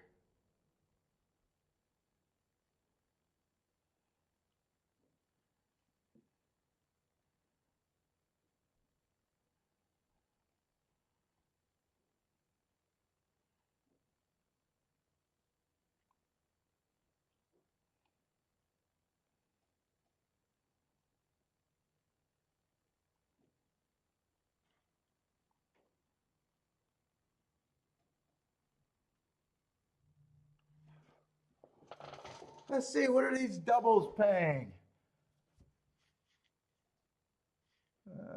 Let's see, they could have went down. I wouldn't be shocked if they went down. Let's see, Will pays.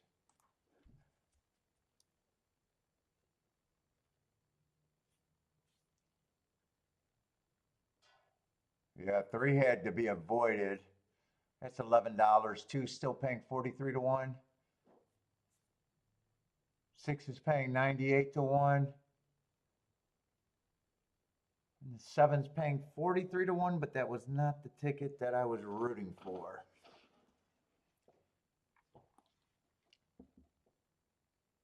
Oh, wow. They are really going to bet this 3 horse, huh?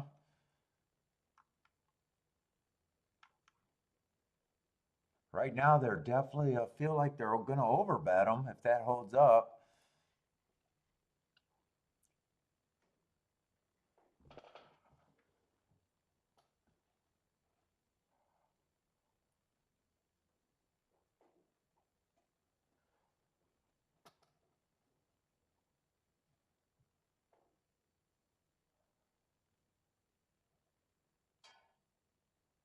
Let's see, your worst double, Long Shot Louis' worst double is 45 to 1, and the best double is 100 to 1. So let's see. You're not alive to the 3.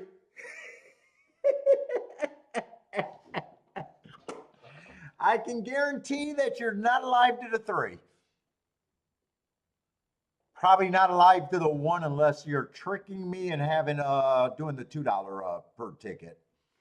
If you're doing them on a dollar-based ticket, let's see. You don't have the 3. You don't have the 1. You might not have the 9. And you probably don't have the 7.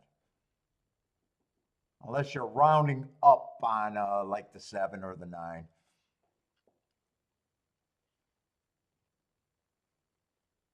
And you could be rounding up because the worst double, the only double that I see, there's no $100 double other than the 10, which would be rounding down. So you could be rounding. Or you could be tricking me completely, rounding and doing them on $2 base tickets. Okay, you're going to make it easy. 26758. 26758. Good luck, long shot, Louie. I'm definitely rooting for the 2 and the 6.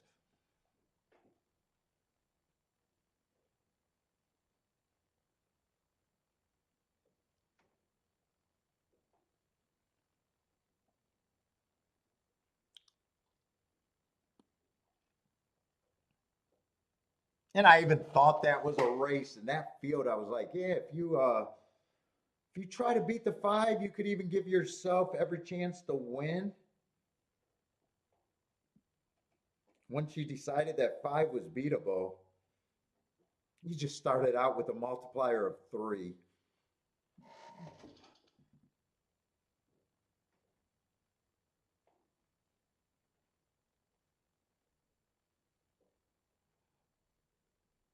Oh no, I was handicapping. I don't double like that. Papa, oh, at my server house. Oh, I can't throw a party at my what was it? The Oceanside mansion with the helicopter pad and the yacht parked in back. You think I'm throwing a fucking chat room party there? That's just for my workaround. I'm not even sleeping there. I spent that money just for a workaround. I don't know, Steve. I don't know if I'm betting the last race or not. I might be forced to. I'm kind of happy with my day, actually. I'm really happy with my day. I don't have many 100%ers.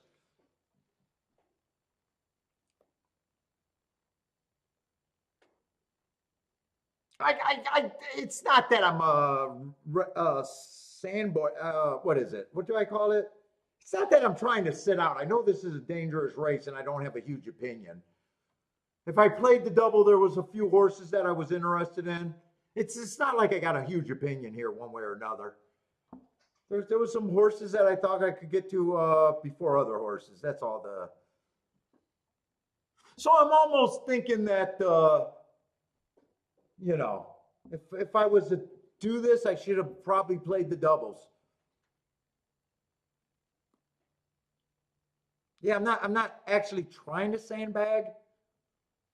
Like even that good opinion that I had that could have made me 2 for 2. You know, it was a tough. I thought that where I could have got, but it was a dangerous race.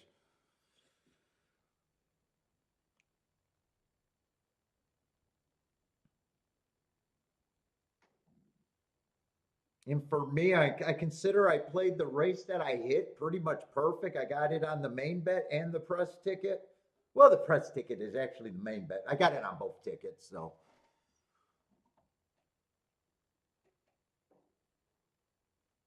Although, you know, 2 at 7 to 1 is not going to be all that tempting one way or another, but 6 at 15 to 1 and 9 at 12 to 1, you know, they might draw me into a dangerous race.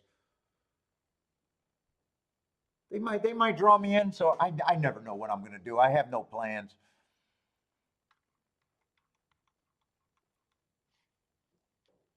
Oh, Markaloo, the pick 4 and pick 5 are paying pretty good. The worst pick, the worst pick 4 you could get to is $300 with the chalk, and then there's they're substantial. The next pay raise is a 2, and that's double, and then everything else is over $1,000. Ooh, what made the pick 5 so good? The worst pick 5 you could get to is the same 3 horse. Yeah, the pick 5s are definitely $4,000 is the worst pick 5 you can have. What was that sequence?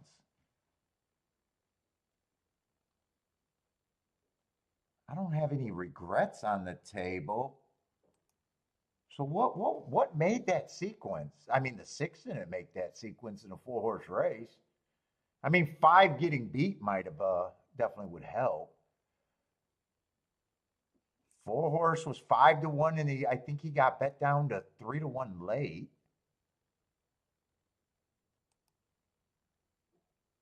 Another 3-1. Wow.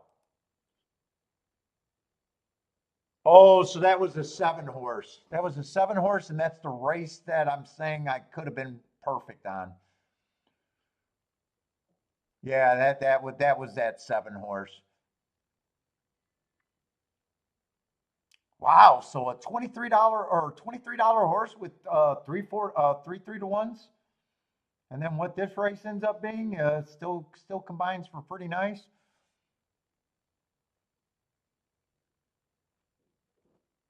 Although all of those races were tight,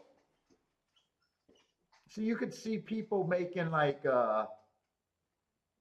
even though none of those results sound that hard to get to, the nature of the races were probably made it harder to get to. Like, as you're spreading out a horizontal ticket, you could make a lot of mistakes there. And that's probably what happened is people either didn't have the 7, or if they had the 7, they overplayed the 5 in the last race. It's probably what happened.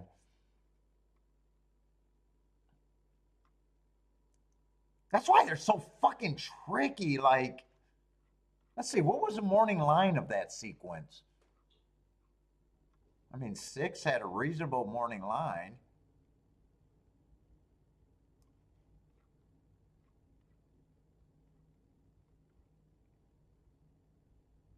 Six would have been third choice on the morning line in the race before.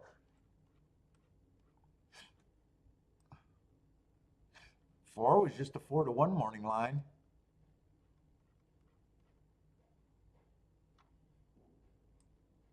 7, wow, that doesn't look like, unless good players were saying, hey, I can't have a 3-1, a 4-1, and a 4-1. That's where I would have made the mistake.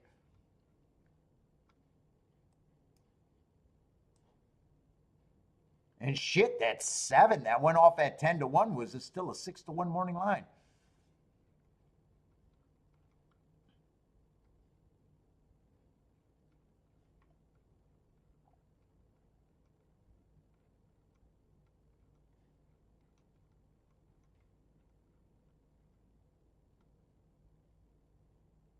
Five you could definitely see being way overvalued in the pick 5 too. Maybe the vast majority of the ticket overplayed that, and even though 6 is like second choice on the morning line after the scratch, 5 was such anti-value maybe.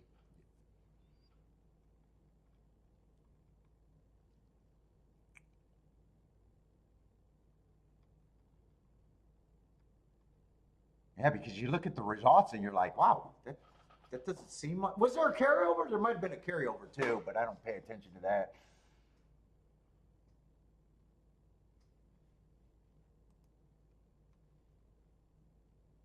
Yeah, and that 7 in that 10-1 7, he was and I even said, I was like, I can't believe the public's not all over him, because he was the like benchmark brisnet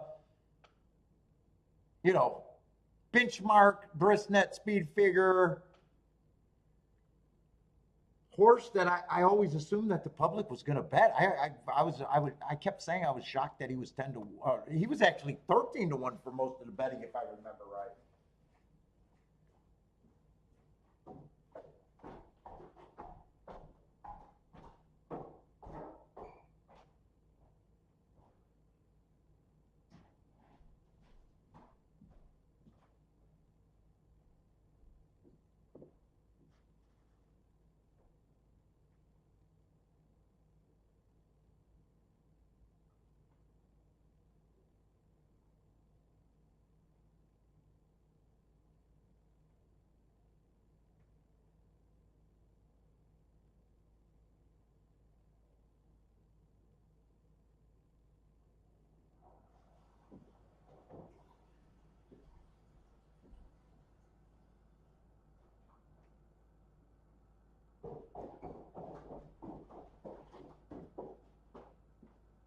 Oh, and on the other side, didn't in those other 3-1 upsets that didn't look that, did they settle on a giant favorite in those three? How did they bet those races? Yeah, no, two was just 5-2. Two was just 5-2 when the 7 beat them. Oh, I thought maybe they overplayed some. Let's see, seventh race. When the 4 won, 4 was actually second choice, and again, the favorite wasn't overplayed. He was just 5-2. Yeah, it's funny how that works out sometimes. Yeah, looking at that, you wouldn't think that those paid unless that's a lot of. Well, even with carryover money, you wouldn't think they were that big.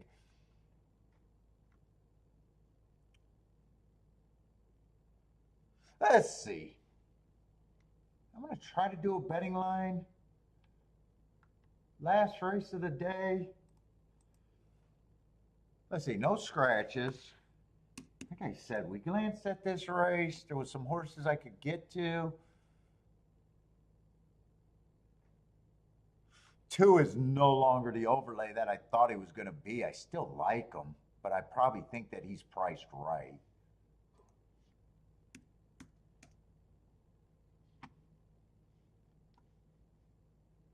One, I have no problem if though, and I think that's what this race is going to be, a bunch of horses that I think are all a pick 'em. One, I got no problem with him being 5-1, and he's right now the overlay, but that was not a horse that I was interested in the double. 3, I have no problem with if he wins, but I don't know where his huge advantage over this field comes from. I wanted to play him in the double. Well, I would have used him with the 1 and the 3, but not just couldn't have used him with the 6.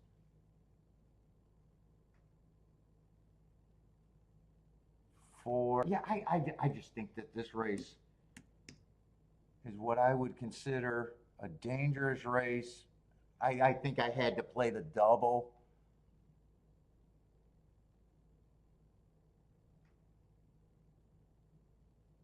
Five, I don't have a problem with he wins, but I think that's most of the horses in this race. 6 just feels like value to me.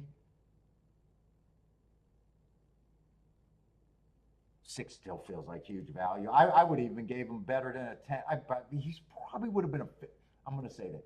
He would have been probably the same 15% everyone else. I'm putting 8% because he's an overlay, but that's definitely a horse that I'm rooting for, without a doubt.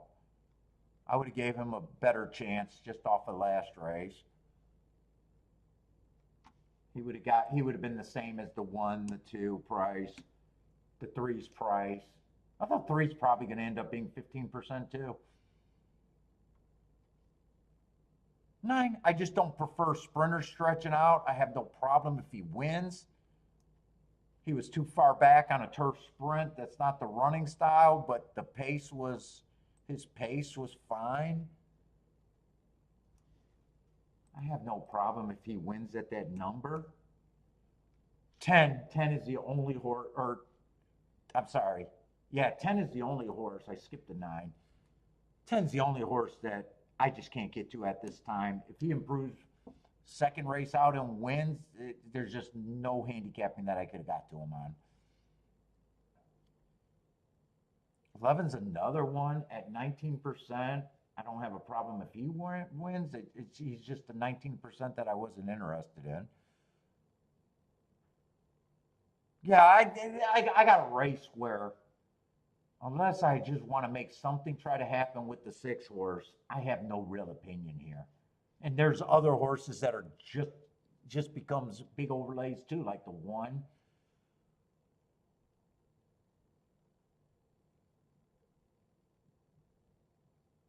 That I wasn't interested in.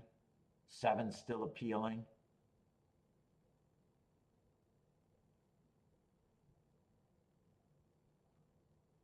8's still considered an overlay. even though that's an overlay that I'm not interested in. 11 is going to be an overlay, even though that's the one that I'm not interested in.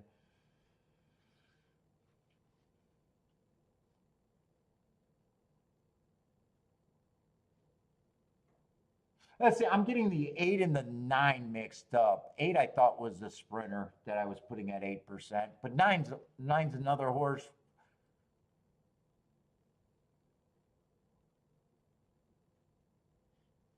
That I have no problem with, has every right to improve, was 1 tick slower than the fastest winner, average slow before giving up. He can improve.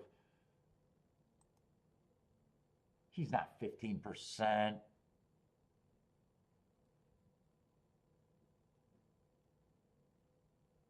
Yeah, I think he's a little over bet, but I don't have a problem if he wins.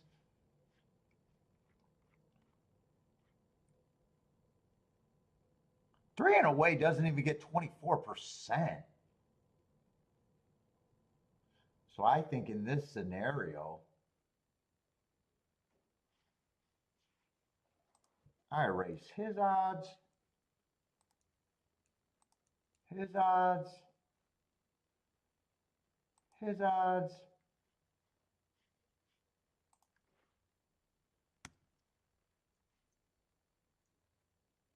Doesn't change much.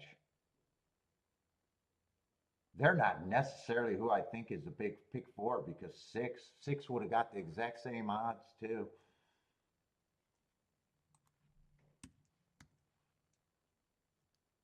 That's going to be my betting line though.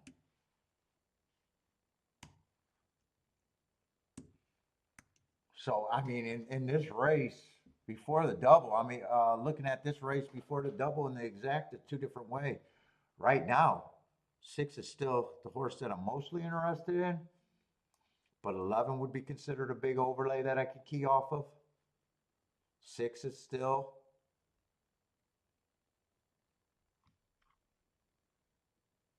Eight's another huge overlay based on that.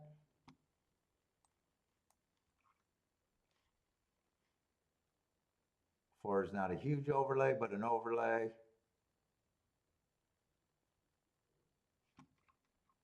Yeah, and you know, depending on what I do, I would still be using the 3. I would still be using the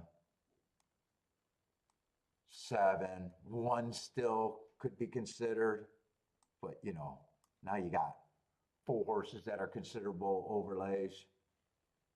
Yeah, I just don't need it. I'll go out 1 for 1 today, and that's it. Had a good time on the show.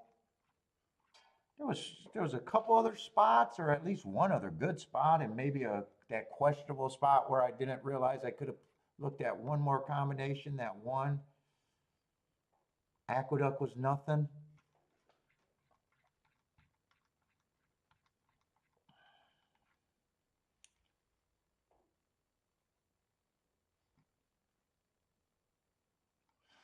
Oh, two. I would still have. I keep forgetting about the two. Two. I would still have to. So I'm rooting for that 2-6 double. By the way, I think that was the ticket that I could have played. And 7. So, dude, I got 4 overlays. I still got 4 horses that I'm interested in. There's just no reason for me to fucking try to bet my way into more. More than likely, I'd be betting my way into last. I guess if 6 outright wins, I'll feel like a little sissy, but he's the only one that can make me. Even the 11 outright winning would not make me feel like a sissy. 6 is the only horse right now that can outright win and make me feel like, ooh. So I'm going on record that that's as far as I'm going. No bet for me. What's up, Christopher? How's it going, man?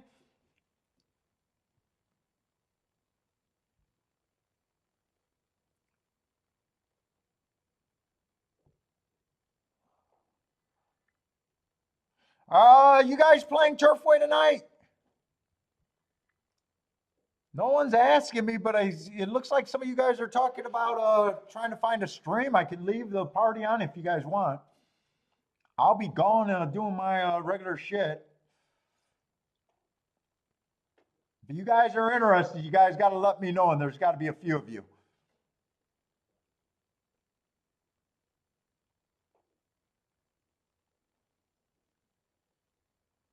Boater says I can leave it on.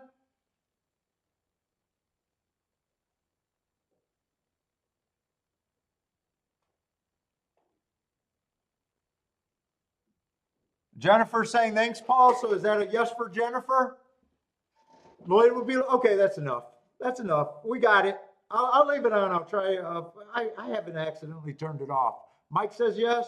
That's enough. We okay. Yeah, if you guys are interested, especially Turfway, I've been enjoying just coming on and doing my boring research. If I jump on, I don't know, we might be going to Costco. If I don't go to Costco tonight, I'm going on a walk, doing my workout tonight. So yeah, I'll leave it on. I still enjoy keeping an eye on you guys having some hits.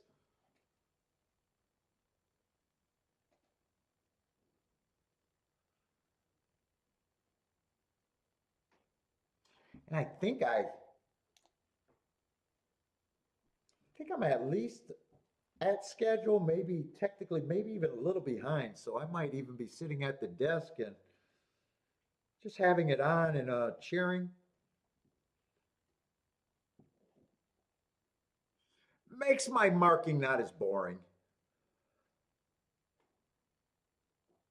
Yeah, so 6 is the only horse that would make, if he wins outright, would make me feel like, yeah, you probably should have did something. Outside of that, I'm just content with a very nice day. 1 for 1. That doesn't happen enough for me.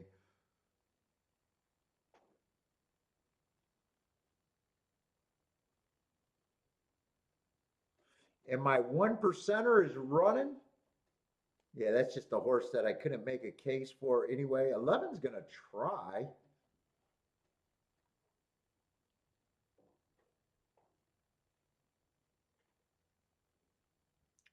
Two's in decent position. It looks like everybody's kind of probably, no one looks out of whack right now.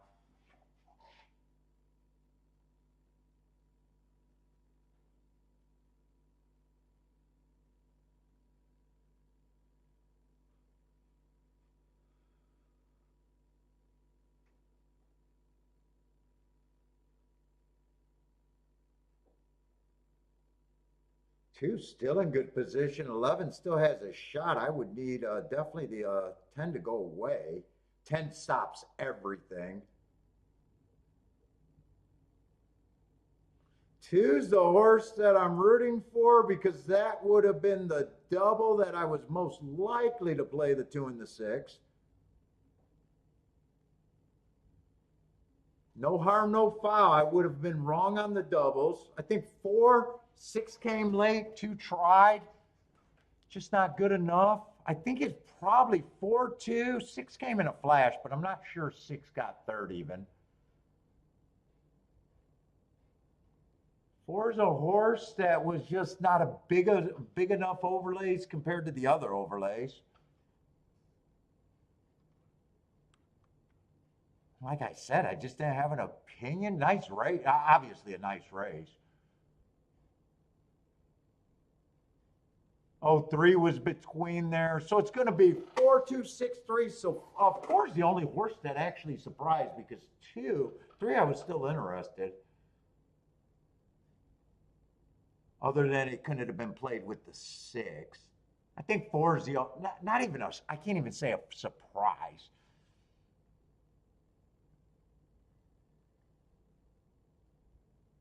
That's a nuts for long shot, Louis.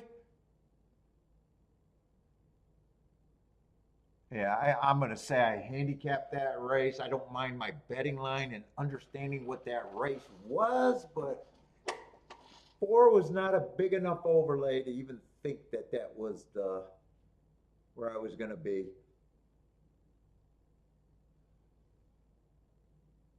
He would have been a 3-point overlay, and I think there was a whole bunch of horses that were double the price or close to double the price. 6 and 2 didn't run back. Although 2 should have never been that 3-to-1 price, but in the double he wasn't.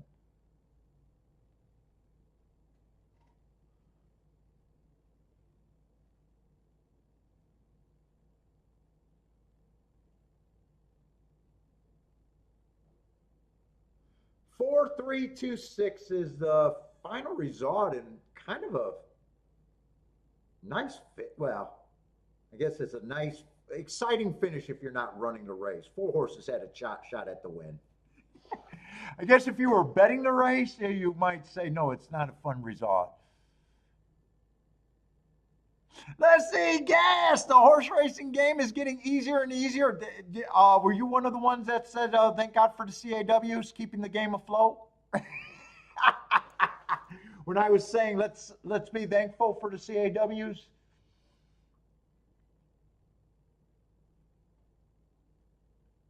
Yeah, I was reading that paddock report, and okay, they're making up 55% of the bets. They're supposedly winning. I don't know to what degree. Yeah, they're winning with their rebate. They're willing to lose, so I don't know how that's negative for me, even though they get a rebate, because I believe, like, if I ate at an Italian restaurant every night, I would expect for them to take care of me and give me a discount like any other business. If I was a t-shirt seller and I'm buying in bulk, I would expect to get a better price than my other competitors who aren't buying as many t-shirts. I didn't see the real gripe with that. And my laughing is, if I'm doing good, I'm not scared of the CAWs.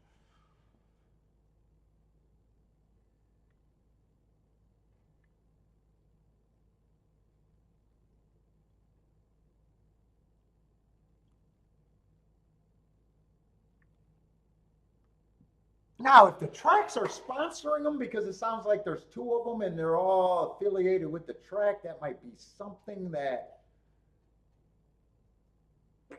And when I read the article, so it's a Lead Club and another one, and they said they're all individual with individual money. So is it just that group that are taking all the money, but that doesn't mean they're all got the same success? Or is it one pay boss? And it was so unclear that I still don't know.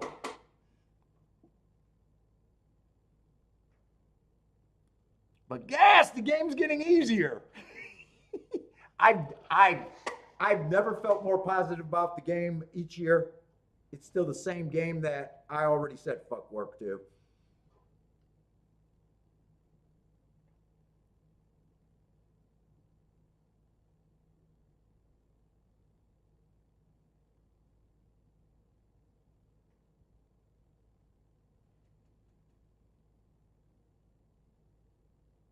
The funniest thing I seen is they bet 10,000 combinations in a single race, only won because of their rebate. And I don't know how the thin is the in people that can complain that their theory is thin as you're in, and they're worried about the CAWs, because 10,000 unique combinations does not sound scary to me.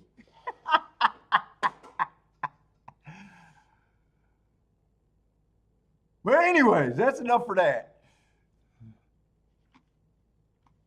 All right, I'm ducking out. Oh, wait, I'm going to leave the show open. I'm going to leave the show open, so have fun, hang out.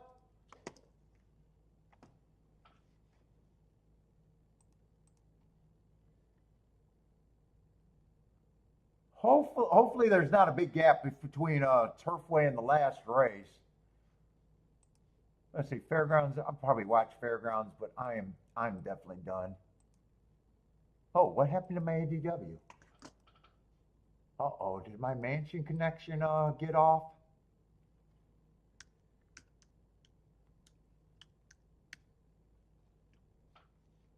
Let's see if I can access that computer.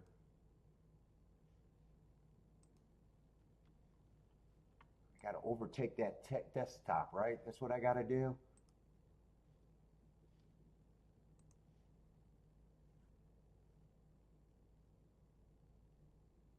I'll watch the last race at Fairgrounds. I'll leave the show on, but it's going to be an hour. Hopefully there's just races in between where people just don't leave. If I come back in an hour and no one's on, I'll just turn it off, I guess.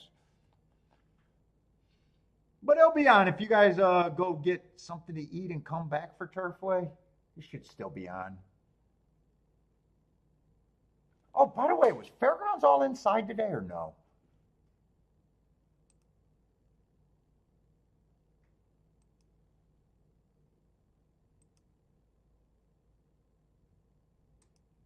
Yeah, it looks like a mix. Yeah, they had a lot of chalky nonsense over there. Let's see, 8 won this race at 9-5.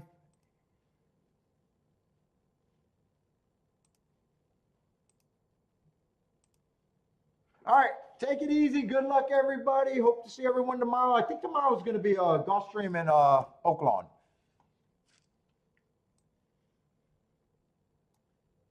Bodrick's booming. Let's see. I don't want to shut it off. Hold up. I almost shut it off. Just killed it.